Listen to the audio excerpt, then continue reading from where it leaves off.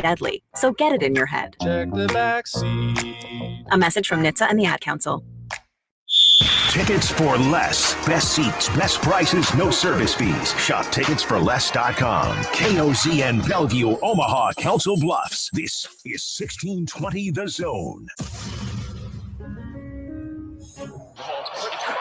Crossover. Oh, killer crossover. Just crossover. It just crossed him over. Danced to another victim to the crossovers. Crossed him up and sent him down.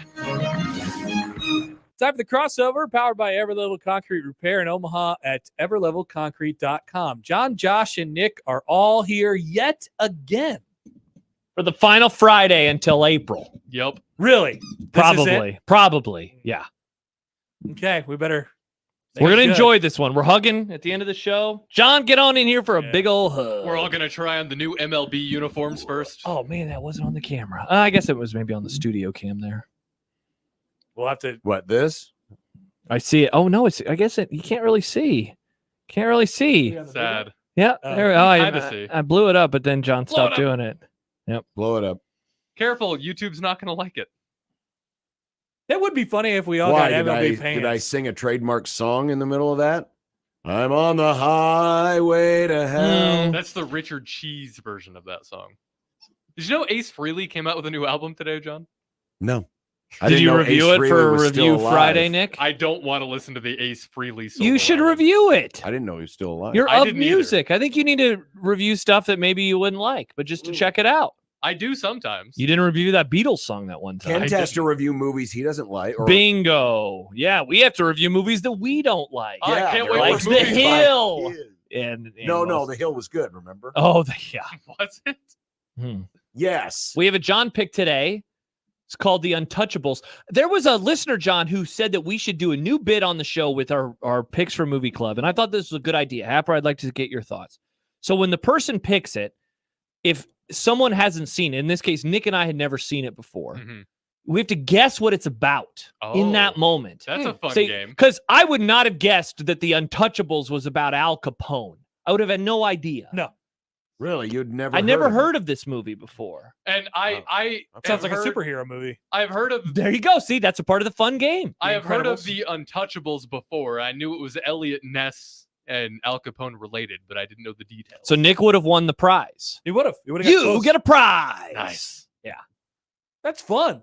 I think it's a very fun game. It's a great bit. I think it was David who came up with that idea. Thank you, David. Shout out to David. You would never get the You get a prize. You would never get this. You would never get You'll this. never get this. You'll never get this. You might get that it's about a lobster, but it's not about a lobster. Oh, not at all. I can't wait for that to be my pick. I haven't decided if I want that to be 200 or if I want Fellowship to be 200. I'm still leaning toward Fellowship.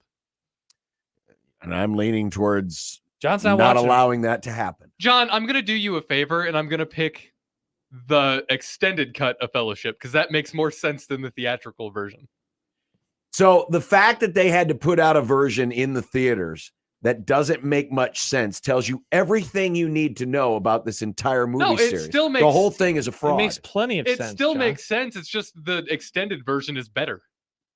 Thank God that they didn't include. Say that. You said the Big extended Tom version Bombadil. makes it make sense. Tom Bombadil. Quote: Tom Bombadil sucks. Best thing they ever did was remove Tom Bombadil. Tom Bombadil. Isn't this a conversation that you would have picked up by walking past a dope smoke-filled room? Right. It sounds people fake. playing Dungeons and Dragons. It sounds fake. I'm Tom Bombadil. Exactly. That's why he's the worst. He's just sucks. a hippie wizard. He's a hippie wizard. He sucks. And they worst character of the whole books. He spent 5 chapters just on this hippie wizard. I wish Sauron would have defeated Tom Bombadil. Me too. They should have killed that guy. And people are like, oh, he was actually the most powerful with the wizard. Sword of Zanzibar. John always goes Sword of Zanzibar. And as a reminder to everybody, John watches Star Wars, so he is also a huge nerd. Huge nerd. You guys sound really nerdy when you're talking about Lord of the Rings stuff, though. Yep. I don't think so, Happer. No, I don't think so either. Absolutely. You sound nerdy when you talk about baseball. No, I don't. Odson has chimed in on a few of our takes so far. He says, great bit, great movie. I watch movies I don't like all the time. So going back to He Nick does. should review albums that he doesn't think he'll He like. is of movies. I do listen to albums that I don't like. You need to listen to this new one. And he also adds, you've been talking about number 200 for months. We've got to be close. Yes. This is 173 or 174. Is This that is where we're at? 179. Oh, so we're not going to hit So 200 half a year until away. the summer. Yeah. It would basically be that's- football That's season. Lord of the Rings weather. And do we know, have we mathed it on who gets the pick of 200, or did we just default to John? It's hard because, I mean, some of us will be gone over the course. And so, you know, Yep. like We John might- basically will not pick any movies now for a month. So we got to true. get the listeners involved. We do. They're sending A emails draft? or something, right? They're Oh, yeah. supposed to be a subscribe now member. Is there or like a subscribe thing today inside member. of Subscribe Today where they can put in the movie? Yeah, there's supposed to be a special link to a special page. Is there?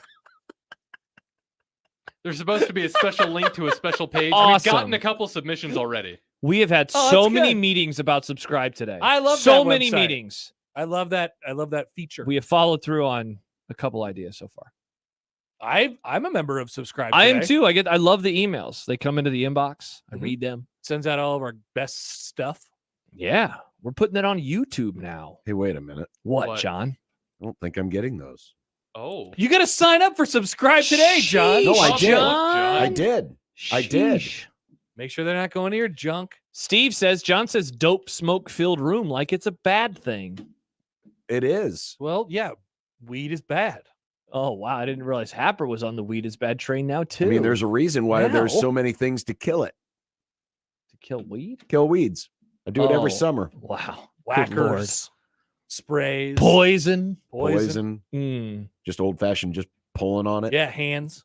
Sometimes you just got to pull on it. Look at these hands. No, I like ganja. Yeah. Oh. So did you say, no, I like Ganja. ganja. When's the last communique you got from Subscribe Today? That's a good question. It's been some period of time, Has it maybe a been? week. It's been a while. Oh, It's been a while. okay. I think it's going out weekly at the moment. didn't get anything February the today. 16th. There it is. 1620 the email. 5K giveaway. Hell yeah, John. That was a Yeah, week but ago isn't- today. Isn't It came out at 206. So I wonder if we're about to get one. Holy God! Ooh. I Wow. thought we were supposed to get like a newsletter. That is the That's it, newsletter, John. John. Oh, I didn't know. You This just is the said it. newsletter. I just All showed it to you. 1620 the email. Well, I thought that was just promoting the giveaway. No, there's many things in here. NHL in Omaha. NHL is great. That was the morning show. Josh lost the bet. That was me. Nate Benghazi coming to CHI. Why didn't we get No one? Happer mentioned in here. What the hell is going on? Whoa, Should've that's a joined tough Subscribe look. Today. I'm on Subscribe Today. I didn't get mentioned in the email. I'm looking forward to my new communique from Subscribe Today. Mm. Yeah, well, The I better be previous in this email, one. the previous email mentioned Dirks Bentley, 1620 the schedule, One Beer Friday, and Happy Valentine's Day. Happy Valentine's Day from the Grum. So From again, the Grum. no, or from the station. Excuse me. Oh. Okay, you were in the previous one though, Happer. Frank Caliendo interview. That's the best thing and only thing we've done. of Wow. note. Todd. Okay. Well, I guess we just got to be better. I'm about to send you guys something I just saw on Twitter, and I would like to hear your reactions on it. Okay. Did you just send it, Nick? Yup, it's in the DMs. Oh, wow. From the Daily Mail US, Mm-hmm. President B, 81, says the key to his marriage is good sex. John, you've been married a long time. Happer, you've been married for a couple years. I have. Thoughts? Would you like to opine? I'm not 81. Hmm? No, I'm not. You're getting close, though. I'm Just still around the 30 corner, John. years away. 30? 30 years away. 20-something, more like it. Doesn't matter. It's still a long ways off. Joe Biden's having sex. Congrats on the sex, Gross. President B. That's a tough look for Jill. Yeah, that is. Jill, he's so old. Wrinkly. That's what it reminds me of. That was Billy That- Madison? Billy- Yeah. was that I was thinking of Happy Gilmore. Not Happy Gilmore. Anger Management. That's what I was thinking of. All the movies? Yes. Because his ex-wife is dating this old Jack Nicholson. Mm. He's old and wrinkly. Oh, yeah. Maybe you're thinking of what's the one with Sandler and Big Daddy? Is Big that having Daddy? a Big Daddy? I think that's in Big Daddy. Oh, that wow, is so in we Big just named Daddy. 4 movies. Wow. So I so thought I was right, Big Daddy. You were right. I actually yes, thought it when is he Big meant, I Daddy. thought you were talking about the Billy Madison scene where the guy falls over and he goes, "Did you see his balls? Yeah, they were weird looking." There's a lot of Adam Sandler movies where they just mention wrinkly balls. Well, that was the humor of its time. Yeah. The 90s. Maybe they're fans of Major League Baseball right now. Oh, you can see everything with those pants. Mhm. Look at Lots these of pants. Look at these pants. And there are some interesting pants. I'll say that. I haven't seen any pictures. Are they that see-through? Oh, yeah, Josh. Oh, you yeah. haven't seen the I need it- balls? so I'll see it on the game today? Yeah. Wow. If they get close. Yeah. I'm going to search MLB pants on Twitter, and I'm sure I'll get an inappropriate tweet or two in here. You will. I can send you a couple things too that I found. I want to see your things. Oh my gosh, those are Yep. see-through. Holy crap. Yup. That's not good. Somebody said the players should protest by not wearing any underwear. Yikes. We said that they should protest by Shohei Ohtani announcing that he is going to return to Japan if they don't return to the old baseball uniforms. Is this the picture? You can Yeah. see his balls. Yes. Oh Yep. my gosh. Yeah. The first tweet at the very top was from Molly Knight and it says the new MLB uniform pants made by Nike and Fanatics are so see-through that a player's testicles went viral yesterday. Yeah, Yes. they did. Yeah, there The it guy is. bending over. Oh, look Yeah. at that. Is this the internet is undefeated, John? I like how you No. have the arrow. Thank you for that arrow. Would have missed him otherwise. So from a utility standpoint, don't you generally want thicker pants to aid in sliding? I feel like these pants will just rip apart if you go. Oh, too Yeah, I'm hard. they're gonna sure. rip. Yeah, they're they'll gonna rip. But the old ones did too. You can see. I like how You see you this zoomed guy? in with your face. Well, instead of he's just Yeah. bending computer. over. Yeah. Yeah, yeah. Wow. It reminds me Remember of when that Ray Reddit Finkel? comment We I found showed out you about Ray earlier. Finkel. Thought the same thing, John. Yep. Yeah. Ray Finkel. This is some great stuff. I'm gonna send you a. We can't read this on the air, but I'm gonna send you a comment I saw yesterday of somebody talking about this, and it's hilarious. Okay. It's just for you. Nice. It's gonna be a one hell of a year, man. I can't imagine what it's like to be Baseball. Fanatics. Everyone is just ripping They're you garbage. to shreds. To You're shreds. garbage. You kill for money. Yeah. Not good. Plus their owner or whatever, that guy sucks. He used to be on Bill Simmons' podcast every now and then. The guy who started Fanatics, that guy sucks. Who's Oh, that? I've never heard of He him. owned a part of the Sixers. What's that guy's name? I'm gonna just search for Daryl that. Morey? No. Daryl 76ers Morey. owner. See if I can figure out his name. Michael Rubin. Oh, Hard pass. I've heard that name. He sounds like an East Coast elitist. I don't like him. He sucks. Yeah. When I see him I bet now, John will run into a lot of people named Michael Rubin this weekend at Madison Square Garden. You think I will? Yeah. Yeah. I'll, I I'll like ask Rubens. around. I'll just Yeah. say, hey, Are you Michael Rubin? Are you Michael Rubin? Yeah, I think that's probably likely. Okay. I think New Yorkers. I think Michael Rubin. I'll have the PA announcer page a Michael Rubin, And then see how everybody many- stands up. See how many people stand up and start moving for the exits.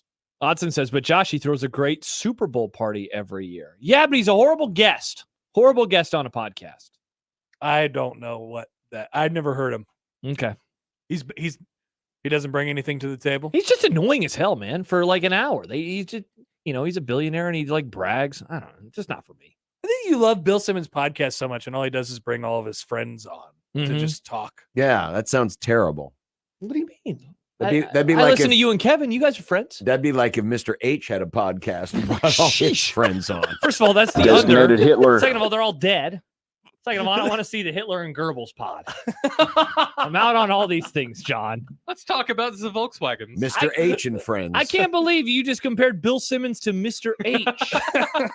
I mean, it's probably not the first time. I can't Been believe done. I can't believe that you just did that. You guys are in agreement on many things.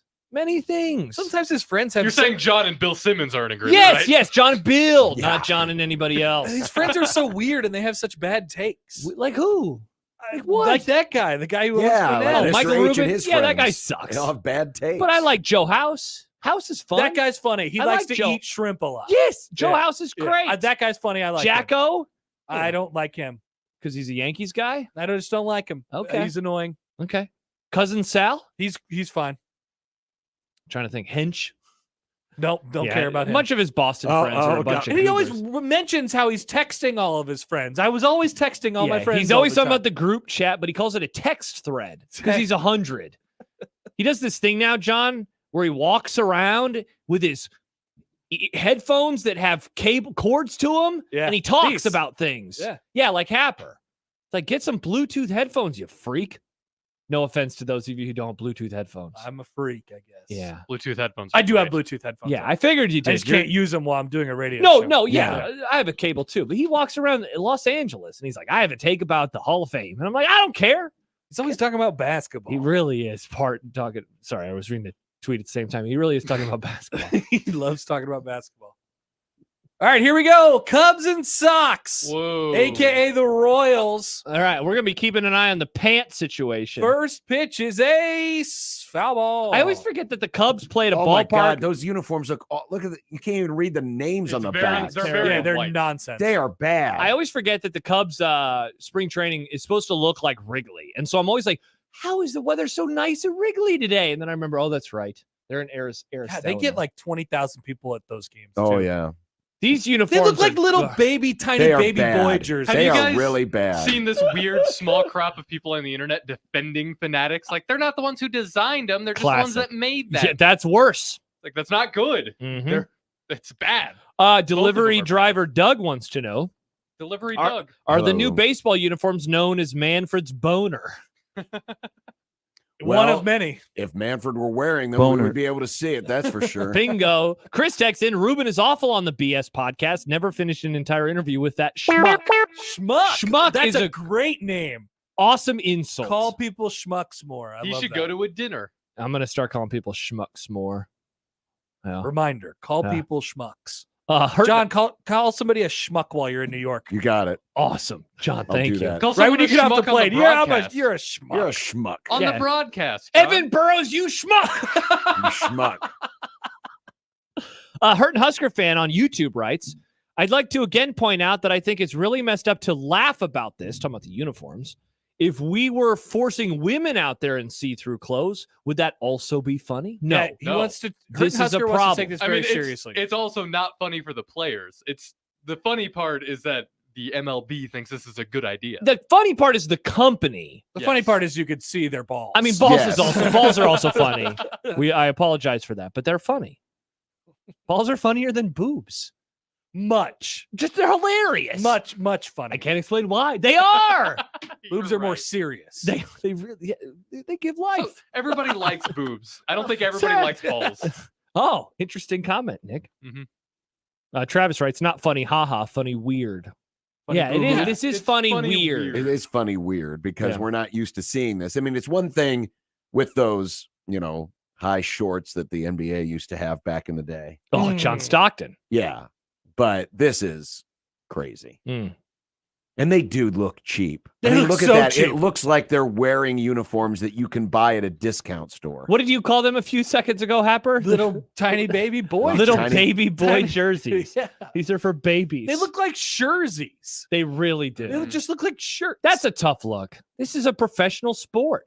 They better not ever come for our NFL. I'd be boy. livid. oh boy. They ruin the NFL. I mean, it'd be great for the content, but horrible for the players. I mean, these are the types of uniforms that Joey McGuire would buy for tiny baby boy McGuire. Oh, Garrett Oh, 1T. We yeah. call Tiny him baby 1T. boy? No, don't say that. TBB. We had to get rid of that nickname. Oh, what a play! What a snare! Oh, mid-season form. We're on our way. Wow. Two gone. Wow. Look at Look at even how the tiny his name is name bad. I told you, they're Looks so just they're just weird. And it's too small. far apart. The letters are too Yeah, far they're just- apart. And they're And the- unnecessarily curved. I can't wait to see what they're going to do with players with those ungodly long Oh, names. it's Mm. bad. It's really Oh yeah, bad. they've curved all the round. Why are they curving all the last names? It's aesthetic, John. It's for the vibe. I'm no, not there's defending no it. That's vibe. There's nothing. It's just Nike being dumb. just- Chan says balls are the onion to boobs is Associated Press. Funny Wow. to serious. Wow. Yeah, exactly. Well Yeah, played, I think that's Chance. good. job, Uh-huh. Chance. That's actually pretty Mhm. accurate.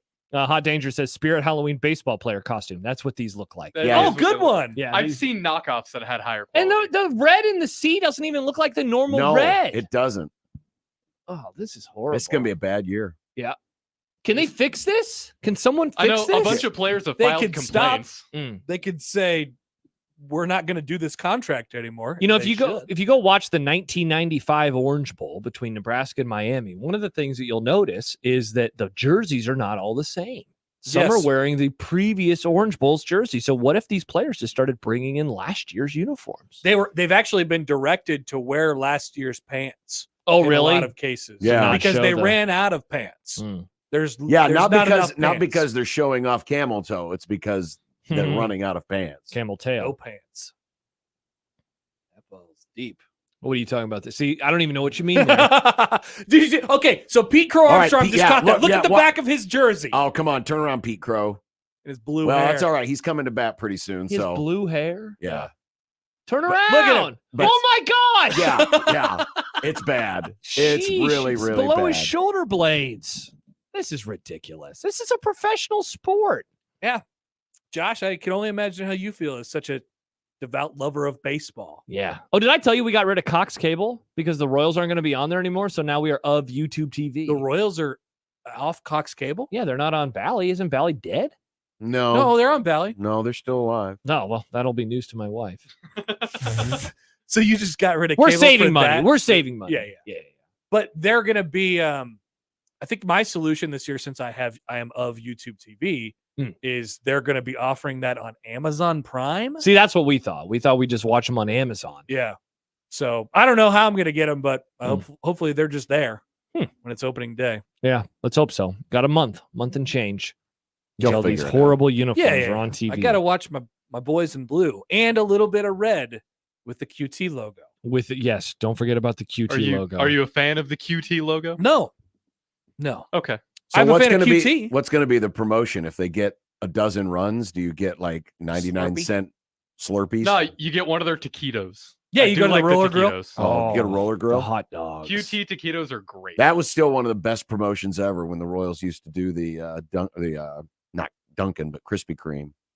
Oh yeah, It was it a dozen hits? It was a dozen hits. for a dozen donuts. A dozen hits for a dozen donuts. And so my son and I, it was just a one-off. We just drove down to watch a game. We stayed the night at one of the close by hotels and then drove home the next day. And because we each had a ticket, we brought home 2 dozen Krispy Amazing. Kreme donuts because the Royals, not only did the Royals get 12 hits, but the game went into extra innings. So it was great. When I was in college, they were doing, and this wasn't just for the people at the game. This was everybody like in the viewing area. If they scored 5 runs, your Papa John's pizza was $5 or something like that. Wow. I had a lot of Papa John's pizza in college. That's a great promotion. Whenever When you were in school, Happer, did they still give out those like little booklets? Yes. Okay. Yes. Because when I got to college, it was either $6 or $7 for a large Papa John's pizza. Dude, I got that so much. Yeah. Because then I'd put it in the And fridge. the garlic sauce. Oh my gosh. Just I ate drizzle of so garlic much sauce. Papa John's Yeah, pizza. a back lot of then. Papa John's. Yeah. And the pepper, the little pepper that they give Never you in see there. back then I wasn't into pepper, so I never ate it. I just threw it away. It Really? was always shriveled It looking. was definitely very shriveled. Was it good though? Yeah, I always liked the pepper. Hey, can I propose a future topic for the crossover that I have been marinating on over the last 24 hours? Sure, Josh. That's in relation to the video game. So you know how John always will bring up how like there is the day that they review or reveal the alternate uniforms and everybody is fired up about it. They have a lot of takes. And then everybody forgets about it. No, but people just get mad. Are we prepared as a society for player ratings coming out and people getting all sorts of Fedoni No, is a no, no, no. 72? We never used to talk about this when the game actually existed. But that was a different time Well, in that was our a different nation's time history. when the actual players weren't supposed to be in the game. And there wasn't social media like there is now. People are going to be so mad. Yeah, they are. Dylan No, I Raiola don't is going to think have a so. rating of like 78. And people are going to be like, where's a 5-star though? people aren't going Okay. to be mad about this. I want everyone to remember February 23rd when Happer said that no one would overreact to the player ratings. I'm with Josh on this. It's going to be horrible. People are going to overreact. Oh, it's going to be bad. Yeah. What? It'll Why be do we- fun That'll be a discourse. day It'll where be it's all content. hands on deck at 24/7, all hands on deck at on 3. Yeah, get ready to block some folks. Everyone will have to be on the message boards getting ready to block people. Mm-hmm. Yeah. So I want everyone just to get ready for that day. Are you gonna look up Why is there Fedoni's so rating much right away? content? Mm. There needs to be less content. I like content. No, Nick. Say you want less content. No, we're That's gone. We are of content. Yeah, Happer, we're Oh, of Christopher Morel, baby. This is great. we're of content, Happer. We I need know, it. but like we don't We're a have to content stoop to company. that level. Travis says no overreaction in this society. Yeah. Do you know what age we're living in, Happer? Yeah. Are we going to do a segment about the player ratings? Well, No I'm doubt not. you will. Why would I? Because now you're going to have to. No, I won't. We're talking about it today, so now you have to do it. No, I'm not going to do it. People, your listeners will demand it. I Happer, need refuse to further poison the demand the water of the content. content field. Happer, I need your takes. No. See, Alan says I'm now pre-angry about Nebraska player ratings. See, there you go. You did this. I You didn't. made this a topic. the Nobody way- else was thinking about By the it. way, Fedoni's going to be a 68. 68. Get the eggs. Oh, that's actually a good idea. We should predict that. Oh, that would be fun. Chance this is Chance. Chance says Fedoni is about to see a talking fish that sounds like Josh if he keeps doing this. What is that a reference to? Talking Oh. fish. Don't you remember the episode of The Sopranos when Tony Oh, realizes no! that Big Puss is narking? It's a character. We're allowed to say that. Yeah. Yeah. Big pussy bumping Sarah. So I'm going to get... You're saying I'm going to die? No, he's saying you're going to die. Oh, that's not good. All right. I'm going to say Fedoni will be a. Are we just predicting? No, we're not Yes. doing this. We're not doing this. I'm going to go 79. Oh, I thought you said 68. You did say 68. I Why'd you did. change, John? Well, because I'm I was abstaining from a just prediction. trying to get a reaction. 79. Nick? 72. Nick says 72. Dang it, I'm going to split the difference. I'll go 76. 76. Happy you're not going to participate? No, I hate this game. See, All right. I wonder what the baseline is because a 99 college player isn't going to be a 99 NFL player in Madden. It's not going to Well, be. no, No, but, they're but separate it's a games. different game. This No, is a I- college I- game, though, Nick. I get it's a different game, but it's still made by the same company, so they're going to use the same formula. No. No. No, it'll all be relative. But what does to that have to do with college. Fedoni? It'll all be Not relative. just in general. It'll If be you're the all best player in relative only to college, you're college, 99. yeah. You're Yep. 99. Yep. Yes. Okay. So whoever that would be next year. Who is that? Who would that be? I don't even know. Oh, that'll be fun. Jalen Milrow will probably have a speed of like 96. Caleb Downs Yeah. at Ohio State. Quinshawn Judkins at Ohio State. Yeah, probably a lot of the Ohio State guys, honestly. Hopefully not What do we Will think's gonna- Howard. What do we think's going to happen with that old quarterback room? They're going to have like 5 guys in spring ball. Yeah. Remember that guy whose name is Lincoln? What if Yep. he transferred to Lincoln? Yep. Maybe. That'd be fun. Lincoln Keinholz. You know about him, John? No. He's I'm from not one South of the Dakota. Dakotas. Yeah, he's from South. Oh, good for him.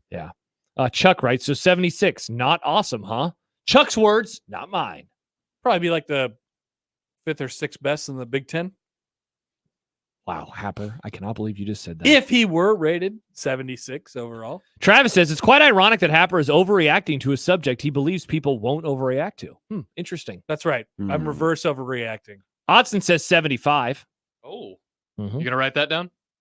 I can reopen. I want the you to file. mark Sure. it down that I'm not predicting. Say he's abstaining because he's a weenie. Okay, I'll do No, that. don't write that. right? Nope, The sorry. truth. I'm Weenie Happer. I'm abstaining because I hate it so Otson much. said, what, 75? And then Happer says, I'm a weenie. Mm. Okay. All right, perfect. Yeah, that's going to be a busy day around here. Yes, it is. This is a fun bit. Oh Every my God. crossover leading up to it, we should just give a rating. Oh, for of one players. player? You know Yeah. when it's probably Nick, going to happen? What an idea. When are we going to do this? When do you think this will happen? Well, they're going to have the When's the game trailer released? They're in May? announcing it in May. They're announcing the game in This May. could be College World Series territory. Yeah, Oh. but when are they releasing the game? July. Second We week of think July. It- yeah. The month of June, they will be because it's like Madden. It's like Madden when they announced the 99 club. That's true. Will they do that for college? Will And they have a that's usually- 99 That's club? usually a couple weeks out before the release of the game. Yeah, so we'll probably know in the summer. You're right. This is gonna Josh will be on vacation. Guess what? Yeah, that'll be College World Series No, conversation. I'll be hosting shows. Not with either you two yahoos, though. Well, we did one. Yeah, we did do one, didn't we? You're going to be eating salads. Don't remind me. I'm going to keep reminding you. Alan says this doesn't matter because I'll manually make every Nebraska player 99 anyways. Exactly. There's so much customization on the game.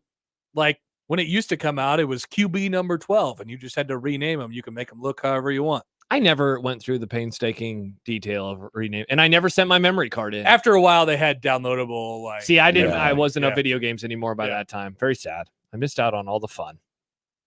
but I guess now they're going to have the names, right? They're going to have the names. Oh, yeah, of the yeah. people. Everything will be there. The last number I saw was yesterday, and it was like 5,000 players that opted in so far out of 11,000. Yeah, I don't know why you wouldn't. Yeah. John was being a conspiracy theorist. Saying, I wasn't being a what if a conspiracy lawyer theorist. talks? You can watch All right, that here's- on 1620 The Zone TV. Here's There he Pete is. Crow. PCA. Pete Crow Armstrong. That name is, I mean, He looks like he's 16. He is. he's pretty young. Yeah, then you throw the uniform on him and the weird, goofy name on the back. It almost does a circle bowler. around his back. Also, the numbers. What's up with those numbers? They're giant. Yeah, they're just, it's just, Everything about everything this about sucks. these uniforms are Thank bad. God I'm a football fan. You never see this in football. Here's the Hey, bunt. Bunting is beautiful. That's foul. He's a fast man. Look at him. And now he has to turn around. Oh, Oh, God. Goodness, God That's almighty. disgusting. Halfway down both sides. Travis writes, I think Travis Hunter from Colorado will be an overall 99. Sure. That's a good call. Whatever. Plus, he'll play on both sides of the ball. The Rockies. just Tony got says the Travis whole- Hunter and both Sanders boys. will be. Shador is not a 99. Shador Sanders is not a 99. No, that I will no. comment on. No. No. Yeah. Do you think he will be the best That I player will in the game? Shador Sanders? Yeah. No. Travis Hunter might, though. Yeah, Travis Hunter would be a very good pick, in my opinion, for best player in the game. I'd have no issue with that. He played both sides of the field very well. Yeah. Back in Fine. September when I was watching Colorado. Yeah, when people were Yes, watching they, Colorado. like they don't exist anymore. It really is. It's been a quiet offseason. Will Oh, says don't say that. Last time John said that, a bunch of things happened right before the season started. that's true. That was both of you two. I was gone getting married, and you guys were like, everything's great. Listen, everything went to it is- hell. Everything was fine. It It was is- just that Eric Gilbert broke into Yeah. the SIG store. Yeah. You manifested it, though. That's fine. No, he wouldn't have made a difference anyway. Yeah, he wasn't getting it. He wasn't doing anything. Will wants us to rate the 1620 hosts. 99 overall. We're all 99s. What do you mean? Yeah. Yeah. There you go. We rated them. Good That's, job. That's Yeah. our answer. Yep. You did it, guys. Yeah. Now get a couple beers in me, and I'll We tell could you do what like I really think. specific categories of things. Yeah, and then You we know? do the specific categories, and then we get the overall. Speed, agility. Yeah. Brian wants to know, when is the college basketball game coming out so I can It's have not. John do the Creighton play-by-play. John, your thoughts? I don't know. That's a good question. Do you think this will open the door for, if this is successful, do you think it'll open the door for just college games to come back? Nah. No. The basketball game sucked. They did one baseball game. Also sucked. The thing about the Yeah. basketball game was they didn't get sued. They just not enough people were buying it. Yeah. Right. And it Yeah. went away. Same Yeah, thing with there's college just- baseball. There's just not enough. the interest. college basketball game, I remember playing it. It was really bad. It was rough, but it was cool that everybody was on there. Like Yeah. I like that part of it. It's just the issue is versus the NBA one where it's so many fewer teams. You just have Yeah. too many teams, and so it took up too much memory. Mhm. So the graphics weren't very good. Well, I mean, The good news is that when, could be solved now. when Mhm. everything is going to be just Big Ten and SEC, they'll be able to. do That's it. true. Great Big point, Ten and John. SEC, EA Sports. John Bishop football. here for the It's in mega game. conference. Yeah. Travis says the food takes rating will really bring down the overall rating for the 1620 hosts. My Ooh, food takes that's rating is true. a 100. It's off the 99 scale. This kind of could be a fun thing. So we print out a template, and then all of us anonymously fill it out, Oh, give boy. it to our boss, and then he can tally it all together. That would be a and then give horrible us idea. a Nick, do rating. you want That would this? be a horrible. No. I idea. don't think you Yeah. want Yeah, this. Nick, you don't want that. I just figured out I how do to like, do it, though. I think we're doing performance reviews this year. This would be a really fun way to do our performance would be. reviews. Here's what I I have just you want rated. food takes to be on the performance review. Mark, please. Yeah. include Hey, that. Josh, what do you think about your food takes? They're spectacular.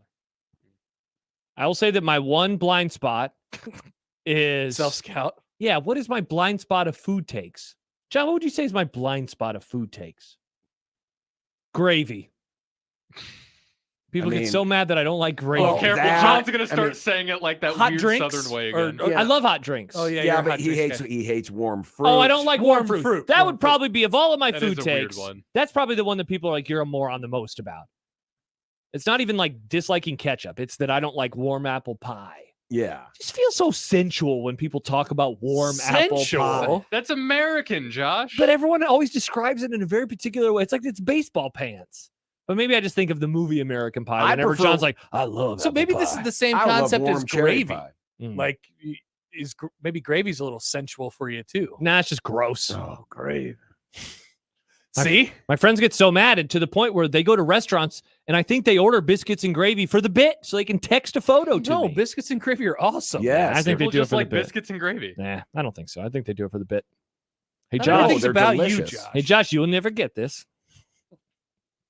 It's so good. Mm. It's So delicious. good. So Yeah. good. I'd rather get a sandwich or an omelet. I would An rather omelet, get a John. sandwich. What about skillet? Omelets are fine. You know what a they're good okay. omelet is? A biscuits I like and one of gravy their omelet. omelets. Oh, I've never heard of such a thing, but I'm interested. Skillet tapper are fine. I don't need the potatoes mixed in with the eggs.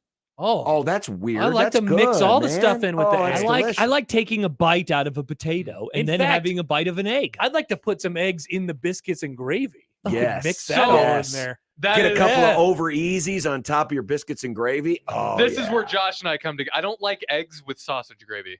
If I get a breakfast pizza and they use sausage gravy for the sauce instead of cheese, I get mad.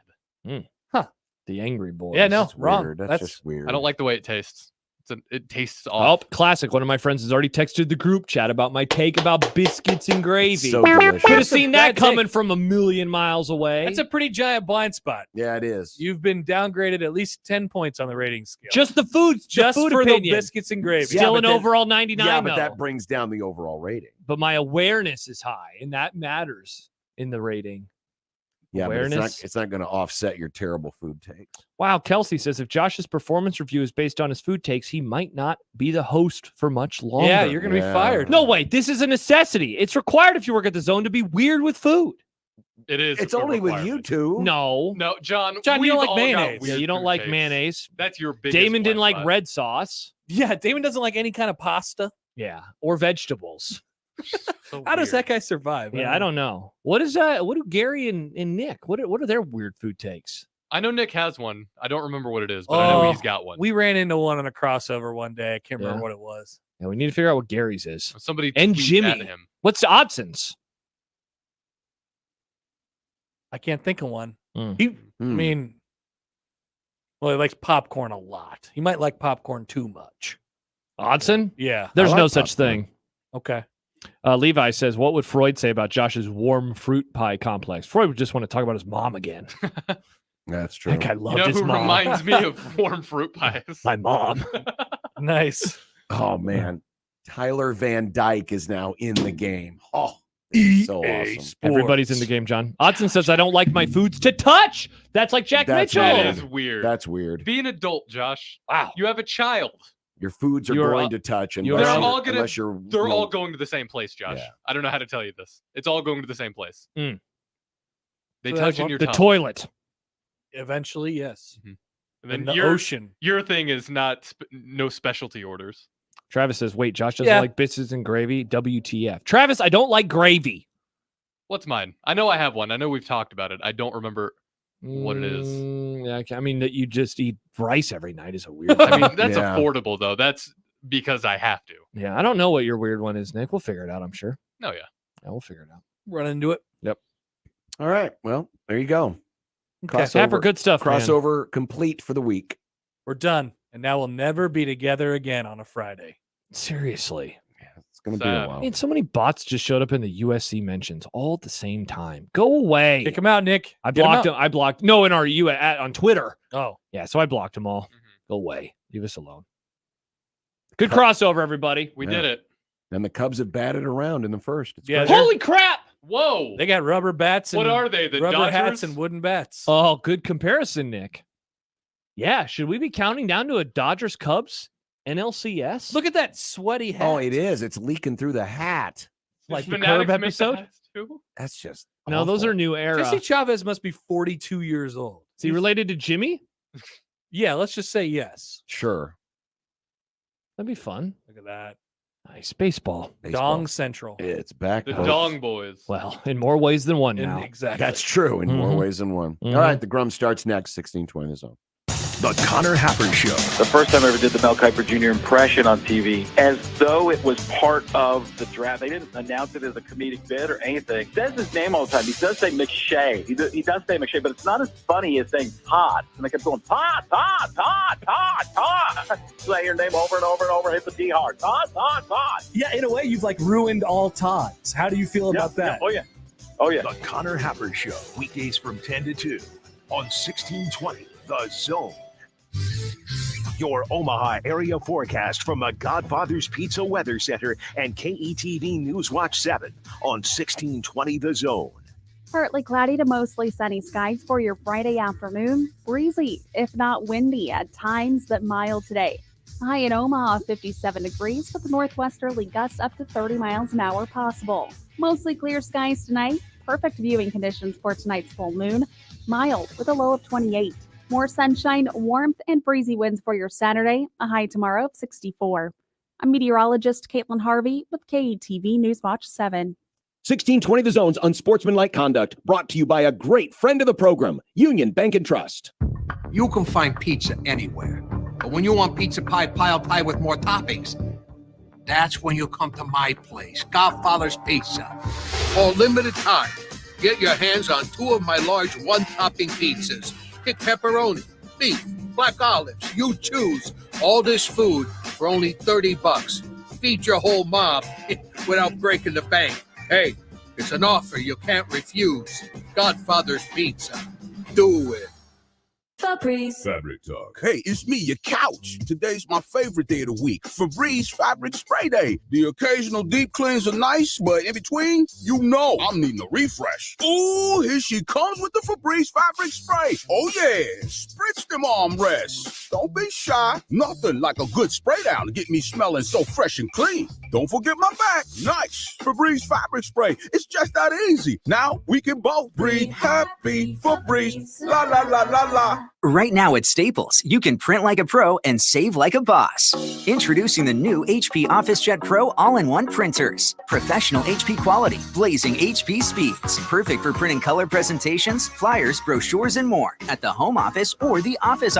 And now at Staples, HP OfficeJet Pro printers are up to $90 off. So you can print and save like a pro. For the best deals on America's most trusted printer brand, HP, shop Staples today. Ends 3/2. Offer good in-store and online.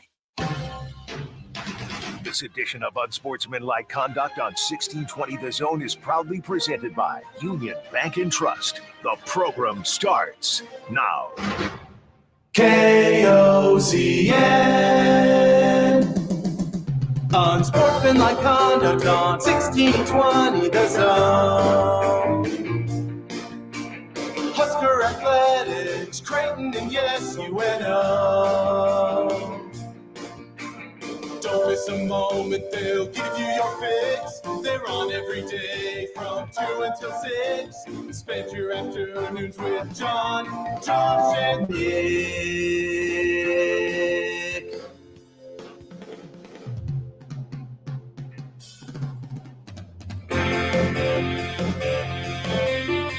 John, Josh, and Nick.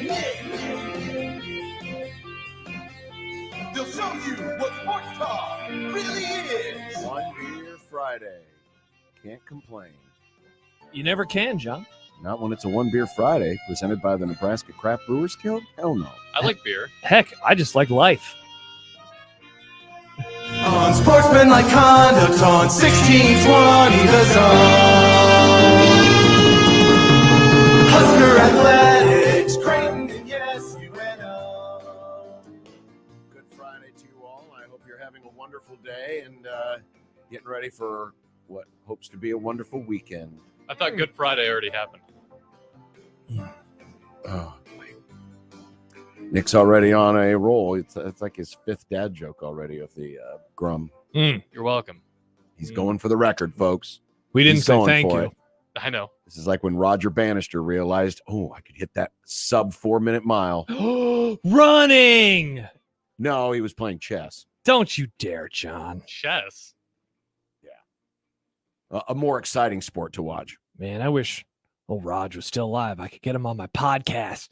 Hey, Roger. Hey, Roger. You old bag. You realize how... You down for a running podcast? You down for a running podcast? You realize how damn slow you are today? Wow, sheesh. Oh, he is. What is the... Well, they don't even do a mile anymore. Yeah, what? They do? Well, it's all meters, I thought. Are you talking about like at the Olympics? Yeah, just in general. It's 1,600. Is that a mile? 1,600 miles? It's like 1,609 meters is technically a mile, but in high So school they don't do a mile anymore. I ran 1,600 in high school. Oh, look at you. Yeah, I did it in 4:55. That was my fastest time ever. I had to do a relay once. Yeah, how'd that go? We got second. They're just like, "Hey, Nick, you're a thrower. Run." I'm like, "Okay." What is the world's record in the mile? No longer mile run. Believe it is like 3:30 something now. Let's see. It is so fast. Wow, As somebody who it they've only takes, like- shaved 30 seconds off in 70 years. 343. That's the outdoor. Wait, 343? 343. They've is the only extent. shaved 17 seconds off of that. Because when did Bannister do that? So it was 70 years ago, right? It was in the 50s, 1954. Oh. 70 years ago, exactly. On May 6th. Let's celebrate it this year. Oh, happy birthday. Happy birthday. It's happy anniversary. Oh, it's Nick. my birthday, though. Oh, okay. Yeah, we all knew that. Why don't they just drive cars? That's It's a great, more fun, Nick. You can. That would be That's a great faster. point. Nick, it is a great point. You burn calories though. and Yeah. you can eat lots of food. Yeah, but you can fun. eat while driving. This is impressive to me, though, as somebody who I think the last time I ran a mile was high school, and it still took like 13 minutes for me to do a mile. Gonna try again? You gonna get back into it? Yeah, start running a little bit. I remember doing the mile and looking over at the PE teacher and saying, "You realize how stupid this is, don't you?" You said that. You disrespected authority. You hate disrespecting authority. I said- figured back, can I lick your boots? I don't know. Daddy's home. Lick, lick, lick. I only respect authority that Hey, deserves daddy's home. Lick, respecting. lick, lick. By the way, the mile world record was set in 1999. So no one has broken that time in 25 years. Wow, good math. July 7th. Thank you, Nick. Jeez. July 7th, 1999. Unbelievable. Gosh, you were still in your 20s. That's almost back 26 then. years. That's ridiculous. No, it's almost 25. You know what it It's is? almost 25? It's In it's the people summer, saying 99? it's people finally realizing this whole Do process is 2024 minus dumb. I 1999. should be using my running for other things like running up and down a basketball court or a football field. But what if I'm bad at shooting? Then I can run. That's the bit. The bit is that this is the thing that I am good at. Comparatively. No, you're not. You just said your best time was like 5 minutes and change. 4 minutes and lots of change. Well, there you go. 455. 455. And yeah, Bruce points out, FYI, at the collegiate and professional level, the run, the metric mile, they run the 1500. Yes, they don't run the 1600 anymore. Oh, Very that's sad. see, Very sad. see, and Very and sad. everyone's out there wondering why don't we do the metric system? Because the mile is cooler. It is more cool. It's cooler to accurate. say the mile All of than it is 1,500 meters. That's hard All to of our argue. units of measurement in the good old US of A are more accurate than any other unit of measurement. Wow. Nick, America First Grim. Yep. John has been lefty this week. John is now a righty. What is going on in here? That was the campaign that Reagan ran on in 80. See, look at what you're doing, Nick. Did you see Our- the text that we got? Our at, units of measurement are more midnight? accurate. No. Oh, go to the text line and look at the text from midnight. It's Mm. hilarious. It's probably from Ghost of Ronald Reagan saying, "Thanks for the support, Nick." It's from Arizona. It is. Arizona. Do you want me to read it? John Bishop is wrong about Ronald Reagan being the best president. For the record, I don't think John actually believes No, it's a that. bit. Reagan cut taxes on the wealthy from 70% to 28%. To make up the revenue shortfall, he initiated taxes on Social Security benefits for the first time. This sums up the Republican Party. Cut taxes on the rich and shift them to the people least able to pay them. Good text from the 480. Oh, thank you, Arizona, Thank you, Arizona for texter. listening to the radio replay. Wow, this Well- person texts late a lot. Do they? 2:57 a.m. All right, well, What time are you here's a listening text to you our can- replays? Here's a text that you'll get tomorrow at 2:57 a.m. You live in a frickin' desert. Wow. Wow, got him, John. They have air conditioning though, John. But scorpions. Man, exactly. Air Mm. conditioning ain't gonna do anything for the scorpions. Could you imagine if all of John's favorite players got stung by scorpions tonight? That would be bad. They'd fill out their uniforms a little bit better. That's true. Good point. Yeah, so maybe they should So try. maybe they should get stung by scorpions. Travis says Fahrenheit is more accurate than Celsius. Not sure about the others. Yeah, I look. I don't really have any takes on metric versus imperial. But I will say Fahrenheit is way better than Celsius because I think that Fahrenheit Yeah. does a much better job of describing hot and cold. Yes. Like 1 degree, you're like, but Celsius, it's like a weird number. Yeah. You know, and like a really hot day is like it's 40 degrees Celsius. Like that's not that hot. Right. It's easier to quantify if it's Way scale easier. 1 to 100 or 0 to Yeah. 100. It's Yeah. 100 degrees. Oh, it's hot. And then when you go into the negatives, you're like, oh my gosh, it's really, really cold. Yeah. Sorry, Celsius. And like their version of 0 Celsius is our 32. yeah, bingo. Yeah, get out of here. Because that's when Celsius. water freezes. We're Mhm. not water, we're people. Mm-hmm. We prefer Fahrenheit to your Celsius. Well, this is the Grum Down, and this is the final week of February. Can you believe that? Well, next week is. The final weekend. I'm sorry. I Okay. read that wrong. Final weekend of February. That's crazy. It's going to be March a week from today. It will be March a week from today. Marching into March. Will Creighton and Nebraska build off momentum wins? Max Media Blitz. What's it all mean? Dude, look at him. Radio shows, podcasts, Rome. College football moving towards the inevitable faster? Question mark. What could the NFL quarterback rosters look like next year? Roster of quarterbacks. Someone actually took a stab at it, including the draft and possible trades. I'm curious. I wonder where Dak is. Kent's Movie Club, The Untouchables. I have also decided on next week's pick. Oh. I'm excited for next week's pick. Moving early signing day. Yeah. Like a week. Come on, college football, you idiots. All major league batters are going to be starting with a 2-ball count. Indeed they will. And it is a One Beer Friday, brought to you by the Nebraska Craft Brewers Guild, with today's featured brewer being Benson Brewery. It's right down the street. It's basically our home base here for the Grum. Want to hear what the prize is? I would love to. It's a $25 gift card and Baller. a glass. Oh, nice. I love a nice beer glass. So send us the pics of what you're drinking this weekend and use the hashtag One Beer Friday, and Nick will slide into your DMs and pick one of you at random for that great prize. Nice. Nick, what kind of glass is it? Is it a traditional pint? Is it the tulip? Or is it something else entirely? It looked like a pint. Pint glass? Looked like a pint. Awesome. And come in it's pints? the return of predictions. Nice, Nick. As we start a brand new cycle. I wanted to do it last week for the Daytona 500, and Josh was like, no, racing's stupid. John's stupid. Everything's dumb. We actually did not have that conversation at all. We just said, let's not do it. I have a question. Should we even start it? You're about to disappear on us. I'm serious. This is not about finishing last. It's just John's not going to be here for a month. This is going to be really weird. Well, This is how we always do this. You submit them remotely usually. Okay, right? that's fine. It's going to be sad. We're going to miss you, There John. there are times where we take weeks off. We'll be fine. This is the longest leg of prediction. What if you pre-record? This goes all the way to this end, to the start of the football This season. is a great bit idea. What if you pre-record a video of your predictions? We can air it on the stream and then put it on our YouTube. Oh, I was going to say we could get all of his picks and then you could clip them. And so we could be Oh. like, and then you could give a take on it. Here's my take. I could do that Disembodied too. John Bishop. That's actually a great bit. It would also. require more work for you. So you don't have to do it if you don't want to. I don't know what you're talking It'd be pretty funny. It'd be really funny. Amazing Dana says metric system is better. Who wants to buy like 0.03527 ounces of cocaine? I didn't think about it from that perspective. It's fair. Because what is cocaine Like- measured in? Like people who are buying that Balls? stuff know how to measure anyway. No, they do. It's very important for that stuff. I've heard. Yeah, Never we tried need to coke. think of the drug Again, I've dealers. never even seen cocaine, let alone tried it. I don't know what it looks like. Powder. Cocaine. You've watched enough movies, you know what it looks like. Yeah, you never know. I didn't know if it's fake. You know, like the blood and like the movie. Mm-hmm. There's a scene in particular that I'm looking forward to discussing later on. Okay. In Canada, and how they used a guy in a way that I'd never seen them use a guy before. That was a good bit. That was a bit good by bit. the officers. Was it? It was, Nick. Spot the line. It was a good bit. Mhm. 402-951-1620, 42 degrees the source by your mom's house. You can also hit us up at JCheck Construction Zone Twitter page at USC 1620. Or you can email John at 1620thezone.com or Josh at 1620thezone.com. It's the Equitable Bank inbox. Take banking personally. Answer the phone on the first ring. And we'll be back right after this on 1620 The Zone. Now live on Twitch, YouTube, and 1620thezone.com.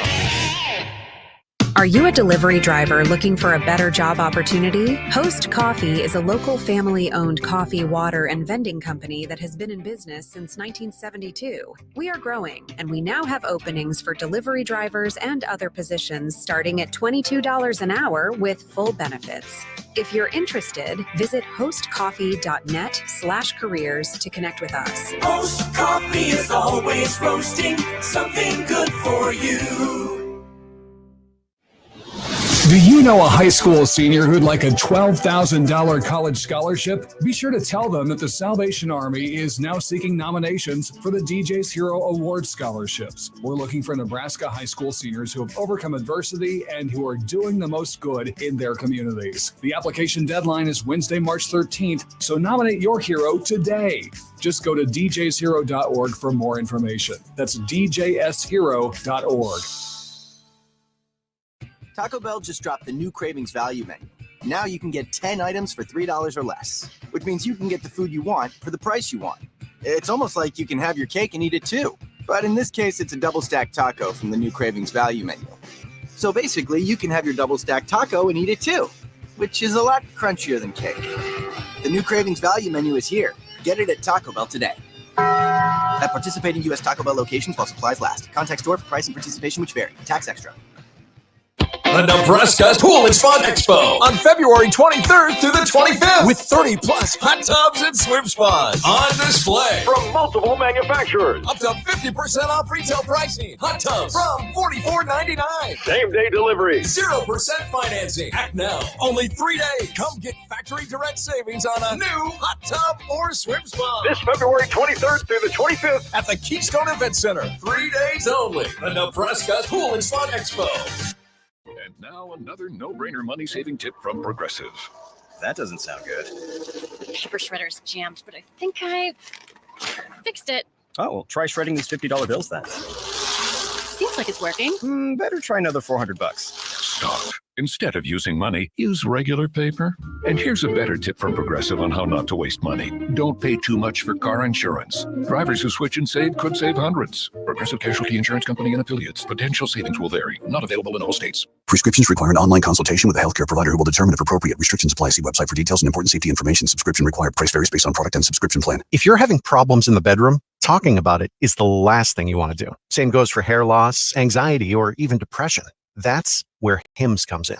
Through HIMS, you don't have to talk about it. You can do something about it. Just go to hims.com/start, where you can find a variety of potential solutions for the problems men face every day and save up to 95% on generic alternatives. The entire process is 100% online, making it incredibly simple, straightforward, and above all, private. If prescribed, treatments made using clinically proven ingredients are shipped directly to your door in low-key packaging. So if you're experiencing ED, hair loss, anxiety, or problems with your general health, you don't have to go to the doctor, the pharmacy, or spend all day talking about it. Just go to hims.com/start and do something about it. Get started today at hims.com/start. That's HIMS.com/START. Your neighborhood is more than blocks of buildings. It's the people who live there that make it special. At Union Bank and Trust, we're not just creating home loans, we're making neighbors. We're not just small business lenders, we're small business shoppers. We don't just live in your community, we help you build it. Because our people are your people. Visit ubt.com/neighbor to learn more. Union Bank and Trust, member FDIC. This is Unsportsmanlike Conduct on 1620 The Zone.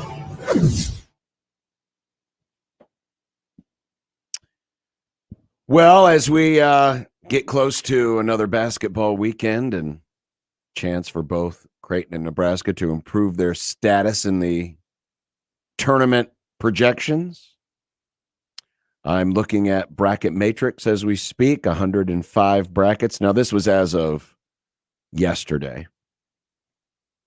Creighton was at the top of the 4-seed line, and Nebraska was at the bottom of the 10-seed line, which means they're not on the, well, yeah, I mean, they're on the good side of the bubble, as they would say. Good side of the bubble. There's still one straggler out there that won't put Nebraska in the tournament, but other than that, they're doing just fine. I saw this today. This was from one of the members of the selection committee talking about geography and where the tournament may go, or teams may go. We've been talking a lot, especially because some bracketologists have had schools like Nebraska playing in Omaha. Which you can do. Mm-hmm. Now, Creighton cannot be put in Omaha because it's actually their home arena. But there is nothing that says that you can't be bracketed in a city that is not your primary home, or does not have your primary home arena. And they said the committee would have no problem putting BYU in Salt Lake City or Nebraska in Omaha or even Gonzaga in Spokane. That's crazy. If that's where those teams would go in bracketing principles. Because what was it the Lenardi one today that had Nebraska along with like Kansas, Kentucky? Yeah. I mean, just an insane bracket. Yeah. In Omaha. Yeah. I'm a little surprised, honestly, still about this.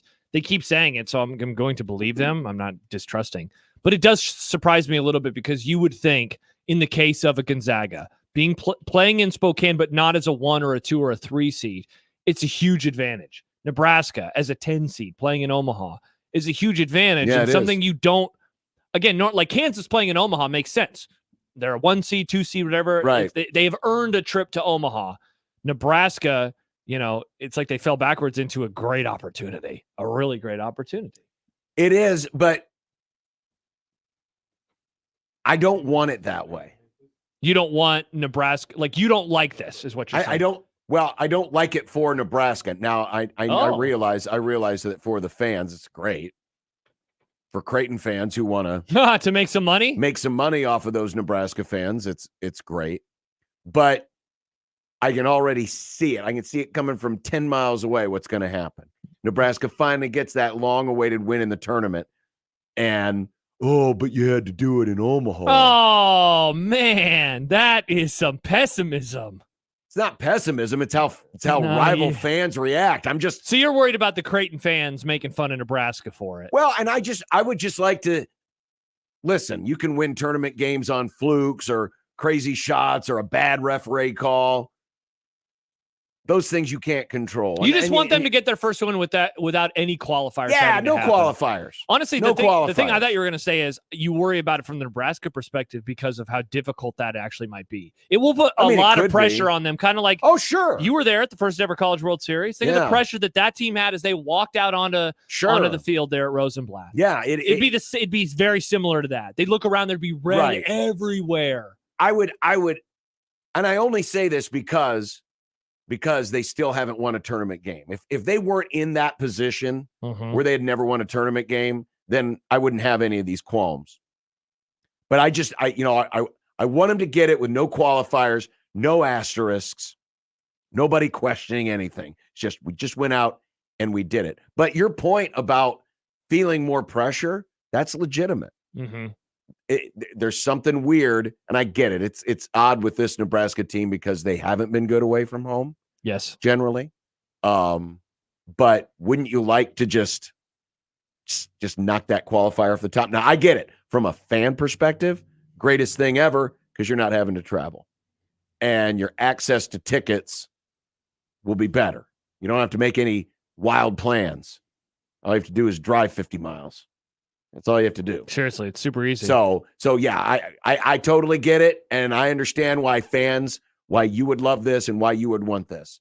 I'm just saying from the perspective of, I don't want to deal with the stupid takes. So it's my own selfish slant. I don't want any qualifiers. Well, Nebraska fans to win the damn disagree thing. with you. Amazing Daniel says, like we care at all what Creighton fans think, we do not care. Trying to convince us that we'll actually win one is the hard part. Daniel, stop. You do. Aaron says, I'm here to say let the Creighton fans give us all the crap for our win. Not a single F will be given. Sure, fine. That won't stop you from going round and round 15 rounds on social media. There will be a lot of arguing. And then I'll see it. Josh writes, this is only from my selfish perspective. Josh says, appreciate the concern, John, but I think I will be okay. I'm not looking out for you. So John, I'm looking out for me. John, as a young millennial, let me give you some advice. Just log off. Just log off the Twitter. You'll be fine. Grass, John. Go touch grass. I John. I won't be looking for it. I know you'll see it, but just get off. Just log off. I won't be looking for it. Just get off. I won't be looking for it. Okay. I won't be looking for it. But you'll see it anyway. But I'll be hanging up on people that want to talk about it. Here's Jesse. Hi, Jesse. Thanks for waiting. You're in the zone. Hey, Jesse. Yeah. Hey, guys. How are you? Hey, look, I'm a Creighton fan. You know that. I've got no problem. I will not give Nebraska fans any crap at all if they, lose their next attempt at winning a game in the NCAA tournament in Omaha on Creighton's court. I've got no beef with them losing that game, so I won't do anything like that. Anyway, quick question. Yes. Spokane. Yeah.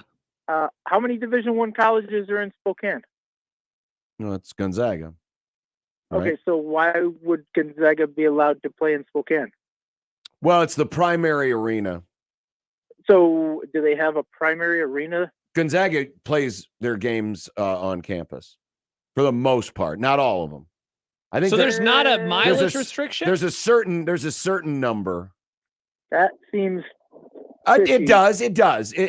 But Adam asked the same question, Jesse. Adam texted in and asked the same thing. My thing would be this, but here's the problem. Wherever you draw the line, there's always going to be, but there's an exception. And because you're always, your tournament sites are set. If you have so many rules that say, well, you can't play within 100 miles of your campus or 500 miles or whatever the number is, you're going to, and what they're trying to do with the tournament is they're trying to seed the tournament properly so that the best 1 seed gets the worst 16 seed and so on and so forth. And then geography falls where it may. And then geography, and I realize sometimes that's hard to do because of the geography. So if you add more qualifiers to it, it just makes it hard for everything.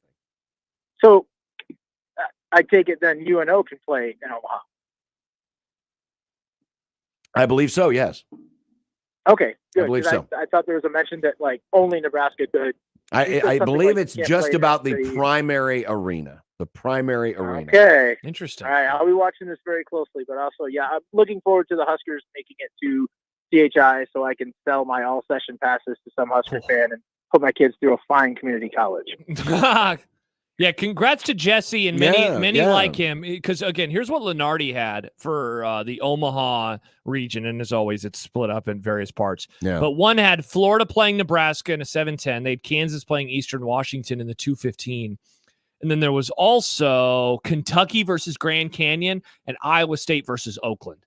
Yeah. I mean, you want to talk about some best-case scenarios. You have 2 blue bloods in Kentucky and Kansas. You have Iowa State, which how far is Ames from here? A couple hours, 3 hours? 2.5 hours. 2.5 hours. Mm-hmm. And then you have Nebraska. Oh, on top of it, Florida is, they're not like an awesome basketball fan base in terms of travel, but they've had success in our lifetimes. That would be, for those like Jesse, for the season ticket holders, that would be the true best case scenario. Congrats to you and yours on sending your kids to a fine community college. Now, I'll just throw this out there. Yeah. You're talking about the 98th rated bracketologist on Bracket Maker. Sheesh, tough look for Joe. Wow. I love Joe. Joe's a great guy. Not gonna be a friend of the Grum after what you just said. But the old accuracy level is not the Thanks best. for your bracket, Joe. But it You is suck. a possibility. Joe Lenardi, you suck. It is very much on the table. The Says table is there. The table is there. Coming up, Max doing the media blitz. Yeah, what the hell? And he's not coming on our show. Well, we didn't ask. Why didn't you ask, John? Your guys are besties. Because we did just have him on. We had Mitch Ballack on. Oh, let's maybe try him. Sometimes it's nice to share the love. Maybe we try him before the tournament. Yeah.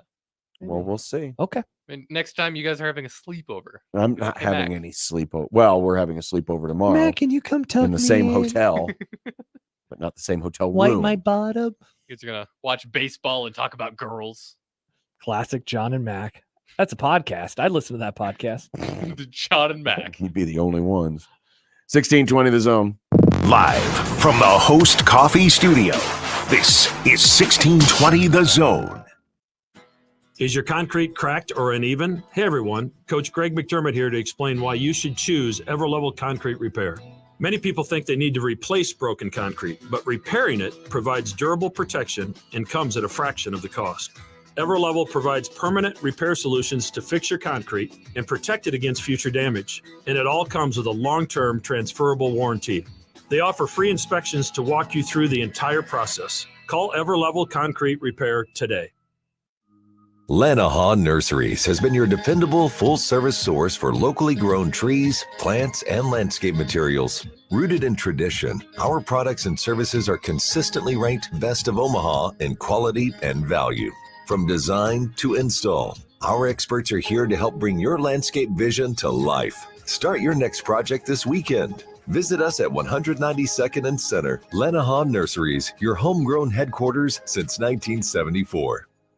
It's easy to see. We're being conned by the institutions we used to trust. The mainstream media is distracting us with meaningless headlines instead of focusing on the harsh realities facing American families. We all know something big is coming, and that's why so many folks are preparing. They're becoming more self-reliant by investing in emergency food storage from My Patriot Supply. My Patriot Supply is the nation's largest emergency preparedness company, and they make it easy for you to prepare. Go to mypatriotsupply.com and secure some emergency food kits. There's a dozen to choose from that contain tasty breakfasts, lunches, and dinners, averaging 2,000 calories per day. Get at least one food kit for each family member. My Patriot Supply also sells large solar generators, gravity-powered water filtration systems, heirloom seeds for your garden, and survival gear. Order by 3 p.m. and your items will ship that same day. Time is short. Prepare today. Go to mypatriotsupply.com. mypatriotsupply.com.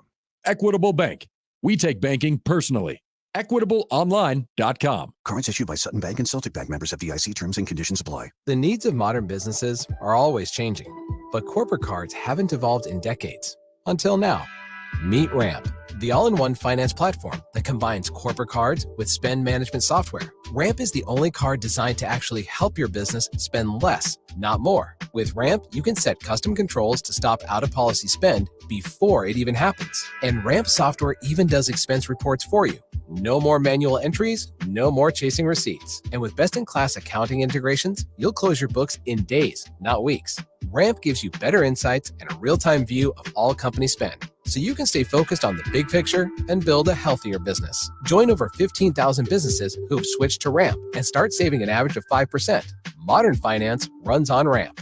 And now get $250 when you join Ramp. Just go to ramp.com/sports. That's RAMP.com/sports. Car repair is car repair. Most places you go can change your oil or fix your brakes.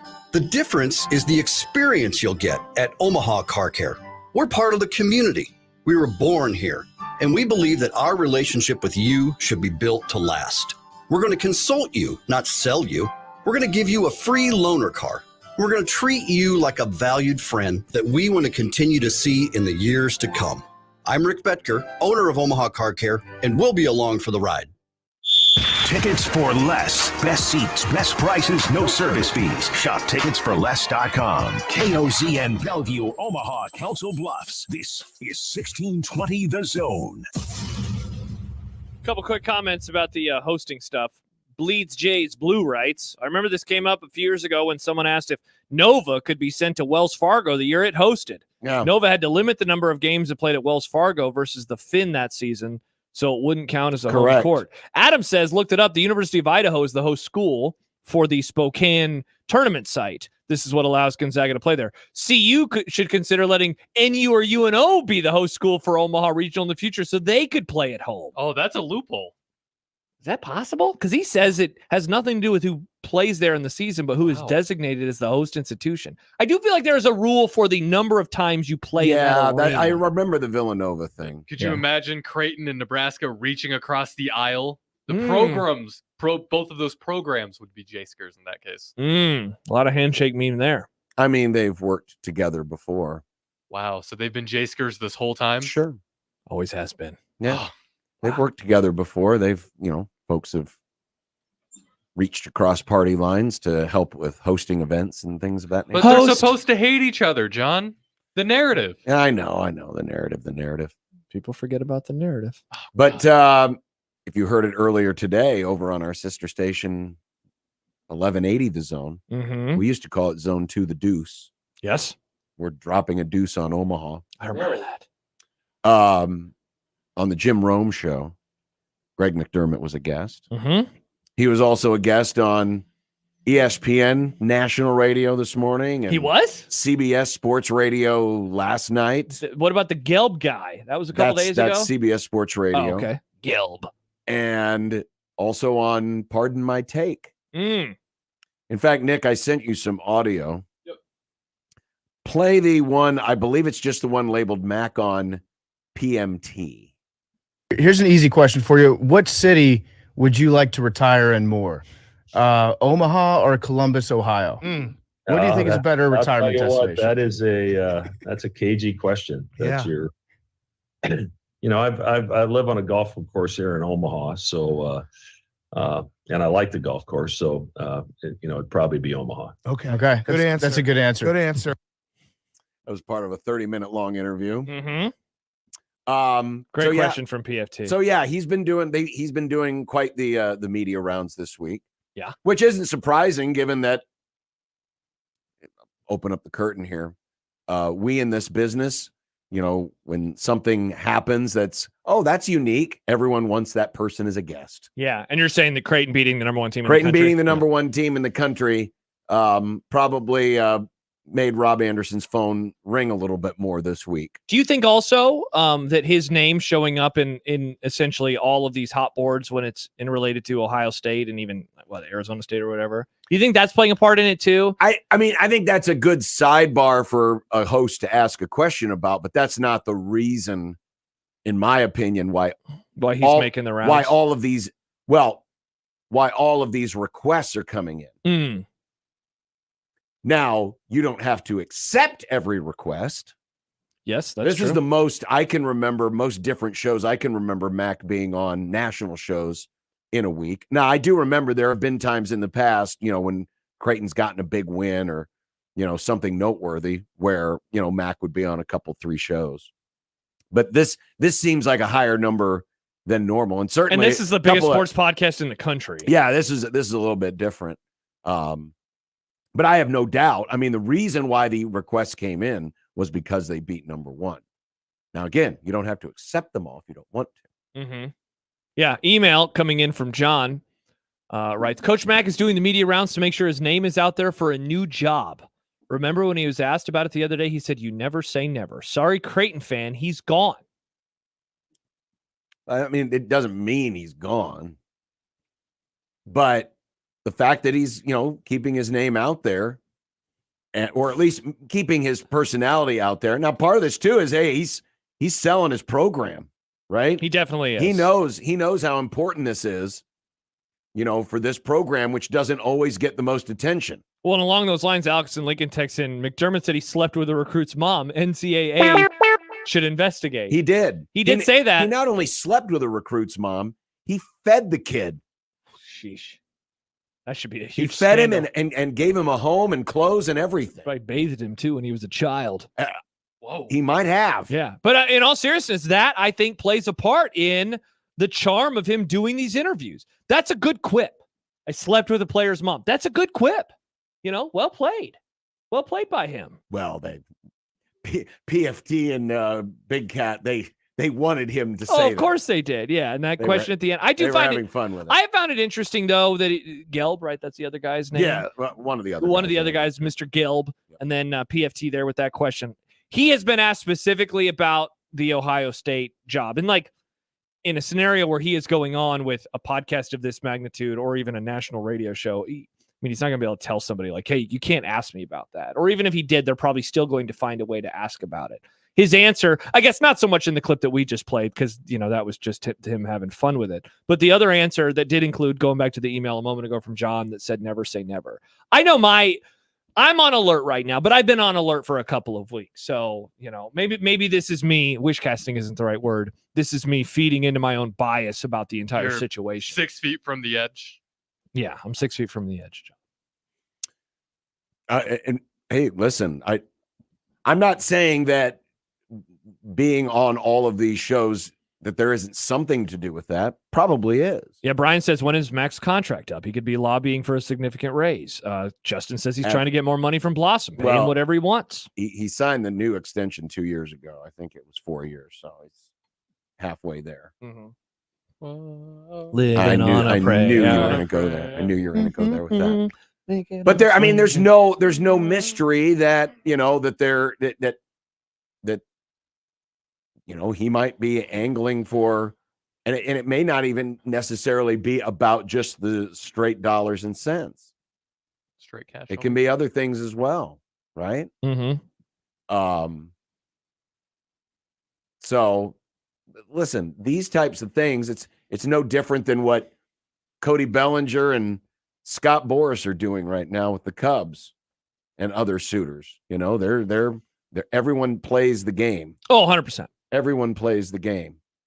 And this doesn't have to mean that it's over or it will be soon. It also doesn't have to mean that it's going to continue.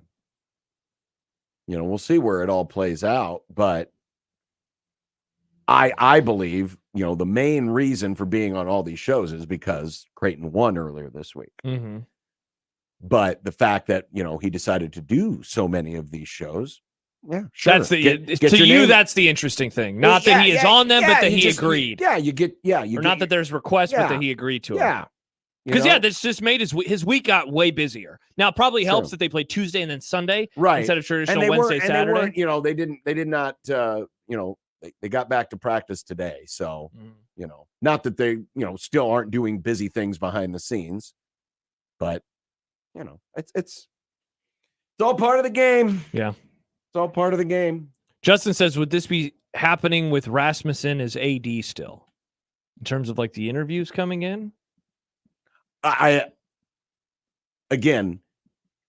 still believe that most of this is all being motivated by beating UConn. They never beat a number one team when Ras was AD.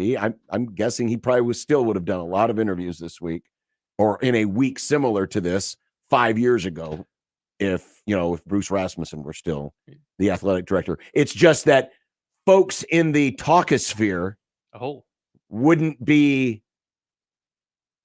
looking into reasons for it if it were 5 years ago, given, what the nature of the circumstances were then versus now. Correct. We are definitely reading into stuff. I want to read this comment from Josh. He says, Fred beat number one and didn't do all these shows. Two things off of that. First, that happened in January, and that was still football season. Like, that is a part of this, too, is that we are now post-football season, thus that there is a lot more time on these radio shows that would usually be talking about the NFL. And Fred had 2 days after beating Purdue before he had to be ready for Iowa. And the third thing I was going to say is that they're also rated. Creighton's like a ranked team. They're good, not that Nebraska's not good. They're just not as good as Creighton. Yeah. And so I think that played a part in it, too. If Nebraska beat a I'm number one team, Seamus got a lot of requests. Sure, and if Nebraska beat a number one team tomorrow, I'm sure that there would be interest in Hoiberg to do the shows. But of course there would. Basketball season can get so lost in the sauce that is. In January season. when everyone's talking about the playoffs, and again, Creighton's got 5 days between games. Nebraska had 2, and they were going on the road, fairly quick. So, every circumstance is a little bit different. John, when we return, yes, we have some college football topics on the docket. This might be a jumping off point. We're going to have a sports flash for everybody. Oh, is another player committed to being in the game? No. Collectives. I will say the word collectives when we return. There's some big breaking news. Big news. I'd rather hear about big shoes. I'd rather hear about the second string quarterback at Vanderbilt being in the game. Well, we might have that news as well, but some actual news, and it will involve a V. Stand by. 1620 The Zone. Previously on The Crossover. We have the Valentino's ice cream. Oh, he's going to defend it. This is wild. This is wild. This is so gross. It's not unlike, now I wouldn't eat this regularly, but it's a little like if you threw it in the freezer. But blended it first. Probably a little blended, but... Mornings with Sharp and Hanley. The Connor Happer Show. Unsportsmanlike conduct. 6A to 6P. 1620. The Zone. Your Omaha area forecast from the Godfather's Pizza Weather Center and KETV Newswatch 7 on 1620 The Zone. Partly cloudy to mostly sunny skies for your Friday afternoon. Breezy, if not windy at times, but mild today. High in Omaha, 57 degrees, with northwesterly gusts up to 30 miles an hour possible. Mostly clear skies tonight. Perfect viewing conditions for tonight's full moon. Mild with a low of 28. More sunshine, warmth, and breezy winds for your Saturday. A high tomorrow of 64. I'm meteorologist Caitlin Harvey with KETV Newswatch 7. 1620 The Zone's Unsportsmanlike Conduct, brought to you by a great friend of the program, Union Bank and Trust. That first time you notice a thinning hairline, the time you weren't ready to perform, when those days you just don't want to get out of bed become a regularity. Guys, I know it stinks to get older, but John Bishop here to tell you don't have to resign yourself to it. There's Hims.com. If you want to regrow your hair, have better sex, or tackle anxiety and depression, you don't have to go to the doctor, the pharmacy, or spend all day talking about it. Just go to Hims.com and do something about it. Hims.com is private. The entire process is online. No office visits or trips to the pharmacy. Hims.com is shipped in low-key packaging direct to you. Hims treatments fit seamlessly into your everyday routine. The plan is simple to follow, and Hims has helped millions of guys like us with their hair loss, ED, and mood. To start your free online visit, you need to go to this exclusive address, hims.com/start. That's hims.com/start for your free online visit, hims.com/START. Prescriptions require an online consultation with a healthcare provider who will determine if appropriate. Restrictions apply. See website for details and important safety information. Velocity Clinical Research in Omaha frequently conducts clinical trials for a broad range of investigational treatments. Typical studies involve medications for high cholesterol, diabetes, infectious diseases, and others. They also perform vaccine studies for people of all ages, conducting innovative research that has a positive impact on lives. Click for current trials at velocityclinicaltrials.com. More trials are launching in March. Compensation for study-related time and travel. Find out more at velocityclinicaltrials.com. This time-saving traffic is brought to you by the Nebraska Lottery. The Mega Millions jackpot is estimated at $525 million. Pick up a ticket for your chance to win big. Plus, you can now win up to $5 million for matching 5 white balls with the Megaplier. Play Mega Millions today. Must be 19. Please play responsibly. It's time to make good on those New Year's fitness resolutions by becoming a member at Croc Center Omaha. We've got a full range of fitness activities, free weights, Zumba classes, an indoor water park, pickleball courts, and much more. And right now is the perfect time to join. Sign up before the end of February, and you can start your membership for just $1. Plus, we'll waive the registration fee. The Croc Center is just moments away from the Kennedy Freeway and Q Street. Go to omahacroc.org for more information. That's omahakroc.org. You're listening to Unsportsmanlike Conduct. You gotta shake that booty. On 1620, The Zone. Sports Flash. Time for an Unsportsmanlike Conduct Sports Flash update. Sports Flash. From the Sports Flash Sports Desk. John from the lawyers and the judge and I don't know, other people. Oh, the jury, when you said- executioner? When you said the V word was involved, I thought we were going back to see-through uniforms. We're not going back to see-through uniforms. Don't make that joke. Hurt and Husker fan will be mad at it. Oh, whatever. Sports Flash. Tennessee and Virginia. That's the V word, folks. Have won their preliminary injunction against the NCAA. Sports Flash. You know what this means, don't you? What does it mean, John? Sports Flash. It means we now live in the Outback Steakhouse world of the NCAA. I like Outback. No rules. Just right. Just right. I like their fillets. Yeah, as On3 describes it, booster funded bloomin' onion NIL. is very good. Yes, it is. And the their sauce salads are good. That And the sauce bread. is great. Their bread is good. The bread. bread. I love out. Can I just get Outback bread? Listen, I go to Outback and be like, can I we just have give a lot of heart.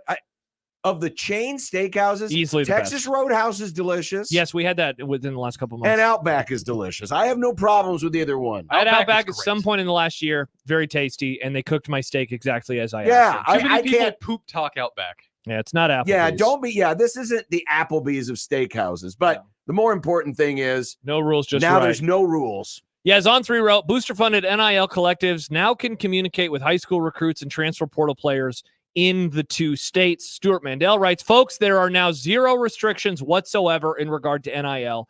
Athletes and collectives are free to negotiate deals as they please. So there you go. That's where we're at now with name, image, and likeness. Yep. Not a surprise. I mean, look, they have already been doing that stuff. It was just under the guise of it not being legal. Well, now they can do it. Now they are allowed to do it. Now it's legal. Now it's legal, as John's Now Open it's always legal. says. Yeah. Now it's legal. Honestly, this is one of those things that I feel like leads to the next steps of them. This is going to lead more to pay for play than if the rule would have been the other way, in my opinion. Yeah. This will now get us closer to pay for play than otherwise. So, yeah, that's the big news. Big news. No rules. Mm-hmm. Big shoes. Travis writes, more McDonald's cash bags behind the bag. Oh, I can't wait for this to show up in the new game. Oh, would you like to send a private jet to the small town in Sacramento? You're allowed to. You're allowed to. Nicole Auerbach, as she describes it, big development. This means that the NCAA cannot enforce its rules around NIL for the time being. Again, the NCAA just can't do anything. They can't make any rules. Yeah. They don't exist anymore. Like Basically not, Nick. No, they don't. They're here in name. They're here to organize tournaments, which will likely be their role in the future if the Big Ten and the SEC just don't decide to blow up the whole enterprise and just do their own thing, which is possible. Very possible. So, again, congratulations to all the collectives. You've got what you wanted. No rules. Yeah, I wonder how the coaches feel about this news. I mean, if you believe, not that Matt Rule is the conscious of all coaches, but his big thing has been, I would like to be able to not control it, but at least not have to sit on the sidelines. He would like to have a say in it. And I've felt that the schools being involved is a necessary thing. It's silly. It is silly that you're a coach, you're trying to get players to come to your school. The rules said that you can't use NIL as an enticement to bring those players in. They've said that, even though that is a benefit, just like a scholarship, room, books and board, clothes, training table, all that other stuff. But you couldn't use that. So it's up to the collectives then to reach out to the players to figure out who pays for what and how much that person's going to get. Meanwhile, the coach, who determines whether or not he wants the player or not, whether or not that player plays or not, is not supposed to have any say whatsoever. The whole enterprise is just so ridiculous. I mean, it's in the NFL, the team pays the player, right? And they negotiate with the player. The team negotiates with the player. And I get NIL isn't pay for play like it is in the NFL, but this is the way it's being done in college. It might as well be pay for play. So if it might as well be pay for play, then the schools might as well have a say in how it all operates. It would seem to make more sense. It would seem to give them more control. It would give the coaches more control, because this gives a lot of powers to the collectives themselves. Yes, it this does. Gives a lot of power to the collective themselves. And if you can get into situations where a collective is like, man, we really like that dude, but maybe he doesn't fit with the locker room, or maybe the coach, maybe there's just something not there. Bingo. And all of a sudden, you got a mess on your hands. Bingo. Because remember, all the collectives are basically the boosters who used to hide out behind the scenes and hand out the bags of cash and the $100 handshakes. All we did was bring the underground booster network above board. And now it's literally above board. Now it's all legal. So, yeah, the schools should have a say in all of this. Honestly, the story to me maybe coming out of this, John, is just, again, the neuterization, if that's a word, of the NCAA. Say neutering. The neutering of the continued neutering of the NCAA. Oh, absolutely. You know, if the NCAA, John, right now was wearing those pants from, Fanatics? Yeah. Yeah. We wouldn't see a whole lot in there. They've been neutered. They've been neutered. Yeah. Chance writes, Matt Davison just getting more and more powerful. Unlimited power. Some would say a guy said that one time. Now Matt Davison can say that as well. He can. So, and by the way, as we react to this is not a surprise. We expected this injunction to happen. So for the moment, there are no rules when it comes to NIL. Just right. Now, once the case actually gets adjudicated, that could be changed, but I wouldn't hold my breath. Again, I think that for the record, this doesn't really bother me. I just I wonder about how the coaches will react to it, and all the consternation that there has been lately about coaches wanting to go to the pros. I imagine that this news will land a very particular way for them. I continue to think that we are moving in the direction of everything going in-house anyway. I think that this is just another step in a long line of steps that will lead to everything going in-house, in my opinion. Yeah. Well, welcome to the Outback Steakhouse era of college athletics. No rules. Mm-hmm. But we get bread. And the players get bread. The players do get bread. They do get bread. Mm-hmm. Once upon a time, remember when we had Snackgate and teams couldn't even give their players snacks? Remember What? that? Vaguely. This That was is a like thing? This is like 5-6 years That's ago. so lame. We've literally gone from that to the other extreme. Give them all the snacks? Give them all the snacks. Nom, nom, nom, Well, nom. now, instead of giving them snacks, now players can endorse snacks. I like snacks. And then they get a lot of snacks. What we should have snacks in here.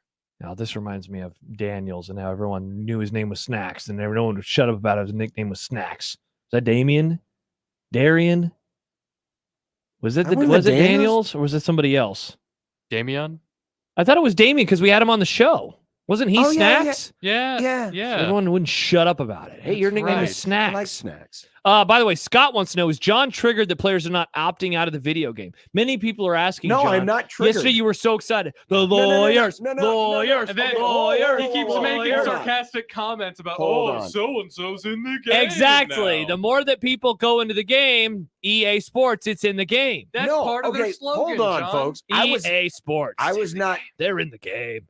I'm not triggered that they're going into the game. You're triggered that they're getting paid for it. Oh, is that what you're triggered about, John? This is so upsetting. Again, you people have, and I do mean you people have the hearing comprehension of a 4-year-old. My Hearing dog comprehension. understands better. So what are you saying then?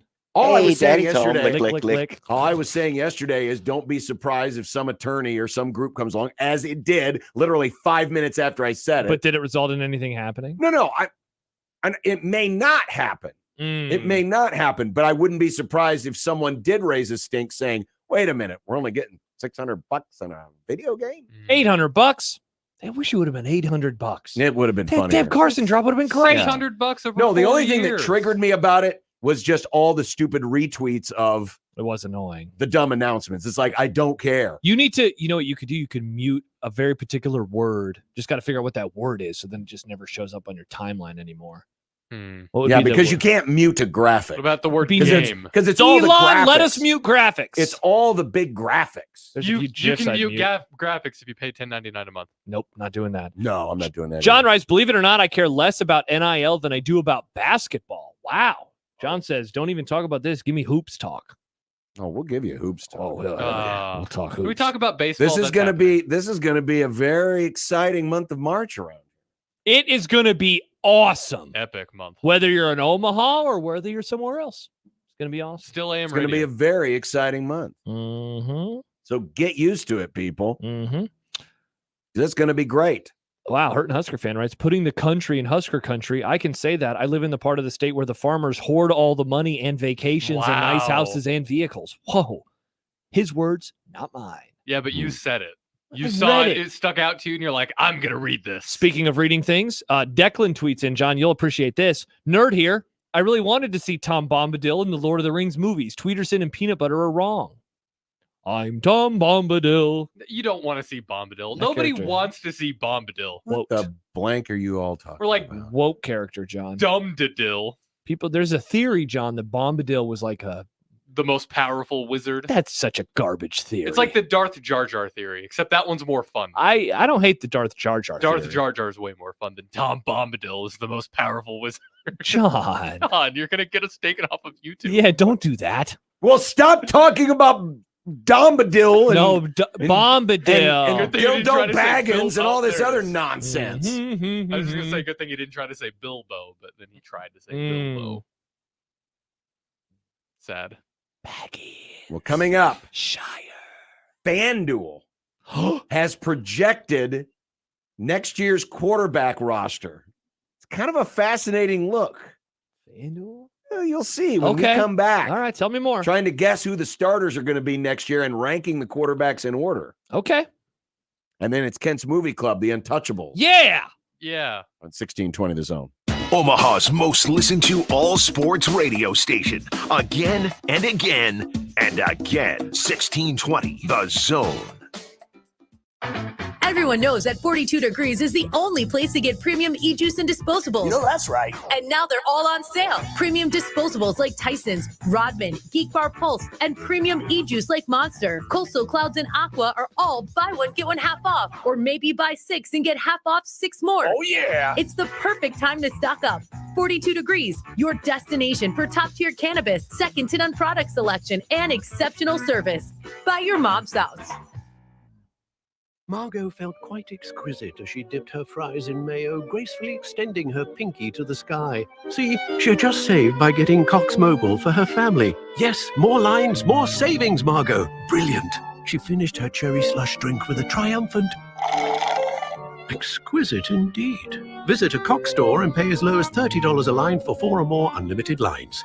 4 lines required for $30 per line price, max of 5 lines. Prices exclude taxes, device activation, and other fees and charges. Other restrictions apply. J-Tech Construction, the official exterior experts of the Huskers, offers exterior solutions that help you protect your #1 investment. Whether it's roofing and siding or windows and doors, they're committed to excellence, quality, and outstanding customer service in every step of the process. When it's time to protect the exterior of your home, your choice is simple. Turn to who the Huskers turn to, J-Tech Construction. Check them out online and schedule a free estimate today. J-Tech Construction, the official exterior experts of the Huskers. You can find pizza anywhere. But when you want pizza pie piled high with more toppings, that's when you come to my place, Godfather's Pizza. For a limited time, get your hands on 2 of my large one-topping pizzas. Pick pepperoni, beef, black olives, you choose. All this food for only $30. Feed your whole mob without breaking the bank. Hey, it's an offer you can't refuse. Godfather's Pizza. Do it. The Nebraska Pool and Fun Expo on February 23rd through the 25th with 30+ hot tubs and swim spas on display from multiple manufacturers. Up to 50% off retail pricing. Hot tubs from $44.99. Same-day delivery. 0% financing. Act now. Only 3 days. Come get factory direct savings on a new hot tub or swim spa. This February 23rd through the 25th at the Keystone Event Center. 3 days only. The Nebraska Pool and Fun Expo. Your neighborhood is more than blocks of buildings. It's the people who live there that make it special. At Union Bank and Trust, we're not just creating home loans, we're making neighbors. We're not just small business lenders, we're small business shoppers. We don't just live in your community, we help you build it. Because our people are your people. Visit ubt.com/neighbor to learn more. Union Bank and Trust, member FDIC. 1620 The Zone's Unsportsmanlike Conduct is brought to you by Union Bank and Trust. Now back to the program.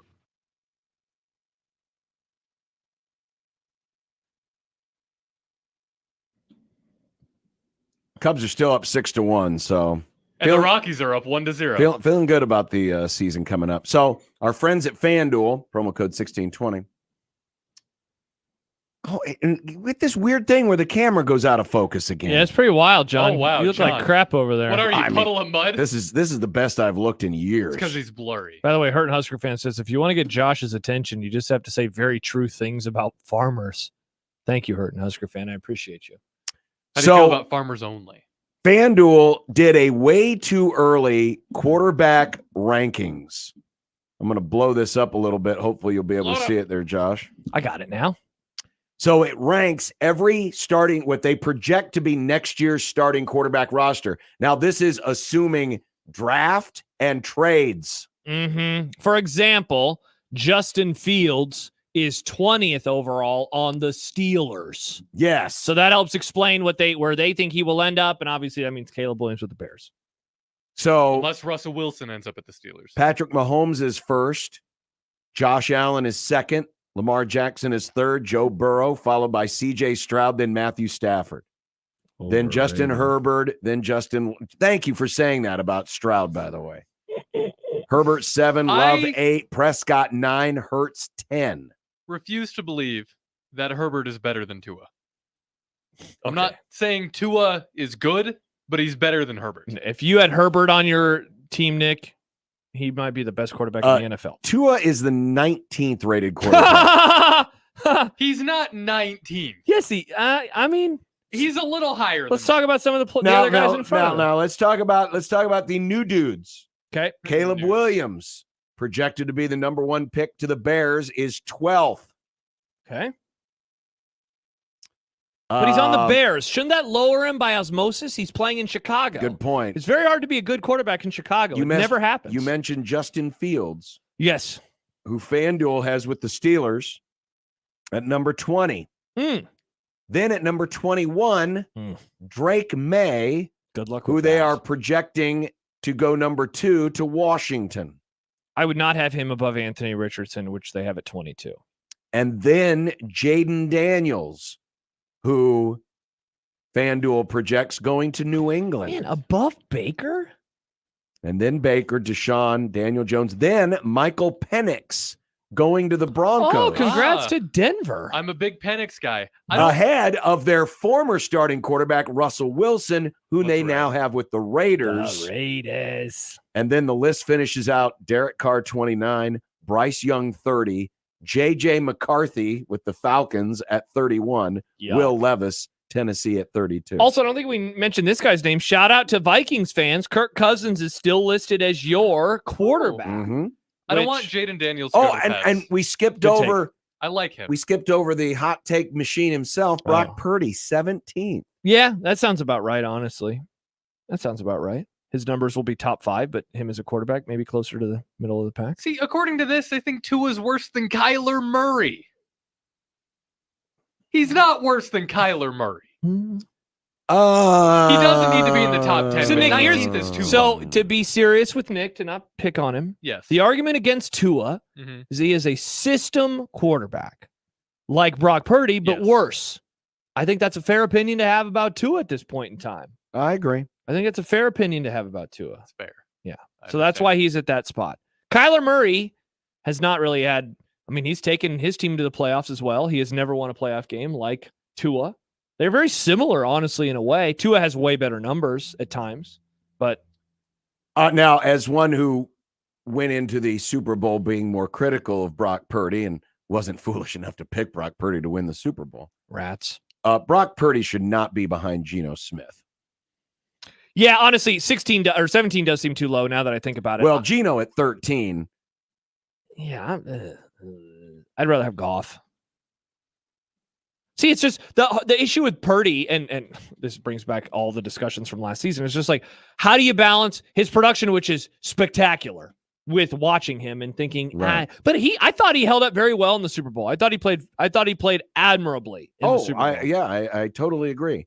We sure Jalen Hurts is a top 10 quarterback still? Well, that's a great point, but Trevor, we sure Trevor Lawrence is 11th? And we know that Caleb Williams is going to be the first quarterback taken, or at least we feel extremely confident. I'd be stunned if he wasn't. Is number 12, forget about the team he's playing for. Mm-hmm. Is number 12 too high? I mean, he's a super talented. It does seem very high, though. But I mean, he's ahead of Aaron Rodgers, and I know Rodgers was hurt last year, but it's still Aaron Rodgers. I mean, John, not to go back to something you said a couple minutes ago, and a little bit in jest, but I mean, Stroud was awesome as a rookie, so good. Can Caleb Williams be that good? Right. You know, now again, a part of it is the franchise and with Eberflus. I'm sorry, CJ Stroud is not number 5. Do you guys think He's that not number 5? And I'm not just saying that because he's ahead of my guy. He is not number 5. Do you think Burrow's going to have any kind of regression, or do you think this number 4 is the regression? I think Burrow is a top 5 quarterback. I agree. I think he's really, really good. I think he'll be fine. Honestly, the issue now with Burrow is that he is shown to be injury prone. Yes. He has gotten injured in every single season. Yes. He missed a large chunk of his rookie year because he tore his knee up, right? Mm-hmm. He was banged up the next year. He was banged up in 2022. And then obviously he missed the majority of, not the majority, but he missed a lot of last year. I like Joe Burrow a lot, and I think he has a ton of moxie, and I think that he makes plays. He also is taking up a crap ton of the salary cap now, and that will be fascinating moving forward. It's interesting to see Trevor Lawrence at 11th because I like Trevor a lot. He lost a lot of goodwill. He did. A little high. He lost a lot of goodwill at the end of the season. Mm-hmm. I could hear an argument for Caleb Williams being ahead of Trevor Lawrence for sure. I just don't know if Caleb Williams is going to enter the league as the 12th best quarterback.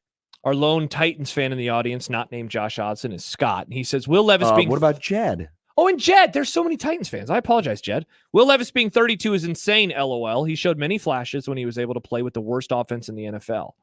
Yeah, you can put him at like 30. It is hard for me. Bryce Young is the worst. I mean, if J.J. McCarthy is starting next year, I would probably have him as the worst. I would agree. Yeah, I wouldn't move Will Levis up that much, though. I'd probably move him to 30 or 29. But again, I am also thinking about the system that they are in and the players that surround them, which I know that's not what this is exactly supposed to be. Where do you think Stroud should be? Maybe around 10. Why you'd have him below Herbert? Or Jordan Love? 7 feels safe. Well, and I would adjust. You would have moved. I would stuff. probably adjust some of those as well. Well, maybe not. Maybe I think he's 7 or 8. Maybe 8. But if I'm thinking about if I'm drafting, if you say, Josh, you get to draft, a quarterback to have for the next 10 years. Obviously, it starts with Mahomes. I would get to him very quickly. Now because then I start taking into account age, and that's where like a Stafford drops off. Yeah. But I thought he was really, really good. I thought the mistakes he made were fine mistakes for a rookie to make. I think he's going to be great. Yeah. No, I would agree. John says Caleb Williams is going to be an average at best NFL quarterback. Honestly, the reason that I am worried about him in terms of prospects is that he plays for the Bears. And I know that is so unfair because like the Chiefs, it's not like they had great quarterbacks in our lifetime. And then Patrick Mahomes showed up. But man, I just get very, very concerned. Very, very concerned. Yeah, I agree. Aaron writes, got in halfway through this argument, and where is Love, and where can I argue? Jordan Love was 8th. Jordan Love was behind Herbert, Stafford, Stroud, Burrow, Jackson, Allen, and Mahomes. Yeah, he was ahead of Dak and Jalen Hurts. I would not put. I realize that he played great in that game when they were side by side. I would still not have Jordan Love ahead of Dak Prescott. That's kind of you to say, John. The argument for Love is that he's younger. He's the third generation. No, I know, but this isn't. This is just about But I guess so. Let me make the argument a different way. It's not so much that he has many years. It's he looked better on that day, and at times in the playoffs, though Dak only played one game, as a 20-whatever-year-old, and Dak is getting into the later stages of his career, and he still looks bad sometimes in those situations. I'm interested if you want to talk about a fascinating topic for 2024. It's okay. So Stroud performed great in his first year. Yes. Jordan Love, first year as a starter, he also performed very, very well. I'm trying to find other first-year starting quarterbacks. I mean, that was Brock's first full year as a starter. That's kind of it in terms of first-year starters. Okay, so the question would be, which of those is like legit? Like, is CJ Stroud going to keep doing that? Is he on that trajectory, or will he fall back?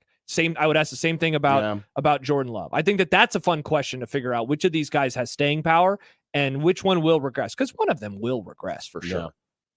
All right, coming up next, standing by in the green room, I wonder what he would think of Russell Wilson being his quarterback next year. Question for you. Russell Wilson, quarterback of the Raiders. Reminds you of the halcyon days of Ken Stabler. We can ask him next. The Untouchables, coming up, 1620 The Zone. Live from the Host Coffee Studio, this is 1620 The Zone. 1620 The Zone. Traffic.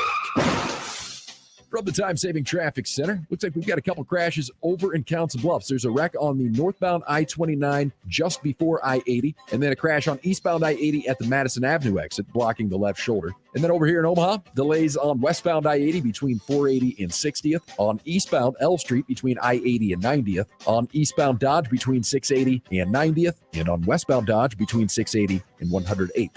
I'm Mike Neville. This time-saving traffic is brought to you by Saul's Jewelry and Loan. Sometimes life throws you a curveball and you need a solution fast. A solution to help you make payroll, to save your house, to keep growing, or fund a startup, to fix a roof or other major repair. Saul's is your fast, local, confidential solution. Get the cash you need today with Saul's. The Zone Hotline is powered by 42 Degrees, The Source, by your mom's house. Shop Woodhouse Chrysler Dodge Jeep Ram during Ram Truck Month and save on the entire lineup of heavy-duty trucks. like the powerful and capable new Ram 3500 with an array of safety and tech features that will take your driving experience to the next level. Right now, get up to $15,500 off MSRP on our lineup of 2024 Ram 2500s and 2024 Ram 3500s. The most advanced Ram heavy-duty pickups ever. Get started today at WoodhouseCDJRBellevue.com or WoodhouseChryslerJeepDodge.com to find your next truck. Based on standard and available features offered with approved credit, tax title license extra. Woodhouse discount of $3,644. Manufacturer incentive of $9,856. $1,000 for qualifying trade and $1,000 with finance through Chrysler Capital. $299 doc fee due at signing. Offer expires 2/29/24. See dealer for details. Cards issued by Sutton Bank and Celtic Bank, members FDIC. Terms and conditions apply. The needs of modern businesses are always changing, but corporate cards haven't evolved in decades. Until now. Meet Ramp, the all-in-one finance platform that combines corporate cards with spend management software. Ramp is the only card designed to actually help your business spend less, not more. With Ramp, you can set custom controls to stop out-of-policy spend before it even happens. And Ramp software even does expense reports for you. No more manual entries, no more chasing receipts. And with best-in-class accounting integrations, you'll close your books in days, not weeks. Ramp gives you better insights and a real-time view of all company spend, so you can stay focused on the big picture and build a healthier business. Join over 15,000 businesses who have switched to Ramp and start saving an average of 5%.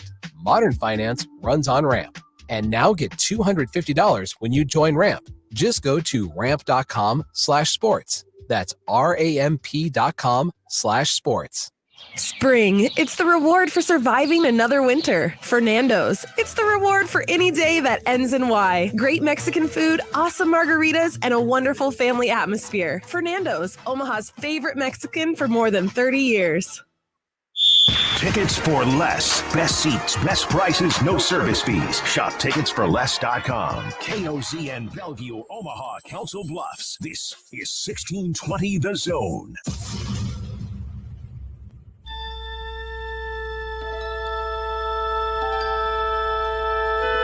Friday, the final day of the week. These are the voyages of the program Unsportsmanlike Conduct. Its ongoing mission to explore strange new movies, to seek out new bits and new edifications, to boldly go where no radio program has gone before. Elkent's Movie Club. It's Elkent's Movie Club.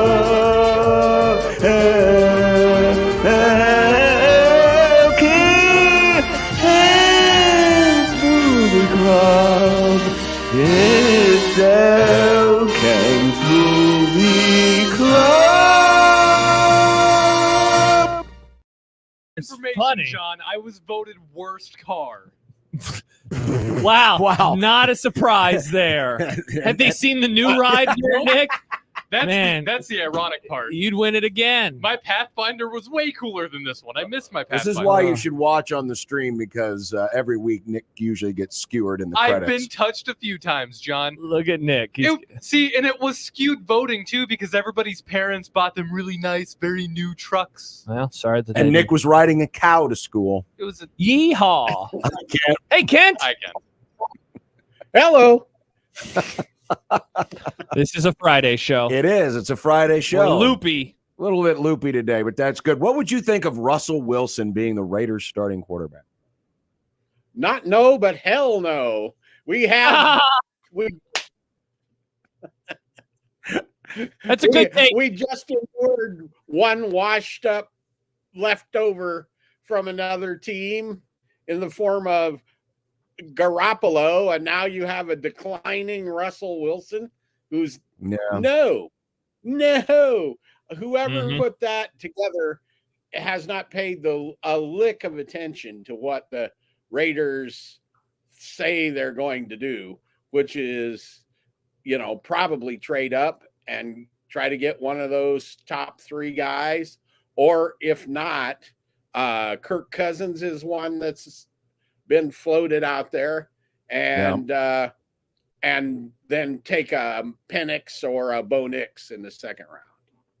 There you go. All right. Well, I we're looking forward to agree. that. We'll look forward to that. Well, today's movie is The Untouchables, 1987. God, make you feel This is old. 10 years before I was born. Sheesh.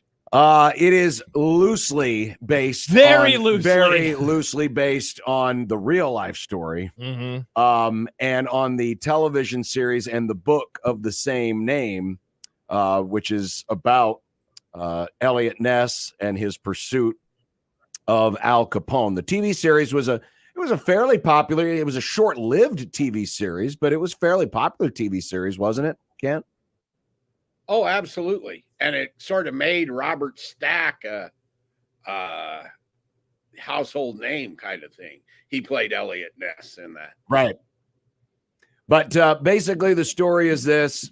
Elliot Ness has been assigned to Chicago, and they're cracking down because it's prohibition. They're cracking down on illegal, alcohol makers and alcohol sellers. And, of course, Al Capone runs the city of Chicago, and his biggest business is bootlegging and speakeasies and all this other stuff. Of course, it's Al Capone, so there's violence, and it becomes a pursuit of trying to crack down on Al Capone. About the one thing historically they got right, besides the names, was Al Capone never got criminalized for murders or extortion or anything like that. He got pinched for not paying his sales taxes. Gotta pay your taxes. Gotta pay your taxes. Which is a great look for the IRS. Which is addressed in the movie, but it stars Kevin Costner in the title role of Elliot Ness. And this is like right before he gets big, correct? Or Or like right as he is. Okay. It's when he got big. You had Silverado just before this, and then this was the one that went bang. It made his career. Yep. It was also the first time he made $1 million for a movie, because he was like, I may never get a chance to do this again. I want $1 million. And they'd offered him like 800,000, and they upped it to $1 million. So he got $1 million. That's fun. Robert De Niro plays Al Capone, and Sean Connery plays Kevin Costner, or Elliot Ness's sidekick. Mm-hmm. Don't forget about a young Andy Garcia. And a young Andy Garcia. Yeah. This was kind of one of his first big breaks. Can I ask a question to kick off this conversation? Please do. All right. So as John said, Ken, at the beginning, very loosely based on everything. It's funny reading like just the little, and here's what actually happened versus what didn't. So why do it this way? Why instead of going off of what happened, is what happened with everything that boring? Like, for example, spoiler alert, the guy at the end that Costner throws off the building, that guy committed suicide like 12 years later, I think I read. Yeah, he wasn't killed in so that like way. why embellish everything to that degree? Because there's a very simple answer to that, actually. Number one, if you actually did the Elliot Ness story, it's very short, and Elliot Ness didn't have anything to do with the tax stuff, the accountants and all of that going after him. So that all is out. So Elliot Ness wouldn't have had anything to do with putting Capone in jail. 2, the Untouchables were not assembled in the same way that it looks like in the movie. They weren't cops. They were agents of the Treasury Department or the Bureau of Investigation, whatever the precursor to the FBI was called. They were agents from there that were seen to be incorruptible, and most of them were not from the Chicago area, right? Yep. They brought them in because they hadn't been tampered with. Sure. The third thing is the reality is far less exciting than the movie, right? I mean, that whole thing in Canada or on the Canadian border bringing stuff in never happened, right? Most of what happened in the movie didn't happen. So they said, let's just take this outline of pour this whole story together, right? Don't bother to worry about it. let David Mamet write a script, give it to Brian De Palma, who was at his peak at the point, and make basically, I would call this almost an old-fashioned movie, an old-style movie. You wouldn't see this movie made today. This is a product of that era of Hollywood and the system. And today, they wouldn't do that. Today, they would probably do a more accurate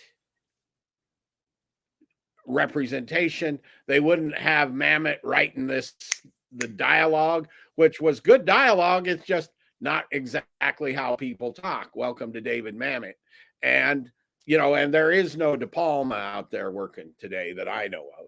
Right. And this is only 3-4 years after Scarface. And it's before Goodfellas.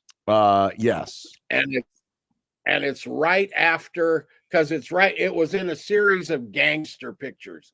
And there was something that was right before it. What was Wise Guys, right? Wise Guys. I think you're right. That? Wise Guys, that was another De Palma. That was Danny DeVito and Joe Piscopo. That was any good? I don't remember it. Okay. Actually. Obviously, I don't. No. We will not be picking that movie for the movie club. But it's interesting. I mentioned Scarface because in a lot of ways, this has a lot of Scarface-like elements to it. It's kind of like I was going to save this for later, but as I watch this, and I've seen this movie many times, and I've always enjoyed it, and I still enjoy it. But when you compare it to other mob-associated films, to me, this is more cartoonesque. Mm-hmm. It's not, it's not as gritty as Goodfellas. It's not, gritty like Casino. And with, it's not as romanticized as The Godfather. Right. You mentioned the dialogue. Yeah, the dialogue is it.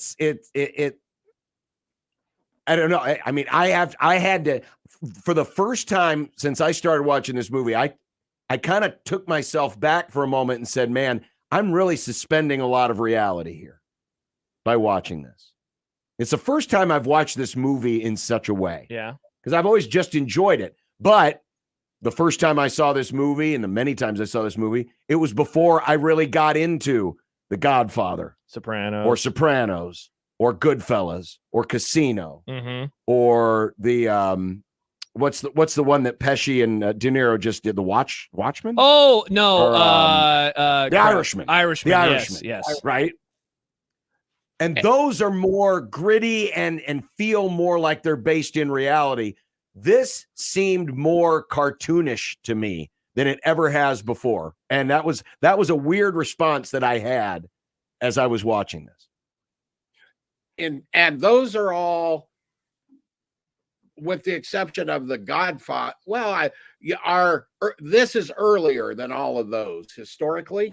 The stories they're telling, but there have been movies, gangster type movies from that era, like The Road to Perdition that Tom Hanks was in. Yes. There was Public Enemies, I believe it was called, that was Johnny Depp was in, that was that were way grittier, for lack of a better term.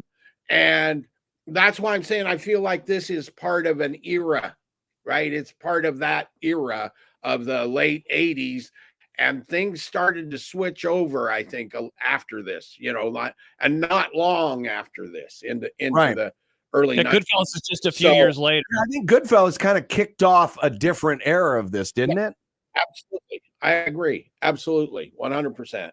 Because then that begat Casino, which begat Sopranos, and, and we got into more of this. And of course, The Godfather's just totally different because it's and it's a different era of Hollywood. Different era of Hollywood. Yeah, that was different.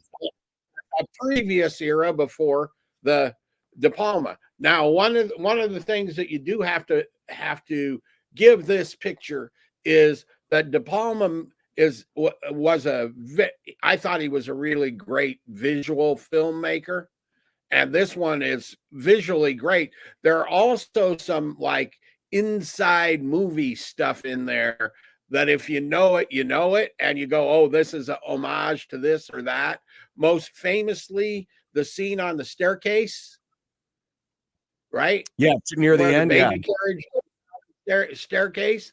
That is a direct knockoff of a similar scene in Battleship Potemkin, and it's on some stairs in Odessa, Russia. That's part, and Battleship Potemkin was one of the sort of foundational. Sergei Eisenstein directed it, and I believe it'd be like 1917-ish. I'm probably wrong on the date, but it's one of the foundational films, right, in the movie culture, and he literally stole that scene right out of that movie and put it in this movie. So there's stuff like that in this picture that you're never going to see in a gritty type picture, right? You see what I'm saying? Yeah, Ken, I like what Travis says on YouTube because I found myself thinking this after I finished it. He says The Untouchables is an entry-level movie to get into mob movies. It's like drinking Boone Farms instead, or to get into drinking wine. Like, that's a great way to look at it. I liked it, but I certainly go in with baggage, and I don't mean that as a negative, of Goodfellas, of the Godfather films, of The Sopranos, of Casino. And so, I thought the music was very hokey. Yes. The music I think is aged terribly. Yes. But I think it may have aged. What was that? The music may have aged terribly in the sense of today, but at the time it was spectacularly great. It won. Didn't it win an award or won awards for how it was? Grammy. Yeah, Grammy. Best original score was nominated. Yeah, and so like I just Grammy for best score. I just go in with so much background. I think Prohibition is such a fascinating time in our country's history. So I think that story is very interesting just in and of itself. And I definitely wouldn't say that this was my favorite De Niro I've ever seen. The bat scene was obviously hardcore, but I'd rather watch him in some other movies. I guess is how I describe it. What's interesting, and I was going to ask you this, Kent, because obviously De Niro was the choice, but some of the other actors that were considered were Gene Hackman and Marlon Brando and Bob Hoskins. But the role of Capone in this movie is almost a cameo because he's really not in it that much. He plays a scene at the beginning, then another quick scene in the middle, then another quick scene, and then in the courtroom, and then that's it. It's not like, he doesn't have that many lines. He's not, there's just not a lot of stuff here, but the fact that they put such an elevated, they wanted such an elevated actor for that role, Kent, what does that say about, what they were looking for? Because Costner was still very young, and he's playing great the head lead. of hair in this movie. Yes, Good but and yet the role of it's Capone goes to a bigger name who's barely in the film. And the role of the cop, of the Scottish cop, goes to an even bigger name. That's how you cast movies back in those days, right? Yeah. You had to have these guys guys or women, but in this case, are there any women in this movie? There are, but more than two. Oh, this doesn't pass is it Bechdel test? What is and her name? Her name escapes me. I recognize her name. She was there to literally just Patricia- be a wife and mother. Yeah, Patricia Clarkson. Yeah, that's all. Another woman in the police station before the elevator scene, wasn't there? Was There was. Yes, Nick. Yeah, right. That was cool too. Touchable. That was good. In the blood. It was a little cheesy. Touchable. It was I thought a little like that wasn't as cheesy as the last line by Costner at the end of the movie. I'm gonna go have a drink. Like that was cheesy. Yeah. Bada bing. But I think that's part of how they made, you had to get somebody that could quote open a movie, right? And De Niro could open movies and Sean Connery could open movies. Nobody knew who Kevin Costner was. So that's true. That was part of how they cast. And this is Sean Connery's only Oscar. Yes. That's crazy. The only yeah, time he's he best won an supporting Oscar. actor. And I mean, he does steal the film. I mean, especially I think in the first half, he was like when he first shows up and all those scenes with him. I think the first half was better than the second half. Of the movie. He had all the great lines. He was great, and he's the one that kind of holds it all together, in my opinion. I'm stunned. Spoiler alert! Oh, sorry, Kent. Oh, I was just going to say, and in fact, I read this afternoon, I just happened to, when I was looking something else up, there was an article from like Entertainment Weekly or something like that from the 20th or 30th or whatever it was anniversary of the film. And it was before Connery died. It had Connery and Costner and De Niro talking about it. And it sounds like from that Connery really kind of coached and helped Costner through this in his first sort of big movie. Interesting. Which is interesting. Well, that's a heck of a tutor to have, because as we know, Costner's career would explode after this, and he's still got quite the reputation up to this day. By the way, he was not obviously the first choice. Don Johnson was the first choice, and I'm glad they didn't go with it, because Don Johnson, of course, this is 1985, Miami Vice. I think a lot of people would have had a hard time seeing Don Johnson playing I mean, he's not a cop, but he might as well be a cop. When he plays like the ultimate cool guy cop. I mean, you guys won't appreciate it as much, but back in the mid-'80s, Miami Vice was the it show. Everybody wanted to look like Miami Vice. People watched. These are normal callers. Find a new slant. Right. And so if he would have been Elliot Ness, I think that would have been too distracting for people. I agree. Because you look at that's Sonny Crockett, Right. and that would work. Yeah. Next thing you know, you'd expect, what car was it? Did he have a Maserati or a Porsche? I thought it was a Ferrari. Ferrari, I believe. Or was it a Ferrari? Okay. I thought it was. Yeah. I mean, they would expect the Ferrari to show up in the middle of it. One quick thing before Nick goes. Spoiler alert, Andy Garcia not turning bad stunned me. I was expecting it the whole time. Honestly, I was too. I was like, he's going to be a bad guy by the end of the movie. And he never was. Interesting that we both had that vibe. Yeah, he has that. He has that feel and Oh, vibe. why? Because he's Italian? No, I love Italians. Yes. But part of it too is the baggage that I bring into the movie with Andy Garcia. What I've seen him in and what I always think of him as the bad guy from Ocean's 11. That's interesting. That's an interesting viewpoint. Yeah, it's not, like we often will talk about watching a movie now and it's like, oh, they couldn't get away with that today. Sometimes movies, it's just hard to put them in proper perspective because I'm comparing this against mob movies, which I hold, to very high reverence. Yeah. Nick, what did you think? I've got takes. Yeah, I'm sure you do. I don't know if I just wasn't coming into this movie with the right mindset. But there were some really, really cool scenes in this movie that I really, really liked. The staircase scene, which I like a little less now that I know that it was a direct ripoff. And this scene at Sean Connery's house. I loved that entire sequence. That was so well done, just with how they were following him outside and everything.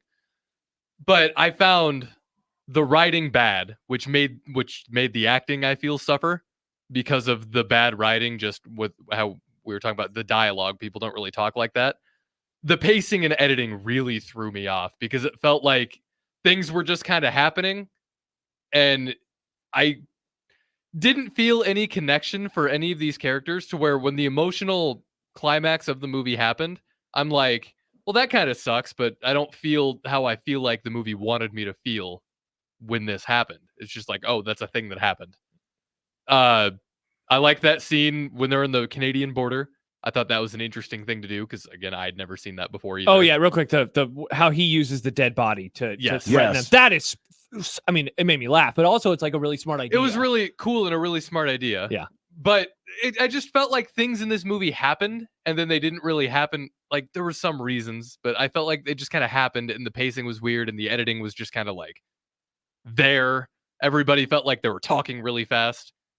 And it just It was coherent and it made sense, but it was not great to me. I didn't super like it. Yeah, I gave it 3 out of 5. The sound mixing also, I hated the sound mixing. I don't know if it was just the TV I was watching or what, but the music was doing they were very proud of the soundtrack and the score. Oh, they were. And like Kent said, it won a Grammy. Is fine for them, but it shouldn't drown out the dialogue or be louder than the dialogue. And then I didn't like the way it was edited. It took me out of the movie too much. Combined with all the other things, I didn't super like it. Interesting. If you hated that dialogue, I can suggest some more David Mamet movies that would drive you around the bend. I can't wait. You know, yeah, what are some of his others? David Mamet dialogue, right? But he came to the movies from the stage, right? From doing plays, and his dialogue to me very often sounds like that'd be great in a theater, right? In a play, but it doesn't work so well in a movie. Mm-hmm. Oh, he was behind Hoffa. That makes sense. He killed Jimmy Hoffa? No. The movie Hoffa, which it kind of in the same vein as this. Now I see that movie in a whole new light. So, it seems like you like it less now. I wouldn't say like it less, but in the pantheon again, when I first saw it, it goes back to the caller or the friend of the Grum. This is a good entry level movie into mob movies, but since then, I've tasted the finer things, and I've appreciated them. Yeah, right. And I like that style, and this doesn't hold up to those. I still enjoy it. If it's on, I'll watch it. But if I'm gonna choose Goodfellas over this. I'm gonna choose Casino over this. I'm gonna choose The Sopranos for the 800th time. For the 800th I think time. the dialogue stuck out to me more. The writing stuck out to me more because of the actors who they had cast. Funny enough, because they're so good. Because they're such good actors, and then I hear them have to talk about this. Have to talk through this script. Like it's the same thing people said about Hayden Christensen in Star Wars. How he's a bad actor, but the script just wasn't great. I don't know if Hayden Christensen ever thought he'd get compared to Sean Connery and Andy Garcia. I mean, Hayden Christensen isn't at that level, but a bad script doesn't help. It's definitely not going to help. That is true. And I think that's entirely fair. What you guys are saying, that it's like doesn't hold up against the mob movies of today, and either you like David Mamet dialogue or you don't. And the key with him is you can't ad lib, you can't add to it, right? So that's what I'm talking about, the play part of it. You're kind of stuck with what's on the page, where a actor like Connery or De Niro in particular, at times, I'm sure, would make a slight change in the line to make it fit better, to make it fit them better, and without destroying the point. Can't do that with David Mamet. So that's makes it feel that way, I think. Here's something interesting, because what years, when the AFI, American Film Institute, started doing their 100 Years, 100 series, that was about 20 years ago? That sound right? Well, I think 1890 something was the first movie. So it'd be 100 years, like 1896 or something like that. But, in these varieties of categories, this film is nominated, but it never makes any of the lists, including the AFI's top 10 gangster films. It was nominated, but not included. Do you have the list? I don't have to imagine the first two Godfathers would be in there. Have to imagine Goodfellas. I need to watch Casino again. Last time I watched it, I thought it was fine. I've never seen Casino. I think it's long. Oh, here we go. All right. AFI's top 10 gangster films. Okay. Godfather 2, number 1. Godfather, number 1. Goodfellas, number 2. Goodfellas, number 2. And then Godfather 2. Godfather 2. Okay. And then, Kent, you're going to have to help me on this one. White Heat from 1949. Are you familiar with that one? Those are old gangster movies. Yeah. Bonnie and Clyde, 1967. Never saw that. Absolutely. The original Scarface, 1932. And that has nothing whatsoever to do with Say Hello to My Little Friend. Correct. Pulp Fiction, 1994. Hell yeah. The Public Enemy, 1931. Interesting. If we were considering Pulp Fiction, I would have that probably number 2 for me. Those of you who might recall, The Also, would you Public consider that a Enemy. gangster Yeah, movie? see, I don't consider that a gangster movie. The Public Enemy was James or Cagney, right? White Heat's Jimmy Cagney. Wasn't Public Enemy. One second here. I will find that out. I think it's Cagney because Edgar G. Robinson. Yeah, out of those movies. If you remember the episode of The Sopranos where It is Olivia Jimmy dies, that's the movie that Tony is watching throughout the course of the of the film. Spoilers. Right. It is James Cagney in that as well. Yeah. We should do a rewatch for the anniversary. Of The Sopranos? Yeah. The show? Of all of them? Yeah, why not? For the Not movie? For one thing Well, that's what I'm. Oh, you just want to talk about That's what I'm it. doing right Okay. now. Little Caesar, made in 1931. Pizza. And then That's the Edgar 1980. G. Yeah. And then the 1983 Scarface, number 10. Never saw it. I have no desire. Maybe that means one of you will You pick never it. saw. No. He didn't see the I Pacino Scarface. can't. I think the seeing that clip so many What? times, and yeah, I know, and the way that Pacino acts in every clip, I've never had a desire. But I it's probably a blind spot for me. It's probably. How about No Casino was mentioned, and I don't know when that list came out, but I really did enjoy.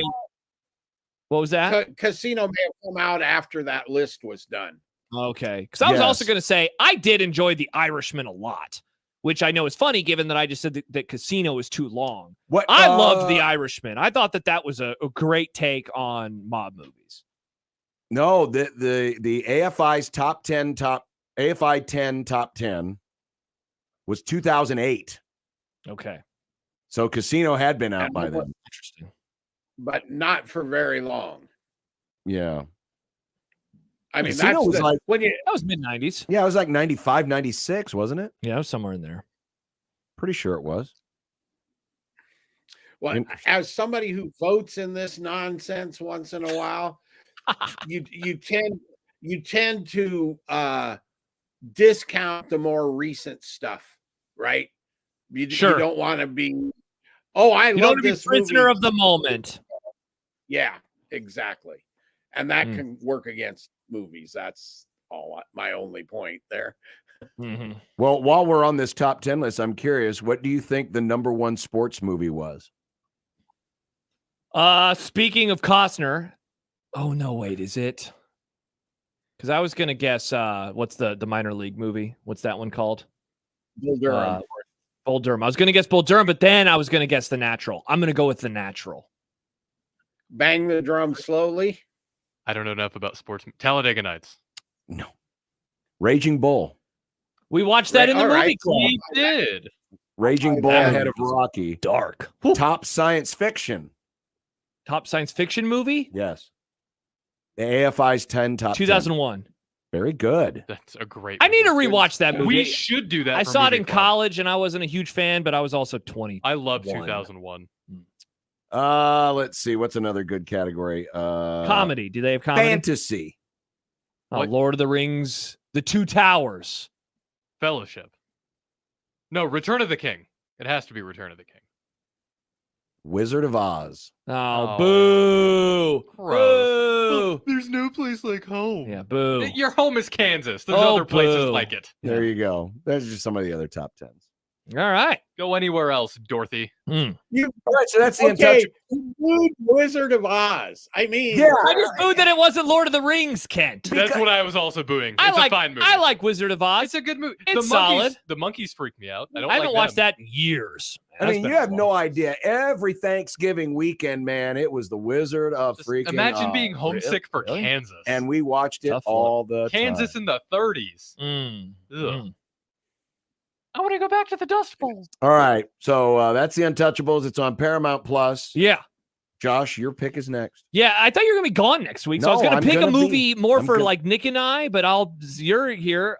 We have done We have done one Paul Thomas Anderson movie, have we not? Did we do Boogie Nights together? Yes, Was that we in did. Movie Club? Yes, we did Boogie All right. Nights. Well, I want to do his most recent movie because I've had it on my to-watch list and I've just not gotten around to it. It's called Licorice Pizza. Oh. I believe it's like a coming-of-age type story. I remember seeing the previews for this. I'm interested. John, they won't be eating licorice pizza. God, I know hope of. not. It's on Amazon. I'm glad you picked this, Josh. It's on Amazon. Thank you, Nick. I remember seeing the previews and like, that looks interesting. Yeah, and I just never got around to it. So it's on Amazon.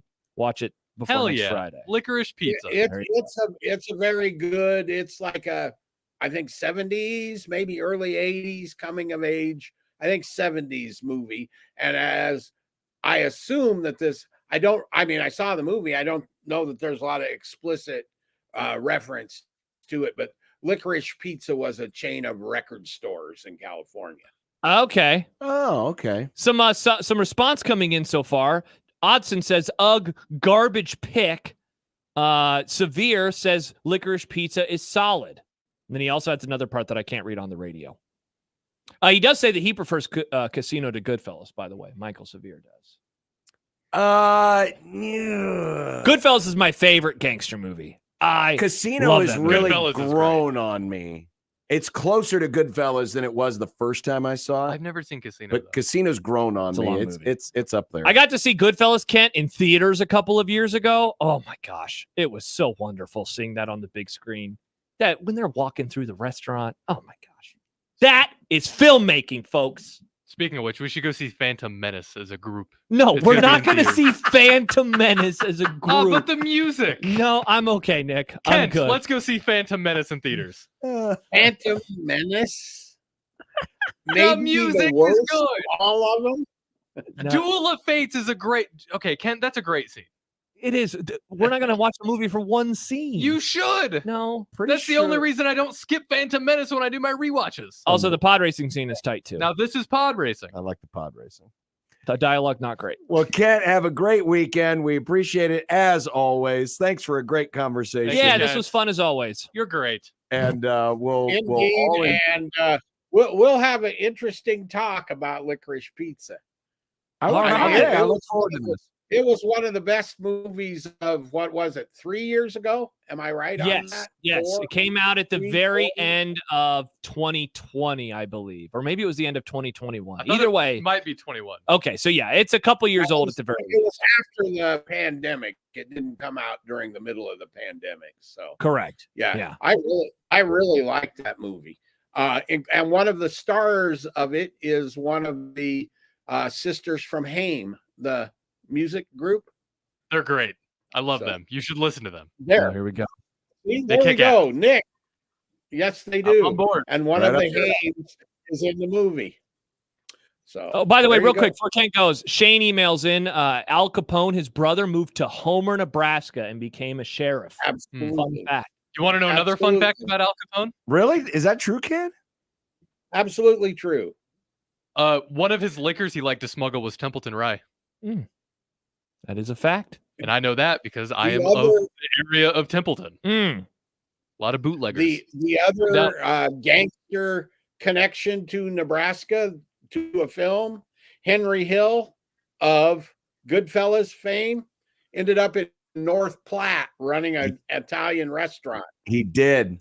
What? I bet that was a great restaurant. There was a feature. Was it in the Journal or was it in the Herald, Kent? Someone did a feature on it. I think so. A few years. It was in the Journal. Well, I think it was everywhere, but I think the Journal had it first. Yeah. Yeah. But he That's was. awesome. I don't think he owned a restaurant, but he was running an Italian restaurant in North Platte. Yep. The actual Henry Hill. All right, Kent. We'll talk to you next week. Bye, Kent. Bye, Kent. Yeah. Kent Wogemont of the Lincoln Journal-Star. We'll be back and continue with more of USC on 1620 The Zone. Mornings with Sharp and Handley. How come we can't zipper merge? We as us old heads, we like to bash the kids. We do. That they have no idea what they're doing. They know how to storm a court successfully and not get injured. Yeah, not make it chaotic. But in this town, we are god awful with zipper merging. Yeah, we are. And it's getting worse. Learn from the kids, ladies and gentlemen. We can be better. They taught us in Lincoln, and they taught us last night in Omaha. I'm done. That's my TED Talk. Mornings with Sharp and Handley. Weekdays 6 to 10 on 1620 The Zone. Your Omaha area forecast from the Godfather's Pizza Weather Center and KETV News Watch 7 on 1620 The Zone. Clear skies with a strong northwest breeze for your Friday evening. The breeze slowly tapers off as we get later, but our temperatures continue to drop into the 30s.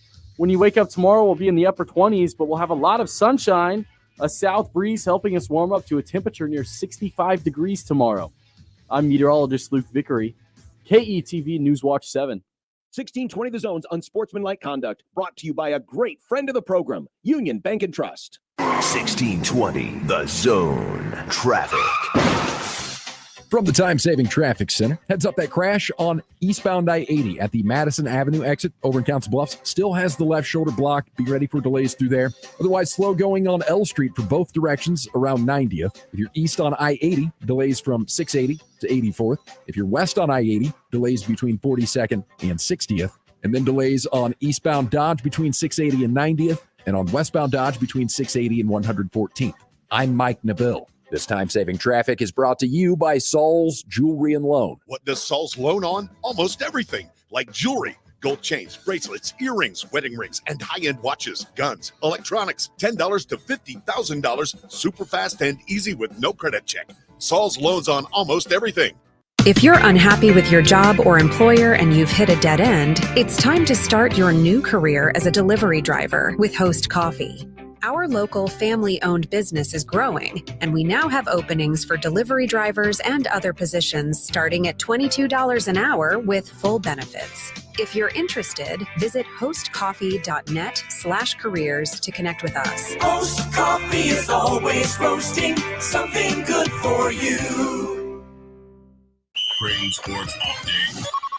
It's a busy Blue Jay athletic weekend. Tomorrow, Creighton women's basketball hosts their pink-out game versus Villanova at 11 a.m., followed by men's tennis versus Omaha at 7 p.m. For more information, to purchase tickets, or to follow along on all things Creighton, visit gocreighton.com. And that's your Creighton Sports Update. 1620 The Zone proudly supports Creighton Athletics. It's easy to see the common signs of transmission trouble. If your engine revs before it falls into gear. If it seems to switch gears for no reason. So watch for the signs. Certified transmission, the job done right at the right price. Velocity Clinical Research in Omaha frequently conducts clinical trials for a broad range of investigational treatments. Typical studies involve medications for acne, allergies, chronic diseases, depression, and others. They also perform vaccine studies for people of all ages, conducting innovative research that has a positive impact on lives. Click for current trials at velocityclinicaltrials.com. More trials are launching in March. Compensation for study-related time and travel. Find out more at velocityclinicaltrials.com. You know what Mentality can help you with? Low energy, motivation, weight gain, muscle loss, fatigue, tired all the time, feeling anxious, moody, irritability, impatience, anxiety, and depression. Mentality can help you with their board-certified physicians and their testosterone treatments that can take care of you and get you back in the game. You can regain normal function and restore your ability to perform normally at all levels just by Mentality. Set up an appointment today. Go to lowtusa.com. Get back in the game. Don't sit on the sidelines and let Mentality lead the way. When it comes to concrete repair, Everlevel has some serious game. Coach Greg McDermott here to coach you on why you should choose Everlevel Concrete Repair. They've got the fundamentals to fix your cracked and uneven concrete, and their products will give you the best defense against future damage. It's a fraction of the price compared to replacement, and their solutions come with a long-term transferable warranty. Working with Everlevel is a slam dunk. Call Everlevel Concrete Repair today for your free inspection. Taking care of ourselves goes beyond exercise, eating right, and living a healthy lifestyle. Age is inevitable, but the effects of aging don't have to be. Hair loss, loss of libido or ED, anxiety, worsening mood. If you're checking off one or more of these, there's a place to go for simple, low-key solutions. Hims.com. If you want to regrow your hair, have better sex, or tackle anxiety and depression, you don't have to go to the doctor, the pharmacy, or spend all day talking about it. Just go to Hims.com and do something about it. Hims is made for guys like us. Even if your problems aren't all the time, Hims can help. The whole process is online. With Hims, there's no doctor's office visits or trips to the pharmacy. Hims provides solutions that work with proven ingredients like minoxidil. Plus, Hims fits into your lifestyle. Once you start, the process is surprisingly simple. To start your free online visit, you need to go to this exclusive address, hims.com/start. That's hims.com/start for your free online visit. HIMS.com/START. Prescriptions require an online consultation with a healthcare provider who will determine if appropriate. Restrictions apply. See website for details and important safety information. If you're looking for a safe and reliable vehicle to get you through all types of winter weather and more, Baxter Subaru has you covered. Symmetrical all-wheel drive comes standard on nearly all Subaru models and provides you better traction, improved stability, and maximized performance on wet and snowy roads. So hop in the driver's seat of a new Outback, Forester, or Crosstrek now at Baxter Subaru Omaha. Shop our great sales and service deals now during the Subaru A Lot to Love event at BaxterSubaruOmaha.com. Roofing, siding, and gutters. Make the right call with the rooferees at John Higgins Weather Guard. 1620 The Zone's Unsportsmanlike Conduct is brought to you by Union Bank and Trust. Now back to the program. Still to come, it's a One Beer Friday. Also, we have a famous doppelganger that we'll discuss in content. Ooh. Oh. Yeah. But I wanted to play a quick game here with you. It's called Name That Player. Oh. Going to flash you up here on the board. You're going to flash us? Yes, I'm going to flash you. Are you wearing These are, for my buddy Bart, these are two different current college basketball players. Okay. To compare. What the hell are these numbers? Yeah, now I'll explain some of these numbers. Thank you. The PRPG, that is basically Bart's wins above replacement. What is a bad number, or what's a good number or an average number? I mean, some of the better players in college basketball are in like the fives. Because these two players are at 3.2 and 3.4. Correct. Okay. And then the DPRPG, that's Same their with defensive wins above replacement. Okay. But the more simple stats, effective field goal percentage. The player on top, effective field goal percentage is 48%. The player on the bottom is 54%. Okay. The assists, now that's assist rate. That's not actual raw assists, but the player on top had 27.1 to 22.4. Their assist to turnover ratio, almost dead even, 2.9 to 2.7. But then you look at the shooting numbers. The player on top has a 2-point field goal percentage of 49%. The player on the bottom, 53%. The player on top has a 3-point shooting percentage of 31%. The player on the bottom, 36%. But these are two players who, by the way, play the same position. Okay. For two different teams. Interesting, because one shoots a lot more threes than the other. Correct. One shoots more threes than the other, makes them at a higher percentage. The other shoots a lot more close twos. Yes, and makes them also at a better percentage. And makes them at a slightly better percentage. But their assist to turnover ratio, very similar. Their defensive wins above replacement, almost similar. The players are Ryan Nembhard and Stephen Ashworth. That's not where I thought you were going to go with this little graphic. I was going to guess that one of these was Baylor Shireman. No. Just because we've been talking about him so much this week. But this was essentially the trade that Creighton had this year. I mean, certainly wasn't what they had intended to do initially. They thought Nembhard would be back. But Nembhard decided to transfer, ended up at Gonzaga. The Jays went out and got Stephen Ashworth. But if you look at the numbers, in the wins above replacement, Ashworth is slightly better. Defensively, Nembhard is slightly better. Assist to turnover ratio, Nembhard is slightly better.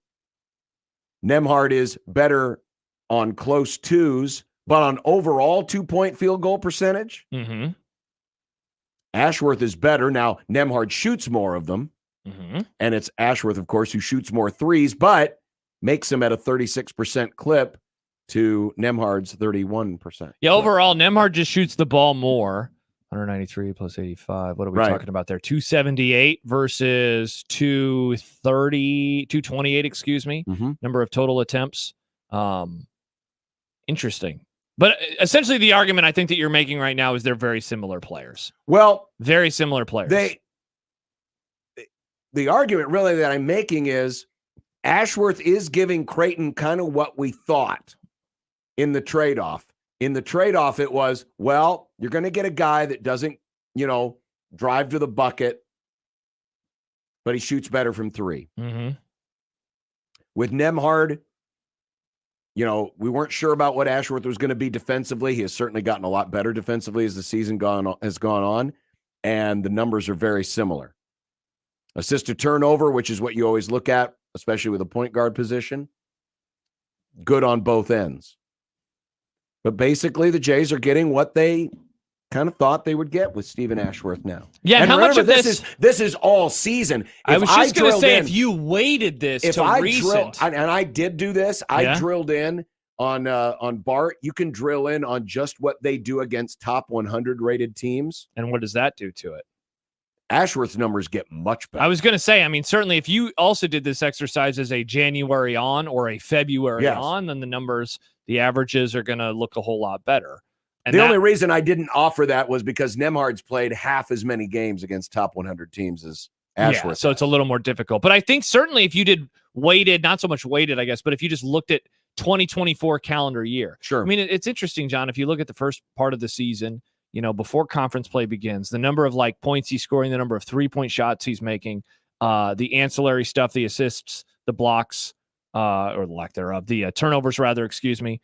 It's a whole lot different.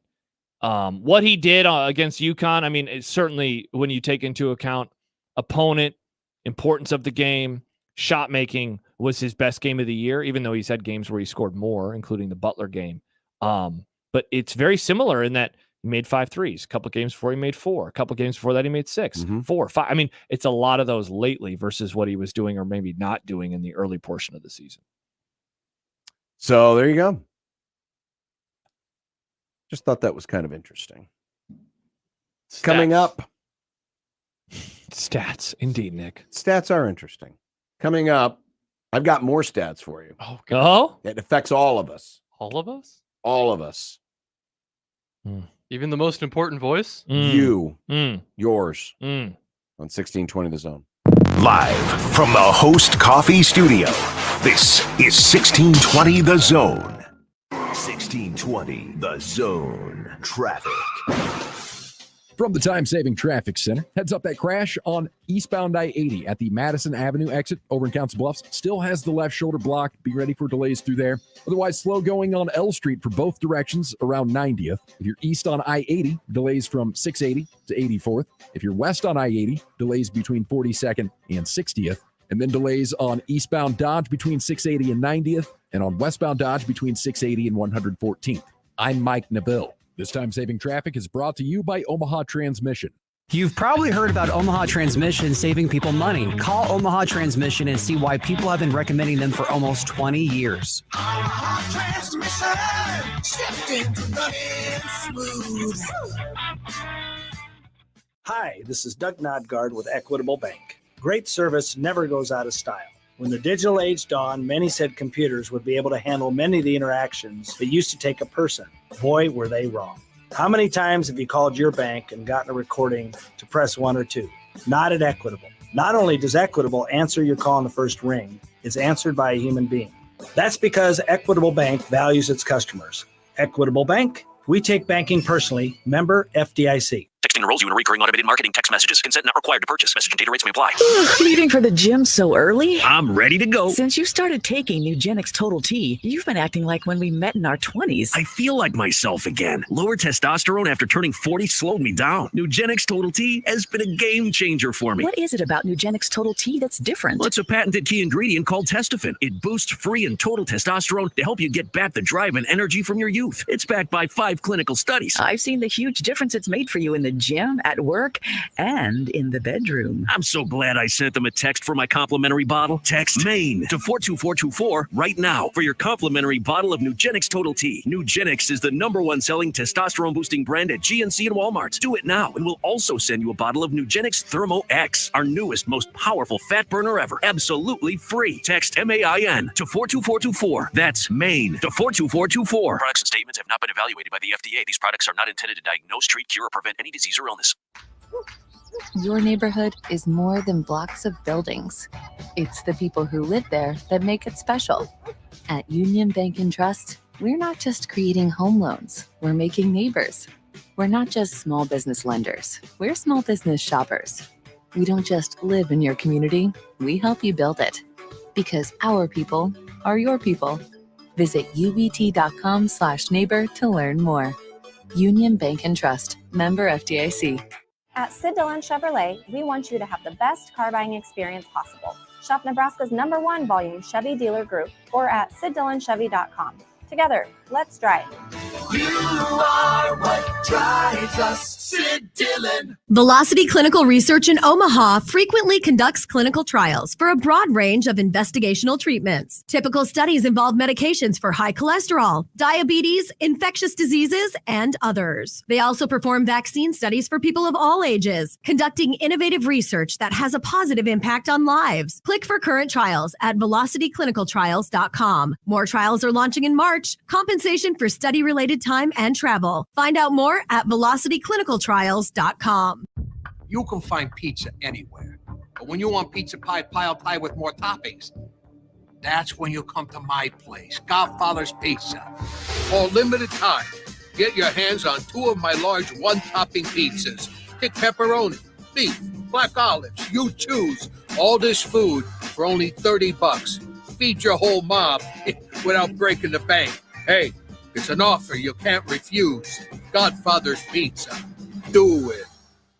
The Nebraska Pool and Fun Expo on February 23rd through the 25th with 30+ hot tubs and swim spas on display from multiple manufacturers. Up to 50% off retail pricing. Hot tubs from $44.99. Same-day delivery. 0% financing. Act now. Only 3 days. Come get factory direct savings on a new hot tub or swim spa. This February 23rd through the 25th at the Keystone Event Center. 3 days only. The Nebraska Pool and Fun Expo.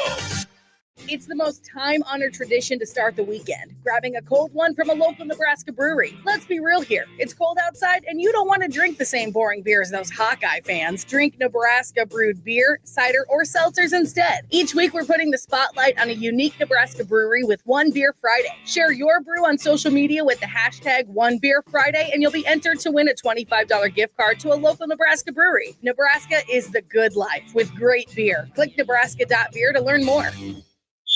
Tickets for less. Best seats, best prices, no service fees. Shop ticketsforless.com. KOZN Bellevue, Omaha, Council Bluffs. This is 1620 The Zone.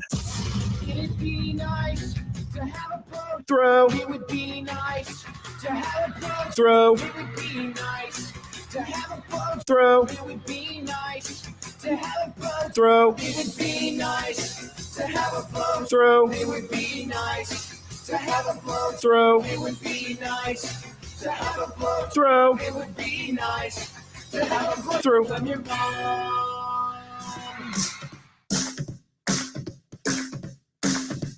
I drank beer with my friends.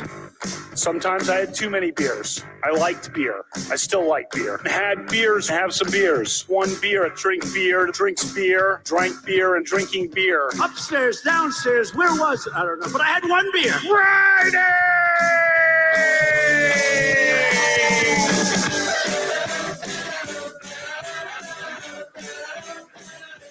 We probably have beer center each week. Ralph Club, biggest contributor.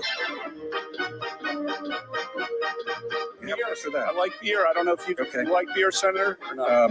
What do you like to drink? Next I had one beer. Friday. Yeehaw! Hanging out and having some beers with friends, which I gladly do, and which I fully embrace. Well, you think it was? Nope, it was one beer. Friday.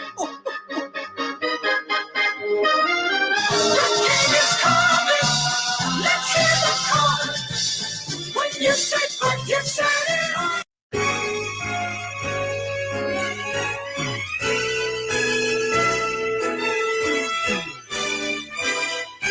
Oh, it's happening, Josh. It's happening. Cubs 8, White Sox 1. And can you the carry Rockies. this segment for right now? Because I need to call Chicago about some World Series tickets. The Rockies won too, which is Yes, more impressive yes. because they never win. Let's crack a beer open. Oh, hello. Let's crack. Oh my God, it sprayed in my face. Thank you, John. It did. It sprayed in my face. And we have a nice little music. It was behind like that. I was in the Creighton student section the other night. Liquid was flying. Oh, I was like, what was happening in the student section? There was a lot of liquid flying. Liquid a lot of boy. stuff just squirting randomly up in the air. Yes, the Cubs win today, so we're headed to the World Series, and it's a perfect time to celebrate a One Beer Friday. How about that? How about that? And today, our friends at Benson Brewery, they literally are the closest craft beer manufacturer to us. Yes. They're like right up there. Up there. This is The story of a girl. Damn it, you beat me to it. Cried a river and drowned the whole world. the Bee Passionate Fruited Sour. I love sours so much. Do you? This is the summer of sours for me, I think. I want to get more into sours. I love sours. I like sours. This is really good. Mm-hmm. Thank you very much to the Nebraska Craft Brewers Guild as well as Benson Brewery for this delicious brew. Share what you're drinking with the hashtag OneBeerFriday, and you could win Including a prize some of it pack. that ended up on my face. Mm-hmm. The prize, Awesome. It did. It literally squirted in my face prize pack as I is was opening the can. Let him say the thing, John. a pint glass and a gift card. Thank to you. Benson Brewery. Thank you, Nick.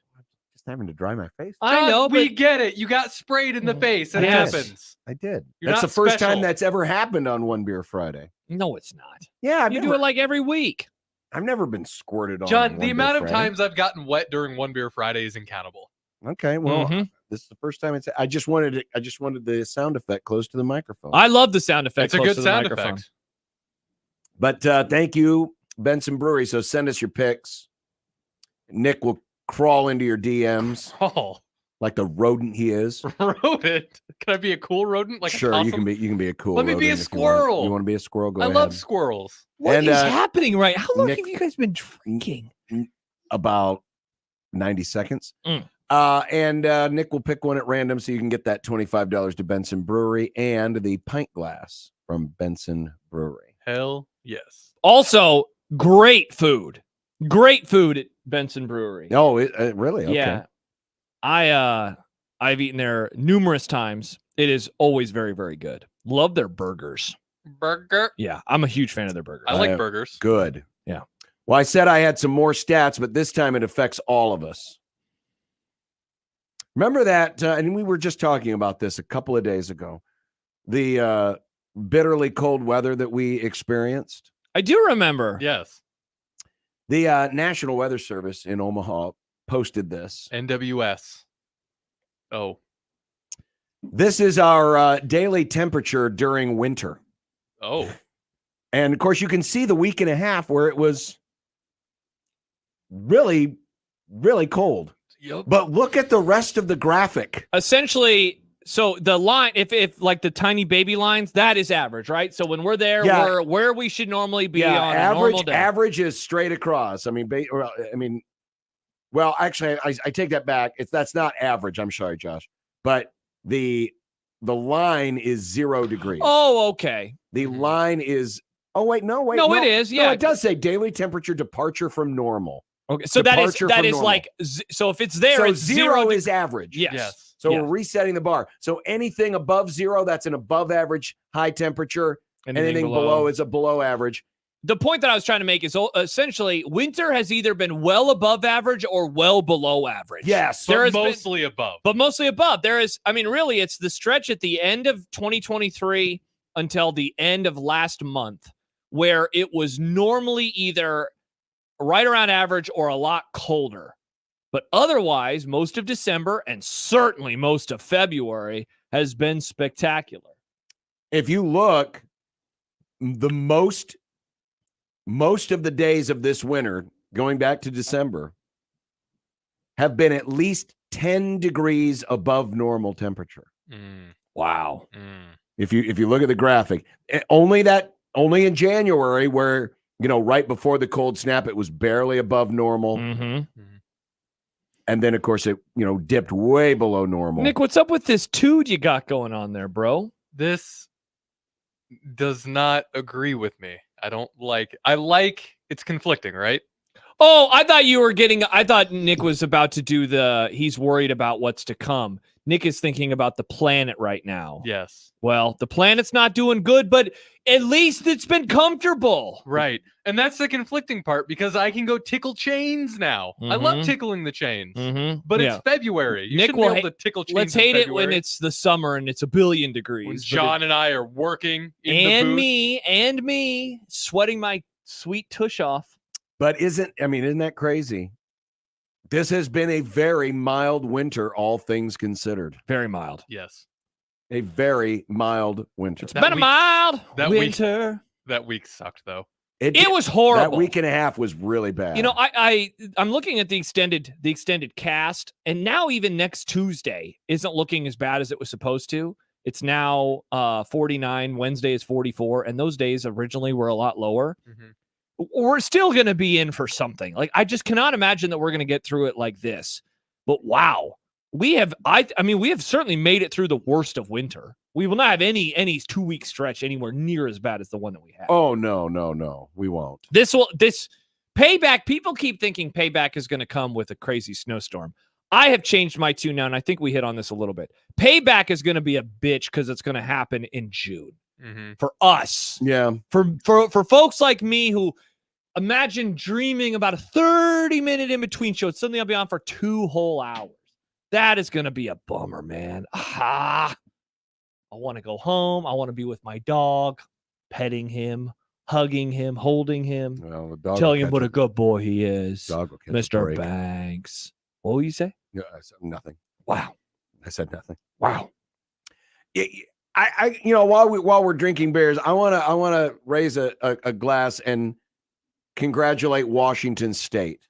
The state of Washington or the Cougars? The Cougars. Oh, Cougar Last fan. night, they beat number 4 Arizona. You know who's in first place in the Pac-12 conference with 2 weeks to go in the regular season? Is it Washington State? They beat the Cougs. What? Oh, Pac-12. How cool is it Never mind. that Pac-12. the schools that are getting left behind?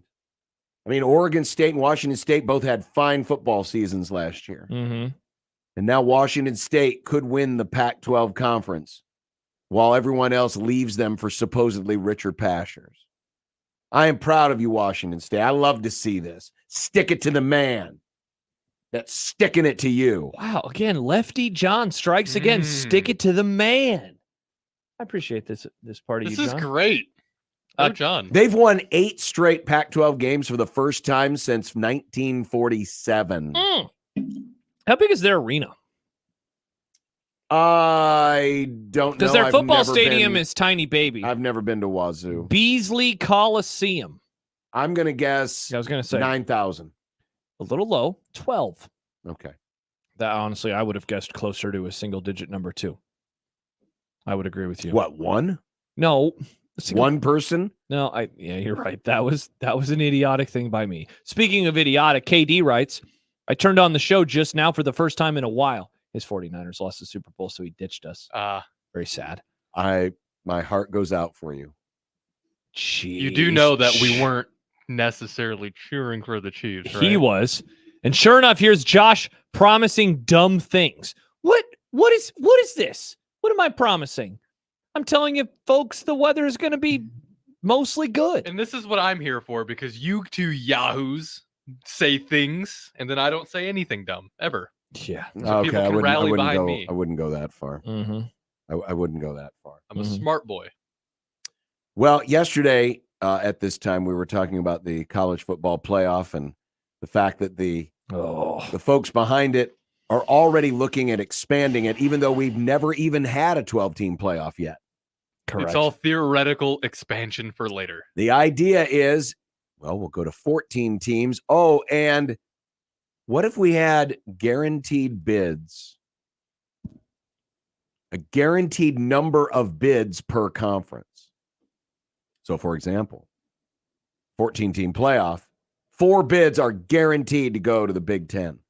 4 bids are guaranteed to go to the SEC. That has been proposed. Yeah. And has been talked about. And quite honestly, I would be surprised if we didn't get some form of guarantee. Maybe not as many as 4. Maybe it's only 2. Or maybe it's 3. I don't know. But I predict in the next iteration of the contract, there will be guaranteed bids for conferences. Yeah. And the Big Ten and the SEC will have more guaranteed bids than anybody else. Yeah, I think that happened. I thought you proposed a lot of things yesterday, some down ballot things, if you will, that are going to happen because of this that maybe not everybody is thinking about right now. And the more that I think about this stuff, the more frustrated I get, I'll be honest. One of the things, John, that I don't know if it's been talked about enough, but I've started, hearing and reading about it a bit more lately, is how much the group of 5 has changed. Think of a decade ago or even 5 years ago, and think of the best group of 5 programs that were in college football. 5 years ago, certainly UCF was in that conversation, right?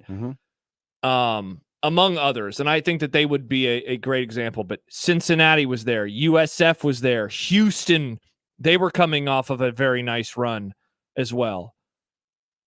I just named 4 or 5 schools, and all but one of them, and that would be USF, have now moved up.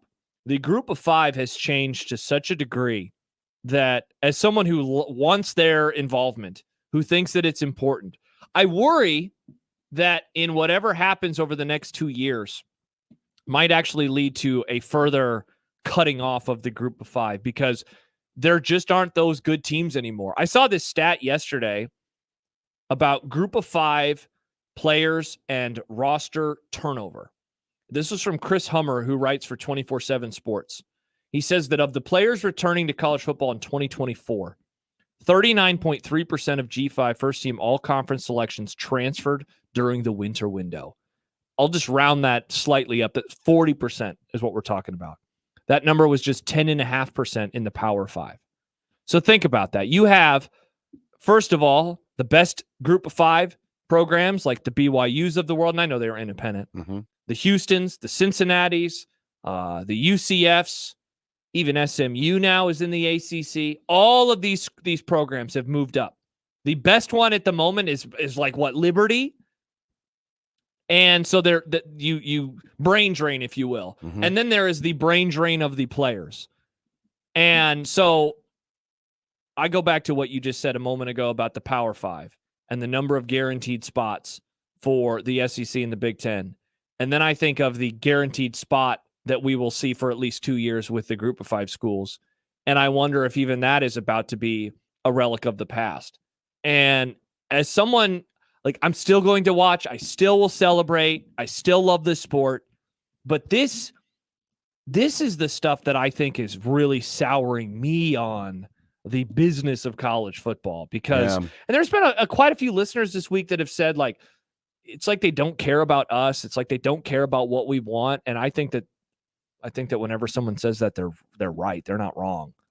But it's just frustrating, man. And I think it's idiotic, I guess is the way that I would say it. I don't like it.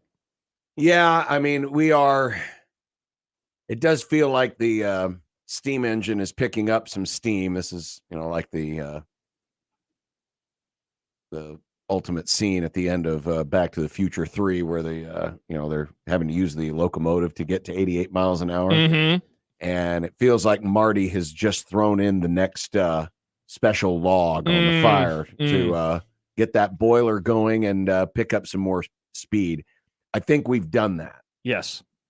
And we're moving faster now towards the ultimate, which is, whether it comes in the form of an all-out breakaway or at least a football breakaway or something where the makeup of major college football is going to be dramatically different. A schism. And there won't be places for others. There won't, John. Or if there are, I mean, I don't know if I see it happening. Now, the only thing that could save that, sadly, is, court cases. But at this point, with today's court decision that, if you missed it earlier, there's been an injunction on the NIL rules that the NCAA can apply. So technically today there are no NIL rules because a court has held that up while that case is being heard. And the fracture and the split, the canyon that exists between the haves and the have-nots is getting bigger, and it's getting bigger almost exponentially now. And it's just not going to be feasible.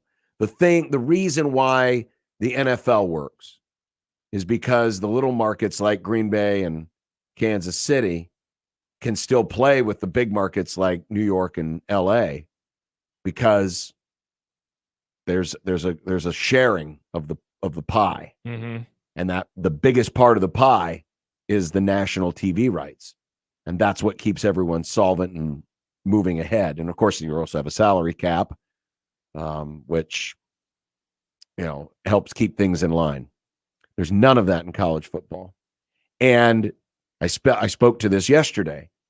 There is an attitude, even though you have teams that are going after each other's throats, there is still an element where there is a voice in the room that is always trying to keep people together and say, what we do for this game has to be for the betterment of all of us, not for the betterment of just a few of us. There is not that voice in college football. The two most powerful voices in college football belong to the commissioners of the SEC and the Big Ten because they have all the brands, right? Mm-hmm. The SEC and the Big Ten have the Dallas Cowboys and the Pittsburgh Steelers and the New York Giants. The rest of the conferences have the Tennessee Titans and the Jacksonville Jaguars and the Cincinnati Bengals. They're lower brand. But the difference is in the NFL, everyone's pushing towards the same thing, and that's making us all rich. But at the college level, it's about, nope, just making my little faction rich. The SEC is about making SEC rich. The Big Ten is about making the Big Ten rich, and there's not a singular voice in the room bringing everyone together. And I don't see that happening at this point. The voice that's going to be heard are going to be the voices of the Big Ten and the SEC, who are so big they can't quite break away from each other, but they'll learn to work together. But it'll end up being one big league made up of predominantly those teams. And maybe they'll bring on a few others who bring some value, like Florida State, for example. Maybe a Clemson, a Notre Dame, certainly. But that's where we're trending. That's where we're trending with all of this. And it's going to take a lot of weird and different paths to get there, and it certainly has already. But that's where it's going. And I don't see anything stopping it. Yeah, a few comments along those lines. Michael writes, it's going to be near impossible for a G5 to grow a program to P5 status now. Income disparity will be even more insurmountable. And as soon as teams get good, they'll be rated through the portal and NIL. And along those lines, John, on YouTube, a few of them hit on the same sentiment. Sad Husker fan said Super Conference has killed college football. Then Jordan says the Group of Five is now just a farm system for the Power Five. Yes. To which Sad Husker fan says the G5 is the farm system for the Power Two. And as I see a 32-team league and all the rest go into a lower division. Sam asks a question along those lines. I kind of just wonder if we end up with an F1/European soccer setup for college sports, where there's always going to be extreme unfairness, because what's the mechanism to force centralization like the Big Four pro sports? And what he said there is what you were just saying. There isn't that voice in the room that says, is this good for everything, or is this just good for us? See, I'm always stunned at like emails like this from Zach that says it's not up to the SEC and the Big Ten to act as the welfare state for the rest of college football. Like, I don't get why you want this. I don't get why this is what you think is good. How Zach is, I think, my age or older. He's grown up watching this sport, and he thinks that this is the play. What did you fall in love with? Listen, what do you want from this sport? I get it. It's a lot easier to think that way today here because Nebraska's already in the rich neighborhood. Yeah, I guess. But I warn you, so even if we get to that point where it's the Big Ten and the SEC, that's not going to stop the, for lack of a better term, evolution of this sport. Because you know what the next thing will be? And it may run concurrent with all of this. The lessers in those rich neighborhoods are going to start to be kicked to the curb. Like a Vanderbilt, for example. And while Nebraska's not maybe at that stage of the game, don't always assume that you're always going to be in with the in crowd, because you can lose favor in a hurry. You really can. If there's one thing the last few years have taught us, there is no real loyalty. No. There is no real loyalty. Nebraska's fortunate. Yes, they're in the gated community right now. There's no guarantee of that in 20 years. Zach on YouTube writes, Josh doesn't want Nebraska to play those teams, but you want to save them. Doesn't make sense. Whoa. I've never said I don't want Nebraska to play them. I don't want Nebraska to only play them in the non-conference. I want to have both. I want the schedule like it is now, where, for example, this upcoming season. Now, I wish they didn't have an FCS school on the schedule, but that's besides the point. But there is a Power 5 school on the schedule. Yeah. What did they have in 2023? They had a Power 5 team in Colorado, and they had Group 5 teams in La Tech, and can't even remember the other one. I like that. I think that is a fine balance. I don't want it to move in this direction, though, where it is 2 conferences and 32 teams or whatever the number ends up being. Even though I've given up hope that that won't be the case. The more that we get into this, the more I look back at some of our discussions from a few years ago and think like we were prophetic on what was going to come to college football. And where we were wrong was the speed in which it happened. Yes. I thought that this would be a longer play, not it's 2024 and we're having these discussions. My biggest argument is I don't want NFL light. The thing that makes and it goes just beyond however many teams can play for the biggest prize. It's also about how it ends up looking. Because the thing I love about college sports is everyone's got a say. Just about every state in the union has somebody who plays major college football. Most every state. Obviously, we don't have a FBS school in Alaska. But most every state has a say, including Nebraska. I like that. The thing that I worry about, in addition to super conferences, is what happens when we get to super conferences, because at some point, the only way you're going to be able to get away from Title IX is to untether, which is to separate either whole athletic departments or at least the football or the money-making side of things from the rest of the university. Mm-hmm. Because Title IX is going to get in the way of a lot of pay-for-play scenarios, unless you're willing to pay everybody. Which they definitely aren't. And because, listen, the same attitude that says, well, why should the Big Ten and the SEC carry the freight for everybody else? That same argument will be used. Why should football carry the freight for volleyball? Why should football carry the freight for softball? Why should football carry the weight for track and field? That same sentiment's there. It's there now, but it's going to get stronger. And the thing about college sports is it is different from the NFL. Yes, it's played at a lower level, but there's just a different vibe about it. There's a different esprit de corps to it that makes it more appealing.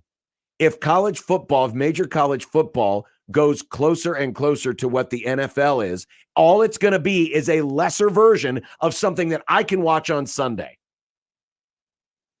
And it's going to make it a hell of a lot less palatable for me to want to watch it.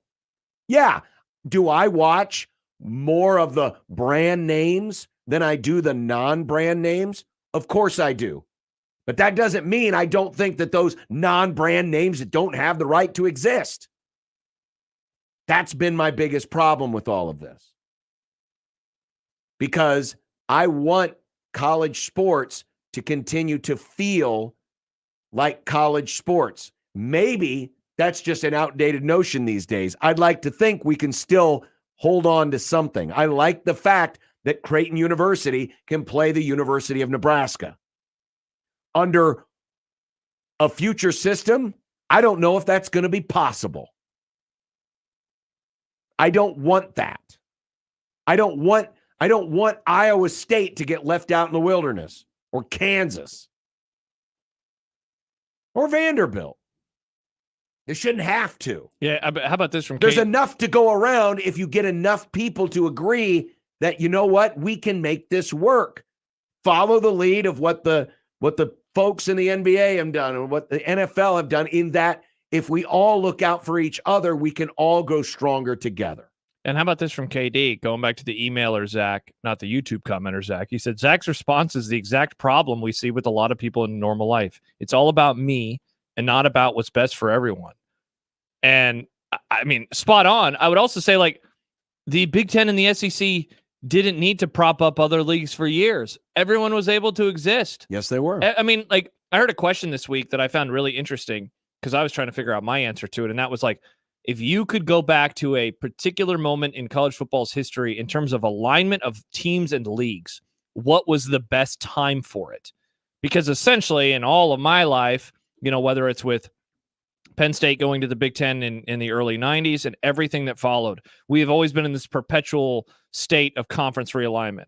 And it certainly started reaching a much darker stage where a decade and a half ago, when Nebraska was doing stuff, it was like, whoa, this is really fun. And then Texas and Oklahoma went to the SEC, and the Big Ten did what the Big Ten did. And it just all changed. And so I was trying to figure out that answer. But anyway, I use that example to go back to the comment. It's like, why can't we just have it the way it was? Why does the Big Ten and the SEC and all these, why do they have to negotiate their own contract? Why can't everyone just do this together? We like college football for the charm. At least I thought we did. I did. I like it. I like it for the romantic ideals. And I know that as you get older, it's harder to keep those closer to your chest because you kind of see how the sausage is made. But college football is not the NFL, for better and for worse. But in my opinion, for better. Yeah. I like what college football is. Even if I know on Sunday I'm going to see a superior version of the product, I like college football for the pageantry, for the geography, for the different makeup of rosters and offenses and defenses and coaches and personalities, fan bases.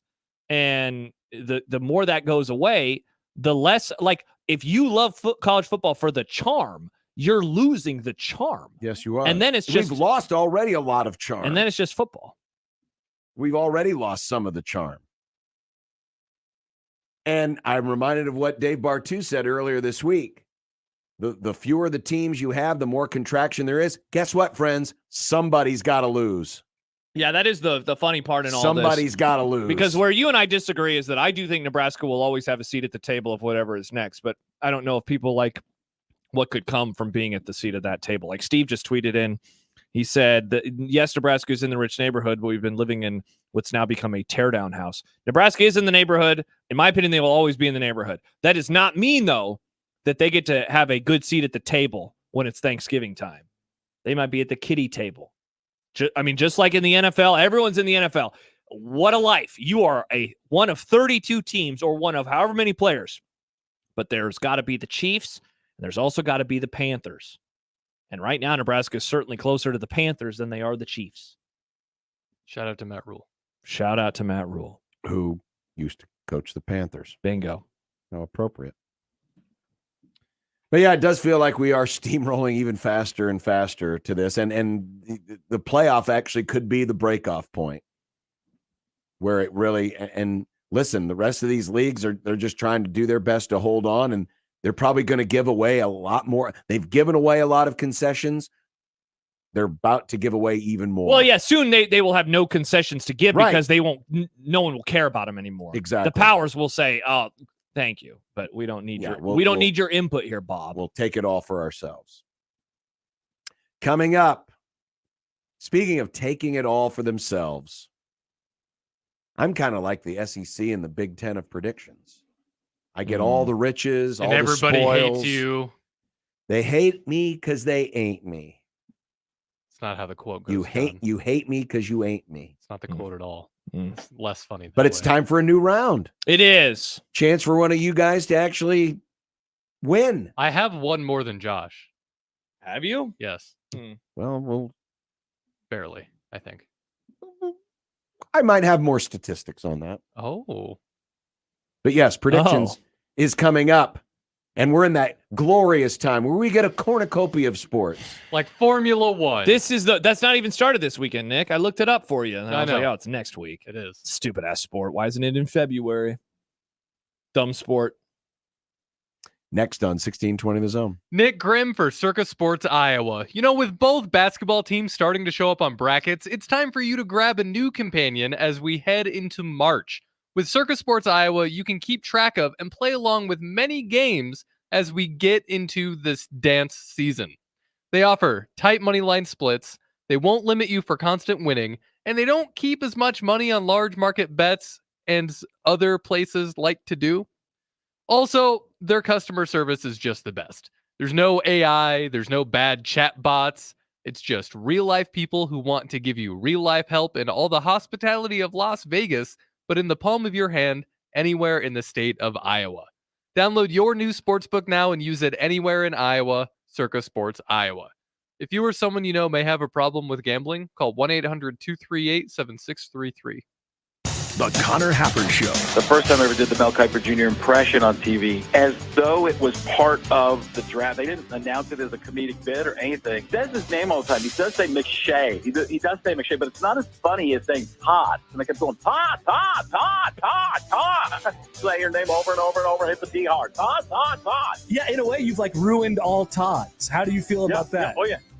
The Connor Happer Show. Weekdays from 10 to 2 on 1620 The Zone. Your Omaha area forecast from the Godfather's Pizza Weather Center and KETV Newswatch 7 on 1620 The Zone. Clear skies with a strong northwest breeze for your Friday evening. The breeze slowly tapers off as we get later, but our temperatures continue to drop into the 30s. When you wake up tomorrow, we'll be in the upper 20s, but we'll have a lot of sunshine. A south breeze helping us warm up to a temperature near 65 degrees tomorrow. I'm meteorologist Luke Vickery. KETV Newswatch 7. 1620 The Zone's Unsportsmanlike Conduct, brought to you by a great friend of the program, Union Bank and Trust. 1620 The Zone. Traffic. From the time-saving traffic center, heads up, we've got a crash on eastbound Dodge at 69th Street. Also a wreck on southbound 480 at Leavenworth, causing significant delays through there. If you're east on I-80, delays go from 680 to 84th. Delays on eastbound L Street from I-80 to 90th. And then if you're west on Dodge, slow going from 680 to 120th. I'm Mike Neville. This time-saving traffic is brought to you by Fernando's Omaha. Spring, it's the reward for surviving another winter. Fernando's, it's the reward for any day that ends in Y. Great Mexican food, awesome margaritas, and a wonderful family atmosphere. Fernando's, Omaha's favorite Mexican for more than 30 years. Are you a delivery driver looking for a better job opportunity? Host Coffee is a local family-owned coffee, water, and vending company that has been in business since 1972. We are growing, and we now have openings for delivery drivers and other positions starting at $22 an hour with full benefits. If you're interested, visit hostcoffee.net/careers to connect with us. Host Coffee is always roasting something good for you. You can find pizza anywhere. But when you want pizza pie, piled high with more toppings, that's when you come to my place, Godfather's Pizza. For a limited time, get your hands on 2 of my large one-topping pizzas. Get pepperoni, beef, black olives, you choose. All this food for only $30. Feed your whole mob without breaking the bank. Hey, it's an offer you can't refuse. Godfather's Pizza. Do it. Your Creighton Blue Jays are home this Wednesday to take on Seton Hall at 8 p.m. for a bide night and a blue out. Limited tickets are still available for this primetime Wednesday night matchup and can be purchased in advance at gocreighton.com or in person at the CHI Health Center Omaha box office. Prescriptions require an online consultation with a healthcare provider who will determine if appropriate. Restrictions apply. See website for details and important safety information. Subscription required. Price varies based on product and subscription plan. If you're having problems in the bedroom, talking about it is the last thing you want to do. Same goes for hair loss, anxiety, or even depression. That's where HIMS comes in. Through HIMS, you don't have to talk about it. You can do something about it. Just go to hims.com/start, where you can find a variety of potential solutions for the problems men face every day and save up to 95% on generic alternatives. The entire process is 100% online, making it incredibly simple, straightforward, and above all, private. If prescribed, treatments made using clinically proven ingredients are shipped directly to your door in low-key packaging. So if you're experiencing ED, hair loss, anxiety, or problems with your general health, you don't have to go to the doctor, the pharmacy, or spend all day talking about it. Just go to hims.com/start and do something about it. Get started today at hims.com/start. That's HIMS.com/START. Now, unsportsmanlike conduct. Unsportsmanlike conduct, you better ask it. With John Bishop and Josh Peterson. Ladies and gentlemen, it's time for predictions. Over, bet the over. Vikings in the over, bet the over. Well, let's just take a look back in the rearview mirror at the leaderboard over the last few rounds. And ooh, stats. Man, no one in the history of this lauded contest, even back in the days when Stibbs, who was basically an automatic last place, no one has ever won 3 rounds in a row until now. Oh, this is the only reason you wanted to look at the stats. You don't actually care about the information. And congratulations, Josh, who has finished last in 4 rounds in a row. Oh, last boy. So, wow. Well done. Oh, look at that. 3 times I've won. Yeah. So we should just start calling this John was right. Should we? It's interesting. Have you noticed every round I've won is round 2? Yes, it is. That's a fun stat. And the round 2 is the football heavy round, right? Yeah. No, round 2 is. Yeah, that's the one we just finished. That's where it's. Yeah, I guess I always basically consider all round NFL. 1 because that's, college So football and NFL. It's actually an anomaly that John won that last one because I should have. But we reset the board. Yeah, we do. It's time for the longest leg. What is this one called? The Belmont takes? Right? Isn't that the weakness takes? I thought this is the Belmont. This is the weakness take. What's the Belmont? We need to longest have a leg guide of the Triple Crown? I thought was the Belmont. I don't know. Yeah, these are the Belmont takes, John. Well, either way. Tough look for the defending champion. -8 points. Again, if this is the one thing that will keep you guys close, sure, why not? -8 points. Sorry, John. But we start with the NBA. Let's go! Ew. Why don't we do more baseball, John? What the hell? It's spring training. Baseball month. There's college baseball. Well, we do have a college baseball prop on here. The thing John and I are See, of. even David knows it's the Belmont Stakes. Another -8 points for John. Sorry, John, you're at -16 already. You're struggling in this round of predictions. You suck. Tough look. And I'll be ahead by next week. Bucks +4 at the T-Wolves. I'm going to take the T-Wolves. Give me the home team. Samesies. I like the high T Wolves. Wow. We're off to a horrible start. We all agreed. That's dumb. Congrats to the Bucks. Happy round 3. The Sabres at the Blue Jackets in the NHL. What? Why this game? Why not this game? Because I thought we were talking about the Red Wings. So I'm going to do that thing I do when I don't know anything about the thing we're talking about. Also every day, all the time. Yep. Picking the mascot. Saber-toothed tigers, badass. Blue Jackets, wimps compared to a tiger. Hard to argue with Nick here. I'm going with the Sabres. We all agree again. Wow. Oh, we're off to a great... See, you guys keep copying me. This is not the way you're going to beat I me. picked first that time. This is disgusting. If anything, you copied me. Top 15 matchup in college basketball this weekend. Planet Houston is a 4.5-point favorite, according to my buddy Bart, against the Baylor Bears in Waco. Waco. Waco. Houston is the team that I've officially adopted to win the national championship this year. Give me the Cougs. I'm going to. Are we finally disagreeing on something? Ride with Baylor. They're at home. Typical John. He loves everything that university stands for. Yeah. Big fan of Baylor. Menia's about to email in and say, finally, you're on my side.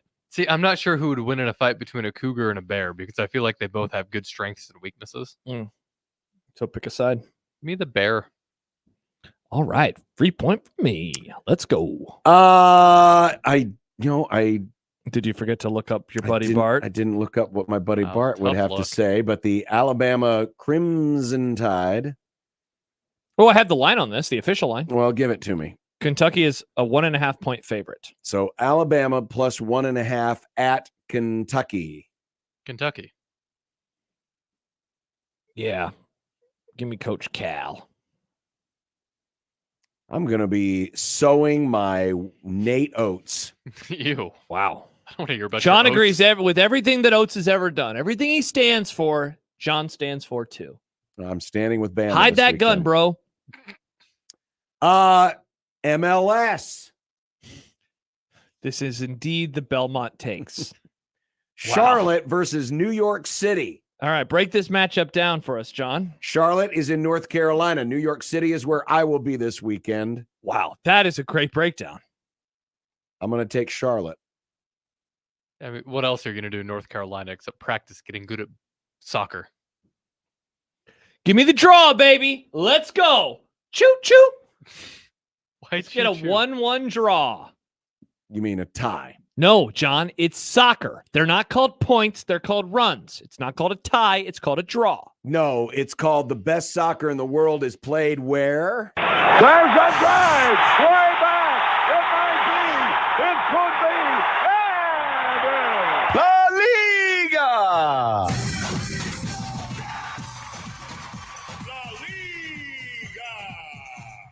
that's Spanish for the Liga. La Liga. 2 big matches this week in La Liga. 2? You got Cadiz and Celta Vigo.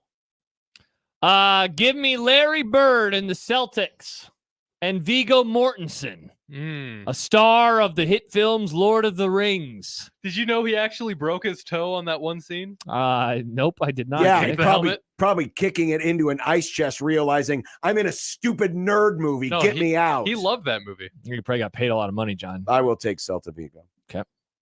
My favorite brand of rice, as you know, I am of rice. Yeah. It's a yellow rice.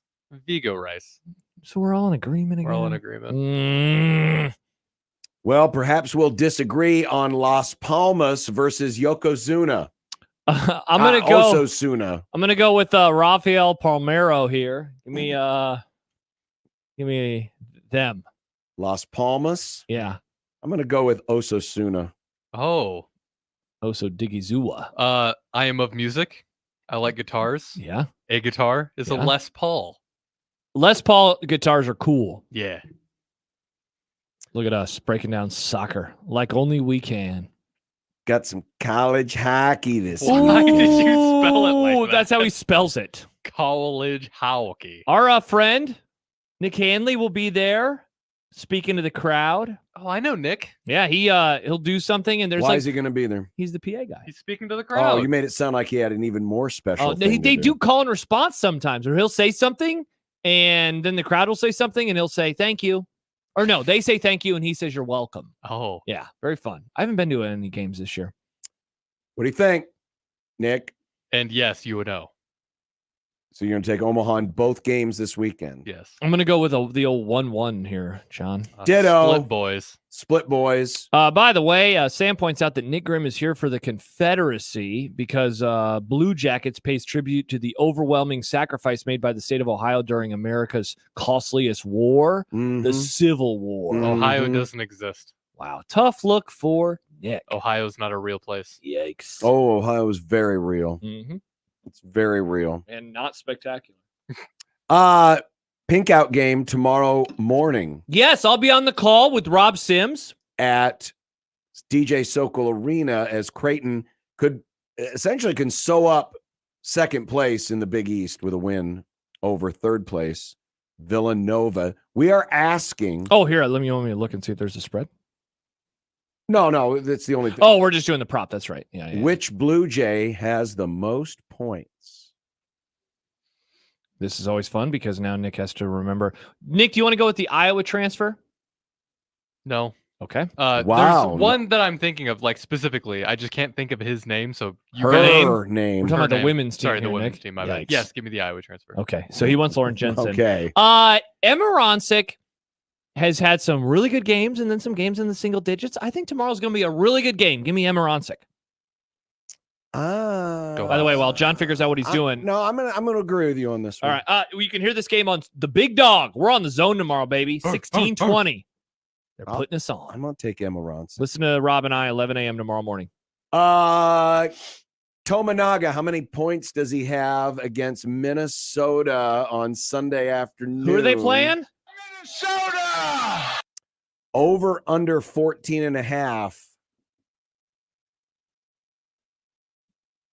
Over. Oh, Like that was the a roller song. coaster. Over. Under.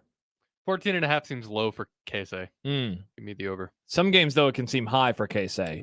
When he chucks it from deep and it hits the top of the backboard. That happens sometimes. Or when he just randomly throws the ball into the basket because he's mad at something. That happened also against Creighton. Does that When they Wow. lost by 29. Look at you. What you and Happer always People doing forget this. that. They're good, but remember that time they got beat by People forget 30? that. That was just the last home game that they lost. In which game will the larger lead occur? It does not matter who has the lead. Correct. But It can in be one of which 4 game- teams. In which game, which game will have the largest lead? Is it Nebraska, Minnesota? Or is it Creighton, St. John's? So the spreads, according to John's friend Bart, are Nebraska minus 7.5, and it's a pick 'em in New York City. I wouldn't be surprised if Creighton ends up being like a 2-point favorite, but yeah, I'm going pick 'em because of what Bart says. Creighton coming off a not tough, but an important win. Give me the Nebraska game. I also want the Nebraska game. Well, I mean, Nebraska's at home. That's true. the biggest risk. Famously, the last time they lost was to Creighton. That's the biggest. Wow, Nick just keeps saying this. Oh, okay. Speaking of Nebraska ball, minus 7.5, according to Bart. Who are they playing? Minnesota. Thank you. Thank you, President B. How's everything going for you? He has sex. Yes, he does. Nick? Nebraska. Ooh, that did not sound confident. Man, I'm kind of worried that they're going to have a letdown at home. I've been thinking that all year. Minnesota's got a lot to play for. They also have a shot at a double bye. If they win this game, they'll have the tiebreaker on Nebraska, and that would put them in a pretty good spot, maybe, to get that double bye in the conference tournament. And it's a quad one opportunity, even though Minnesota's on the wrong side. It ain't no lie. Bye. It's sad. We don't have a pencil in here because I'm going to say this. Give me Nebraska, but closer than the experts think. Well, if it's closer than the experts think, then you would be taking Minnesota against the number. To cover. That's what I'm saying. Minnesota! Yeah, exactly. Thank you. Good job, John. Give it up to John. He figured out what I was trying to do there. So you're picking Minnesota. Yes. But Nebraska to win. You play both sides, so you always come out on top. Mm-hmm. I picked Nebraska, but I picked Minnesota to cover. People can be mad at me, but not too mad because I thought the Skurs would win. I'm going to take Nebraska. Don't overthink it. All right. Creighton and St. John's. I mean, you know which way I'm going. I actually don't. The last time we did one of these, you picked against Creighton. Yeah. Well, maybe I should wait. Hey, to Greg hear what you McDermott, guys John think, picked against Creighton. and it worked because you guys picked them first. And Creighton's I on didn't a wanna heater. go- They're going to win. I think they're going to come crashing down to earth. They're St. gonna John's lose? is going to win. Oh, Nick's going for that Creighton 4 seed. Let's go. Half shell, baby. I got you. Hopefully Now, not this that is much. just bummer. Just Saturday. Just Saturday. What's Saturday? Tomorrow. No, wait. What did you pick? Oh, you picked Creighton. Duh. Sorry. Nebraska, Creighton, and Omaha. wins on Saturday. So between the three schools, over under 1.5 wins between the three. So UNO got off to a tough start. They did. Nebraska went 1-2. Nebraska's playing Grand Canyon. So Nebraska should Creighton win. is playing. Is it? I think it's UTSA. Meet. The Roadrunners. John, give us the breakdown of UTSA baseball. What do you like about him? How's their shortstop? I'll be honest with you. He's between the second and third bases. Good job. I have Nick. not done a lot of research. Over. Let's go Nebraska and Creighton It to is get UTSA. to get the dubs, man. Let's go baseball. I like the over. Ping. Ping. I'll take the over. Ping. Ping. And of course, the main event. No, this is not the main event. No one cares. Atlanta is a good race, Josh. No, did you see how many people watched the Daytona 500? It was like 5 people. Because it was on a Monday. That's not my fault. No, it wasn't. NFL playoffs are on a Monday, and they got like 30 million viewers. Okay, that's the NFL. It's also a Monday when people aren't at work. The NFL was on a Monday when people were also at work, Nick. Remember the Bills-Steelers game? Yeah, not in the middle of the day. Yes, it was. That game was on during the show. It was on during the show. We watched it. We played it on 1180. Well, that's because of the stupid snow. And it still Just got like- many more millions viewers than garbage-ass NASCAR. Well, if we're going to compare everything to the NFL, look, we can put NASCAR in predictions. My argument is that it should not be the main event. Creighton and Nebraska are going to the tournament, and you're like, but what about the NASCAR race? Right. We should be worried about Formula One, racing that matters. No, we should. Nick, they don't even have a race this weekend. Soon, though. Anyway, give me Blaney, Bush, and Byron. Nice. The alliteration. Triple B, baby. I want Hamlin. Boy, you spit that out really fast for a guy who claims not to know anything. Hamlin. Bush. Hamlin, and McGill. Yeah. Marty Trucks. I'm sorry. What'd you say again? Hamlin. Yeah. Bush. Yeah. Marty Trucks. Do you need mine again, John? I already got yours. Right. Who are you going with, John? I'm going to go. Let's see. Now, this is another one of them goofy ass races, man. I'm not a big What is fan. goofy about it? What happened? Oh, they changed everything. It's Someone just emailed annoying. in this week about the stages or whatever, and I was just like, my eyes were glazing over. I'm going to go with. Stages are dumb. I'm going to go with Larson. It's hard to win back-to-back races, especially after winning the Daytona 500. So I don't Larson think- wishes I he don't was think Byron- Parsons. I don't think Byron's going to be a good pick. I think Logano. Slowly? And He's one of the older racers right now. Let's go a little bit off the rails here with Bubba? a pick of Tyler Reddick. Oh, interesting, John. Interesting that you don't pick Bubba. Yep. Classic John. Well, Bubba's either gonna wreck or get wrecked, and that's what happens to Bubba. Wow. And that's predictions. Why would I? That's why I win all these rounds. I don't sacrifice points. He doesn't. He doesn't pick Bubba. No, he doesn't. I gotta find Bubba. Coming up next, we've got some content, including does Jim Boeheim look like somebody? I've seen this and heard about Somebody famous. 1620 The Zone. The best way to catch all the action is on 1620 The Zone. And no line for the bathroom.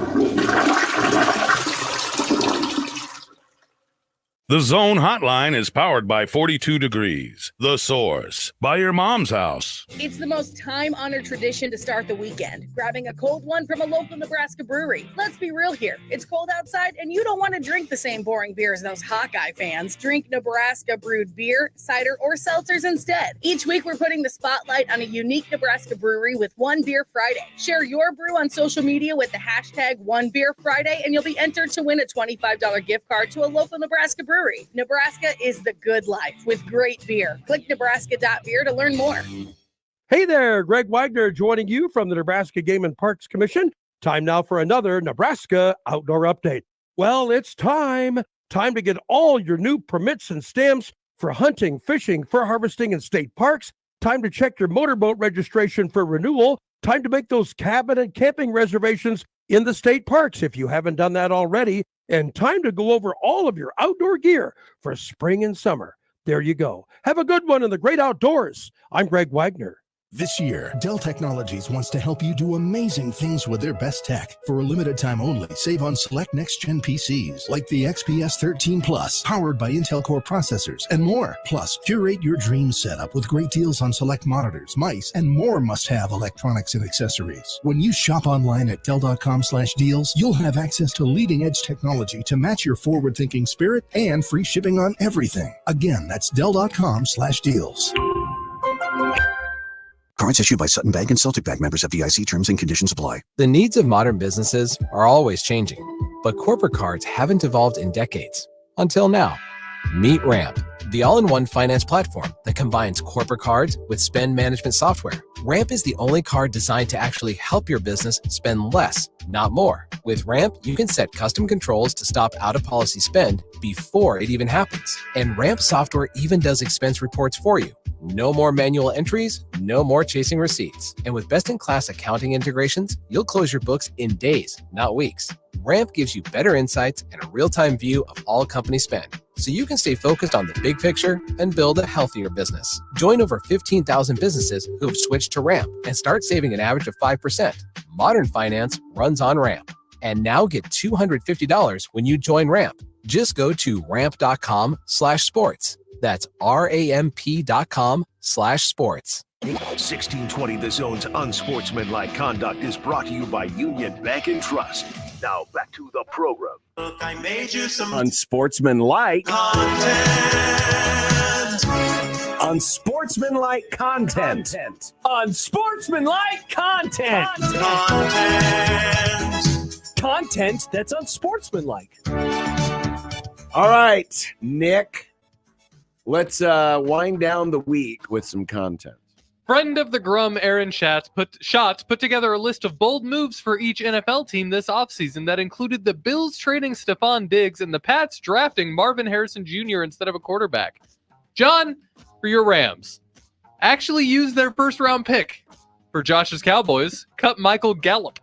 And for my Dolphins, cut Jason Sanders, the kicker. Wait a second, how bold are these moves? At least for those teams, not particularly bold, in my opinion. I mean, those would be good moves. I'd like to get rid of Gallup. He can pound sand. He can touch grass for all I care. Sanders is kind of the best kicker on the team. So that would be on the team? Well, I would hope so, Nick. Sheesh. I hope he's better than the fifth string kicker. How? Yeah, it doesn't seem that bold on my end. He also made all those points against the Cowboys. I think Remember that game? I think Aaron just mailed this column in. Sheesh. Wow. You want to Nick, tell him that to his ears? Yeah, edit that out of the podcast. We don't want Aaron to turn us down next football season when we want him on every few weeks. Aaron, I think you're cool. Yeah, I do too, Aaron. I'm a big fan of your work. Sorry, John's a hater. Yeah.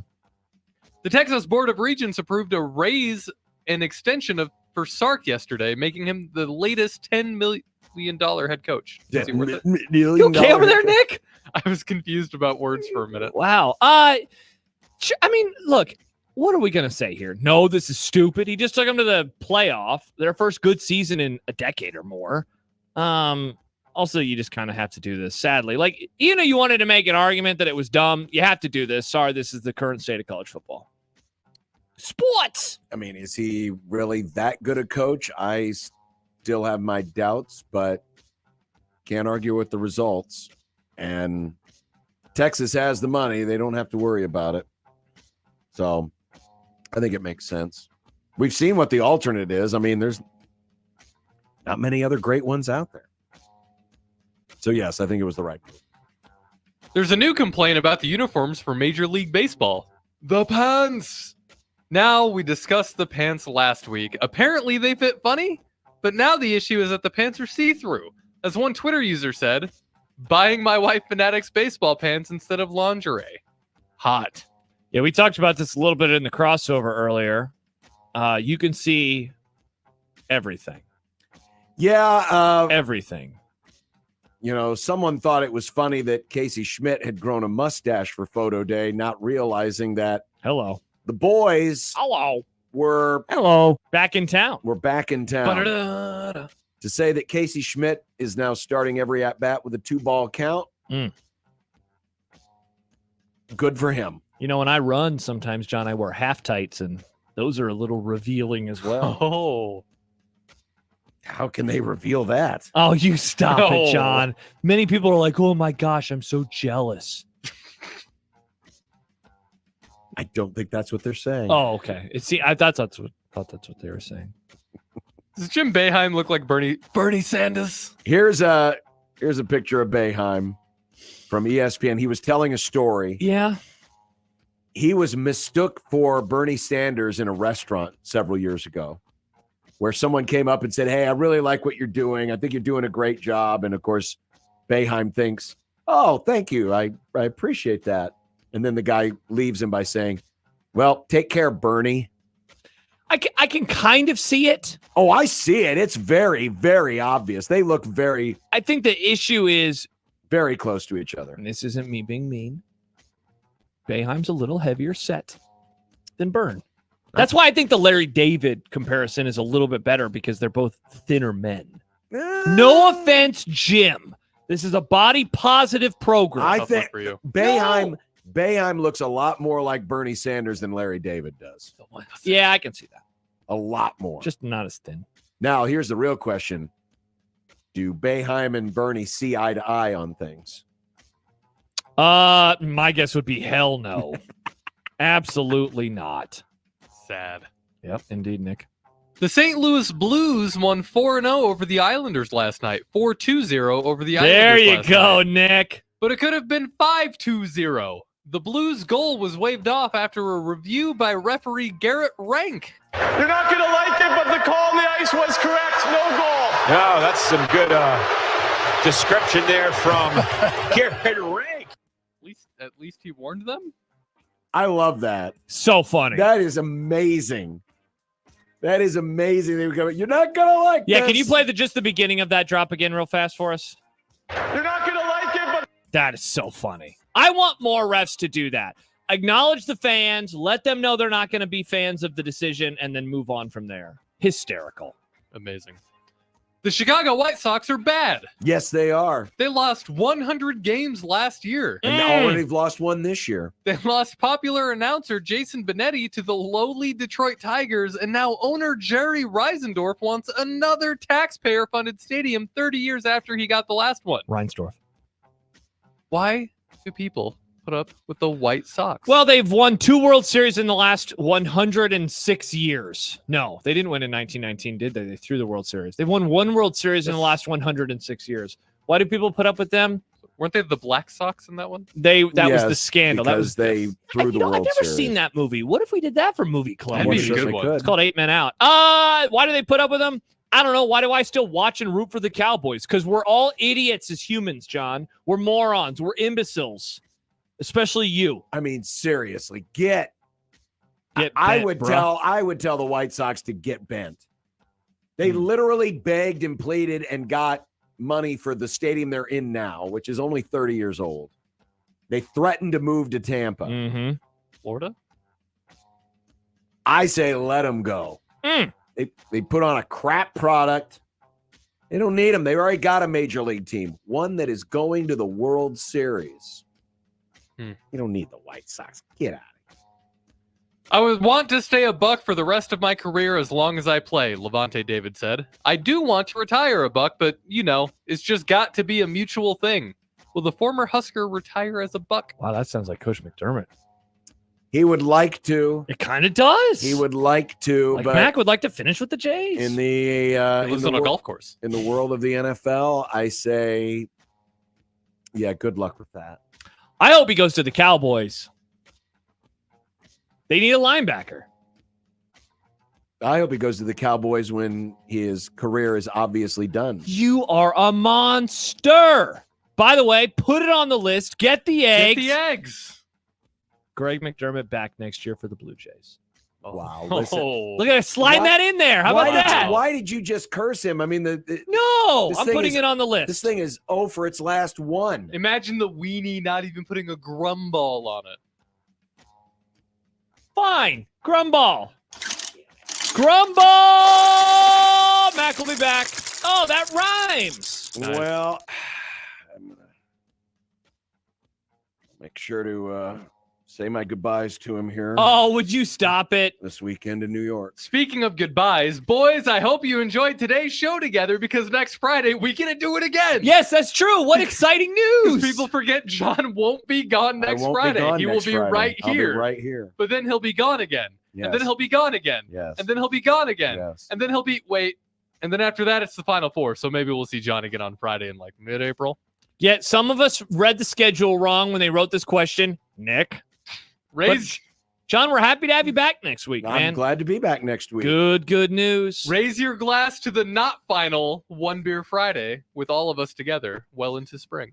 Kenneth says, Grumball. Is that a Grumball, Josh? Whoa. Kenneth, a Grumball it is. Enjoy it. Enjoy this year because you'll get to enjoy next year Those too. balls do be grumming. Oh, the grumming and the balls. Looks like an MLB player. This is very sad. This is good. Get it? Yes. Nice. Well, coming up next. Are we going to wrap up the week, John? Yeah, we're going to wrap up the week. All right, let's wrap up the week. What's for dinner is next on 1620 The Zone. Live from the Host Coffee Studio, this is 1620 The Zone. Your neighborhood is more than blocks of buildings. It's the people who live there that make it special. At Union Bank and Trust, we're not just creating home loans, we're making neighbors. We're not just small business lenders, we're small business shoppers. We don't just live in your community, we help you build it. Because our people are your people. Visit ubt.com/neighbor to learn more. Union Bank and Trust, member FDIC. Finding great candidates to hire can be like, well, trying to find a needle in a haystack, but not with ZipRecruiter. Its powerful technology actively finds and invites qualified candidates to apply to your job. So while other companies might deliver a lot of hay, ZipRecruiter finds you the needle in the haystack. See why 4 out of 5 employers who post a job on ZipRecruiter get a quality candidate within the first day. Try ZipRecruiter for free at ZipRecruiter.com/free. That's ZipRecruiter.com/free. Your Creighton Blue Jays are home this Wednesday to take on Seton Hall at 8 p.m. for a bide night and a blue out. Limited tickets are still available for this primetime Wednesday night matchup and can be purchased in advance at GoCreighton.com or in person at the CHI Health Center Omaha box office. The Nebraska Pool and Spa Expo on February 23rd through the 25th with 30 plus hot tubs and swim spas on display from multiple manufacturers. Up to 50% off retail pricing. Hot tubs from $44.99. Same day delivery. 0% financing. Act now. Only 3 days. Come get factory direct savings on a new hot tub or swim spa. This February 23rd through the 25th at the Keystone Event Center. 3 days only. The Nebraska Pool and Spa Expo. Hey fans, looking for the best seats without the hidden fees? Then you need to check out Tickets for Less. Whether it's Creighton games, Husker matchups, or big-time concerts and events, they've got you covered, all with no service fees. Now, you ready to score a deal? Use the code THEZONE at ticketsforless.com and save on your next event. You prefer to go mobile? Grab the free Tickets for Less app and shop with ease. Every seat holds a story, so find yours and save when you use the promo code THEZONE at ticketsforless.com and the Tickets for Less app today. This is unsportsmanlike conduct. The way we run a program is tried and true. We know how to build programs. On 1620 The Zone. When you knock us down, we're going to get up. And on the way up, we're going to bite a kneecap off. Crust is good on your pizza, not your ass. I will eat your ass first. He's tough as a Woolworth steak. And then it's going to take 2 more shots to knock us down. All right. And on the way up, we're going to take your other kneecap. I'm ready to hang them up, gut them and skin them and chop them up. You know what? I'm ready. My daughters aren't starving to death. I'll eat my neighbors. And we're going to get up, and then it's going to take 3 shots to get us down. And when we do, we're going to take another hunk out of you. Cliff, what are you going to take away as your best memory from playing basketball at Boston College? Probably just like going out to eat. Sam writes, Josh Peterson here for good takes. Don't know what that's in reference to, but Sam, thank you. And also, you're correct. I am here for the good takes. Well, do you know that this week is the 39th anniversary of the release of Cherry Coke? It's one of my favorite types of Coke. No. Cherry So Coke it came has out been in with us- 85? Yes. Huh. I didn't know that. remember when Cherry Coke first came out, I was very excited. As a young boy, when we would go out to restaurants, especially those restaurants that had adult beverages, my brother and I would always order a Roy Rogers, which was a cherry Coke. And so I remember when cherry Coke came out, I was like, oh boy, it's like Roy Rogers in a can. I was very disappointed by it. It's not as good. Was it just Coke and grenadine? So it looked like that? Is that what it looked like back then? Yeah. So this is how I remember it. Yeah, you remember the weird, 90s. Whoa! Yeah, the 90s Extreme. label. But yeah, no, I don't believe. Yes, in the bar, the Roy Rogers uses grenadine.